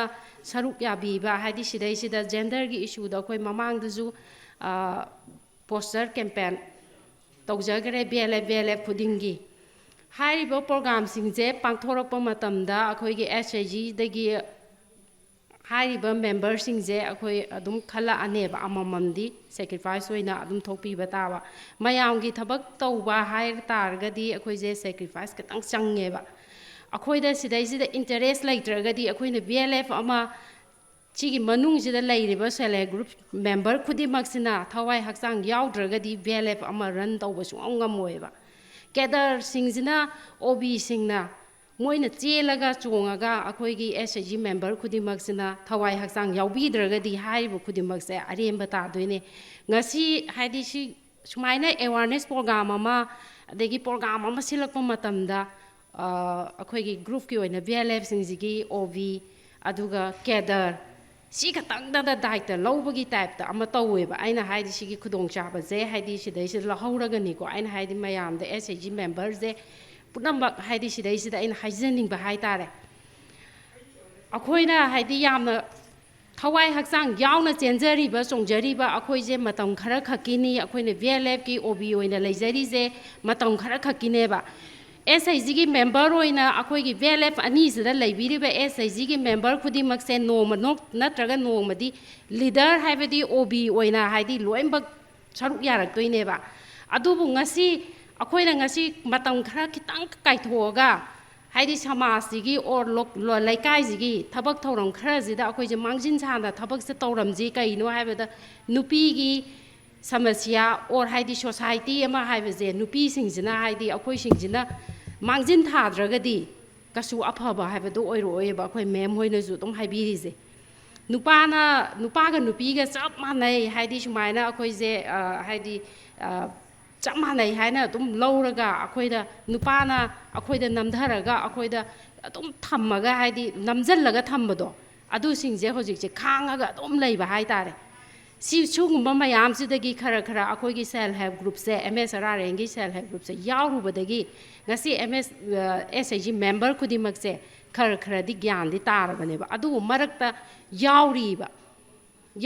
ꯇꯁꯦꯡꯅ ꯑꯩꯒꯤ ꯂꯩꯀꯥꯏꯗ ꯑꯩꯒꯤ ꯈꯨꯡꯒꯪꯁꯤꯗ ꯂꯩꯔꯤꯕ ꯃꯦꯝꯕꯔꯁꯤꯡꯁꯤꯗ ꯐꯦꯃꯤꯂꯤꯒꯤ ꯍꯥꯏꯗꯤ ꯁꯤꯗ ꯃꯥꯒꯤ ꯅꯨꯄꯥꯅ ꯄ꯭ꯔꯣꯒ꯭ꯔꯥꯝ ꯍꯥꯏꯕꯗꯤ ꯑꯩꯈꯣꯏ ꯁꯨꯃꯥꯏꯅ MSRRNꯒꯤ ꯍꯥꯏꯗꯤ ꯇ꯭ꯔꯦꯅꯤꯡꯒꯤ ꯄ꯭ꯔꯣꯒ꯭ꯔꯥꯝꯁꯦ ꯈꯔꯗꯤ ꯑꯗꯨꯝ ꯇꯣꯏꯑꯦꯕ ꯍꯥꯏꯗꯤ ꯁꯤꯗꯩꯁꯤꯗ ꯑꯗꯨꯕꯨ ꯍꯟꯖꯟꯈꯤꯕ ꯃꯇꯝꯗ ꯃꯥꯒꯤ ꯅꯨꯄꯥꯅ ꯆꯩꯔꯦ ꯄ꯭ꯔꯣꯒ꯭ꯔꯥꯝꯁꯦ ꯃꯌꯥꯝ ꯑꯃ ꯁꯨꯃꯥꯏꯅ ꯇꯧꯔꯨꯁꯤꯅ ꯇꯣꯏꯁꯜꯂꯛꯄꯁꯤꯅ ꯇ꯭ꯔꯦꯅꯤꯡ ꯃꯌꯥꯝ ꯑꯃ ꯇꯧꯔꯛꯄꯁꯤꯅ ꯑꯩꯒꯤ ꯅꯨꯄꯥꯅ ꯁꯨꯃꯥꯏꯅ ꯆꯩꯔꯦ ꯁꯨꯃꯥꯏꯅ ꯇꯧꯔꯦ ꯍꯥꯏꯕꯁꯦ ꯑꯗꯨꯝ ꯇꯥꯏꯌꯦꯕ ꯑꯗꯨꯕꯨ ꯍꯥꯏꯔꯤꯕ ꯑꯩꯈꯣꯏꯒꯤ ꯃꯦꯝꯕꯔꯁꯤꯡꯗꯨꯅ ꯇꯧꯔꯤꯕ ꯊꯕꯛꯁꯦ ꯑꯩꯈꯣꯏꯁꯦ ꯁꯨꯃꯥꯏꯅ ꯇꯧꯕꯅꯤ ꯑꯩꯈꯣꯏ ꯁꯤꯗꯩꯁꯤꯗ ꯇꯧꯔꯤꯕ ꯇ꯭ꯔꯦꯅꯤꯡꯁꯦ ꯑꯩꯈꯣꯏꯒꯤꯗꯃꯛꯇ ꯀꯥꯟꯅꯅꯕ ꯑꯩꯈꯣꯏꯒꯤ ꯂꯥꯏꯚꯂꯤꯍꯨꯗꯀꯤ ꯀꯥꯟꯅꯅꯕ ꯑꯩꯈꯣꯏꯗ ꯁꯦꯟꯊꯣꯛ ꯍꯦꯟꯒꯠꯅꯕ ꯑꯩꯈꯣꯏꯒꯤ ꯕꯤꯖꯤꯅꯦꯁꯁꯦ ꯗꯤꯕꯦꯂꯞ ꯇꯧꯔꯛꯅꯕꯒꯤꯗꯃꯛꯇ ꯇꯥꯛꯄ ꯇ꯭ꯔꯦꯅꯤꯡꯅꯤ ꯍꯥꯏꯅ ꯃꯔꯤꯛ ꯆꯨꯝꯅ ꯑꯩꯈꯣꯏꯅ ꯉꯁꯤ ꯇꯧꯖꯔꯨꯏꯕ ꯑꯦꯋꯥꯔꯅꯦꯁꯁꯤꯁꯨ ꯇꯥꯕꯤꯔꯝꯃꯒꯗꯤ ꯐꯔꯦ ꯑꯩꯈꯣꯏꯅ ꯃꯥꯌꯦꯛꯀꯤ ꯈꯨꯠꯊꯥꯡꯗ ꯃꯌꯥꯝꯁꯦ ꯇꯥꯅꯕꯅ ꯁꯤꯟꯖꯕꯅꯦ ꯑꯗꯨꯕꯨ ꯆꯠꯂꯨꯔꯒ ꯉꯁꯤ ꯑꯩꯈꯣꯏꯅ ꯁꯨꯃꯥꯏꯅ ꯄꯨꯡ 11ꯗꯒꯤ ꯆꯠꯈ꯭ꯔꯒ ꯍꯧꯖꯤꯛ ꯄꯨꯡ 3-4 ꯇꯥꯔꯕꯥꯎ ꯍꯟꯖꯜꯂꯛꯇꯦ ꯍꯥꯏꯔꯒ ꯌꯨꯝꯗ ꯆꯩꯒꯅꯤꯅ ꯈꯜꯂꯝꯕꯁꯤꯡꯗꯣ ꯉꯁꯤꯗꯒꯤ ꯈꯤꯇꯪ ꯍꯥꯏꯗꯤ ꯃꯥꯏꯟꯗꯣ ꯈꯤꯇꯪ ꯀꯩꯅꯣ ꯇꯧꯕꯤꯔꯣꯕ ꯑꯗꯨꯒ ꯇꯧꯔꯤꯕ ꯊꯕꯛ ꯊꯧꯔꯝꯁꯤꯡꯁꯦ ꯑꯩꯒꯤ ꯐꯦꯃꯤꯂꯤꯒꯤ ꯃꯦꯝꯕꯔꯁꯤꯡꯗꯨꯗ ꯃꯔꯤꯛ ꯆꯨꯝꯅ ꯇꯝꯕꯤꯌꯣꯕ ngasi akoina OB ama oina aduga cluster levelgi oina aise OB ama oina thabak torokpa matamda kayamna matamje thadage haiba adu kari ai isagi natteba aigi khungangi aigi khetigau kendraji gi ne da leiriba MSRNG da bele tara humdoina semaga sidai sida mayamna nuksibidana OB ama oina haidi sidai sida akoina wak tawjarakpa sida kaithoiba matamje pung 8dagi 10dagi chakhraga pung 3 taba 5 taba adagi 9 taba halaise adubu aigi family gi aigi husband na haidi support tawbibagi aigi mother in law na support tawbibagi damakta moina aise sumaina chatliba thabak se afaba thabak amani niyom kaina chatpa nate man chatlise haibagi damakta ai ngasi mayam gi thabak tawbu ngamjari neba aduna aina haijningina masigi sidaisida sumaina SIG gi member khudimakna or cadre oibiriba khudimakna haidi thawai hakchang yaudragadi akoina changjaliba thabak khudimak se success oiba ngamoyeba akoina cadre singjina haidi convergence cadre sing sida cadre makhal makhal mayam layeba ko BLF amada cadre livelihood ki cadre sidaise pasu shaki bishi shaki adagi social action subcommittee social action cadre haidi akoina ngasai sec cadre haise adu social action subcommittee akoina BLF ta ju khaidoise social action sec cadre gi mathau yamna laane ba hoji aduna sidai sida cadre oiriba aduga social action gi committee sida khangriba members sing ju thawai hakchang yaudragadi sec cadre da mateng pangjangadaba convergence cadre da tawriba thabak khudimakta mateng pangjangadaba singje subcommittee singjina oyeba subcommittee singjina mateng pangdragadi cadre singjina mathau tawriba singje success oiba ngamoyeba aduna SIG gi member khudingmakse sigi akhoi self help group ki member khudingmakse loina ba gyan taminaba ma darkar lai aduna akhoi gi BLF sima chawkhatsi khungang jima laikai jima chawkhat minaji awang ba thakta thangasi akhoi ji semilot ki phibam phagal hanji hiram khudimakta phagalanji hairagadi akoina MSRRN gi self group se yawriba member khudimakse thawai hakchang yawba haidi akoina loan du khaktang da nataba akoina loan do hojik sec cadre singjina social action cadre singjina tawraktoise hiram khudimakta ko aduga akhoi gi convergence ki cadre singjina tawraiba thabak khudimak sida mateng pangsan biraga akhoi gi chawkhatpa yai phaba aduga akhoi gi gender gi problem je haidi gender based violence haidi gender da akhoi gi haidi anem awang khaibagi nupi nupa khaibagi thabak simaju akhoi gi self help group ki member singna gyan taminasi haiba wafam je thamjaraga thank you ꯑꯩꯈꯣꯏꯅ ꯑꯍꯥꯟꯕꯃꯛꯇꯗ ꯑꯩꯈꯣꯏꯒꯤ awareness programme ꯑꯁꯤꯕꯨ ꯃꯄꯨꯡ ꯐꯥꯍꯟꯕꯗ ꯃꯇꯦꯡ ꯃꯈꯣꯏꯒꯤ ꯑꯆꯤꯟꯕ ꯃꯇꯝ ꯀꯌꯥꯕꯨ ꯀꯥꯏꯊꯣꯛꯄꯤꯔꯒ programme ꯑꯁꯤꯕꯨ ꯍꯧꯕꯗꯒꯤ ꯂꯣꯏꯕ ꯐꯥꯎ ꯌꯥꯎꯕꯤꯔꯤꯕ ꯑꯩꯈꯣꯏꯒꯤ PRI ꯃꯦꯝꯕꯔꯁꯤꯡ ꯑꯍꯥꯟꯕꯃꯛꯇꯗ ꯊꯥꯒꯠꯄꯒ ꯂꯣꯏꯅꯅ ꯏꯀꯥꯏ ꯈꯨꯝꯅꯕ ꯎꯠꯆꯔꯤ ꯃꯗꯨꯒꯤ ꯃꯇꯨꯡ ꯇꯥꯔꯛꯄꯗ ꯑꯩꯈꯣꯏꯒꯤ ꯔꯤꯁꯣꯔꯁ ꯄꯥꯔꯁꯟ ꯑꯣꯏꯔꯤꯕ ꯑꯩꯈꯣꯏꯒꯤ ꯃꯤꯌꯥꯝꯕꯨ ꯑꯐꯕ ꯃꯥꯏꯀꯩꯗ ꯄꯣꯔꯛꯅꯕ ꯍꯣꯠꯅꯔꯤꯕ ꯔꯤꯁꯣꯔꯁ ꯄꯥꯔꯁꯟꯒꯤ ꯃꯦꯝꯕꯔꯁꯤꯡꯕꯨ ꯑꯩꯅ ꯑꯅꯤꯁꯨꯕꯗ ꯏꯀꯥꯏ ꯈꯨꯝꯅꯕ ꯎꯠꯆꯕꯒ ꯂꯣꯏꯅꯅ ꯊꯥꯒꯠꯄ ꯐꯣꯡꯗꯣꯛꯆꯔꯤ ꯃꯊꯪꯗ ꯑꯩꯈꯣꯏꯒꯤ SHG ꯃꯦꯝꯕꯔ BLF ꯃꯦꯝꯕꯔ ꯃꯌꯥꯝꯁꯨ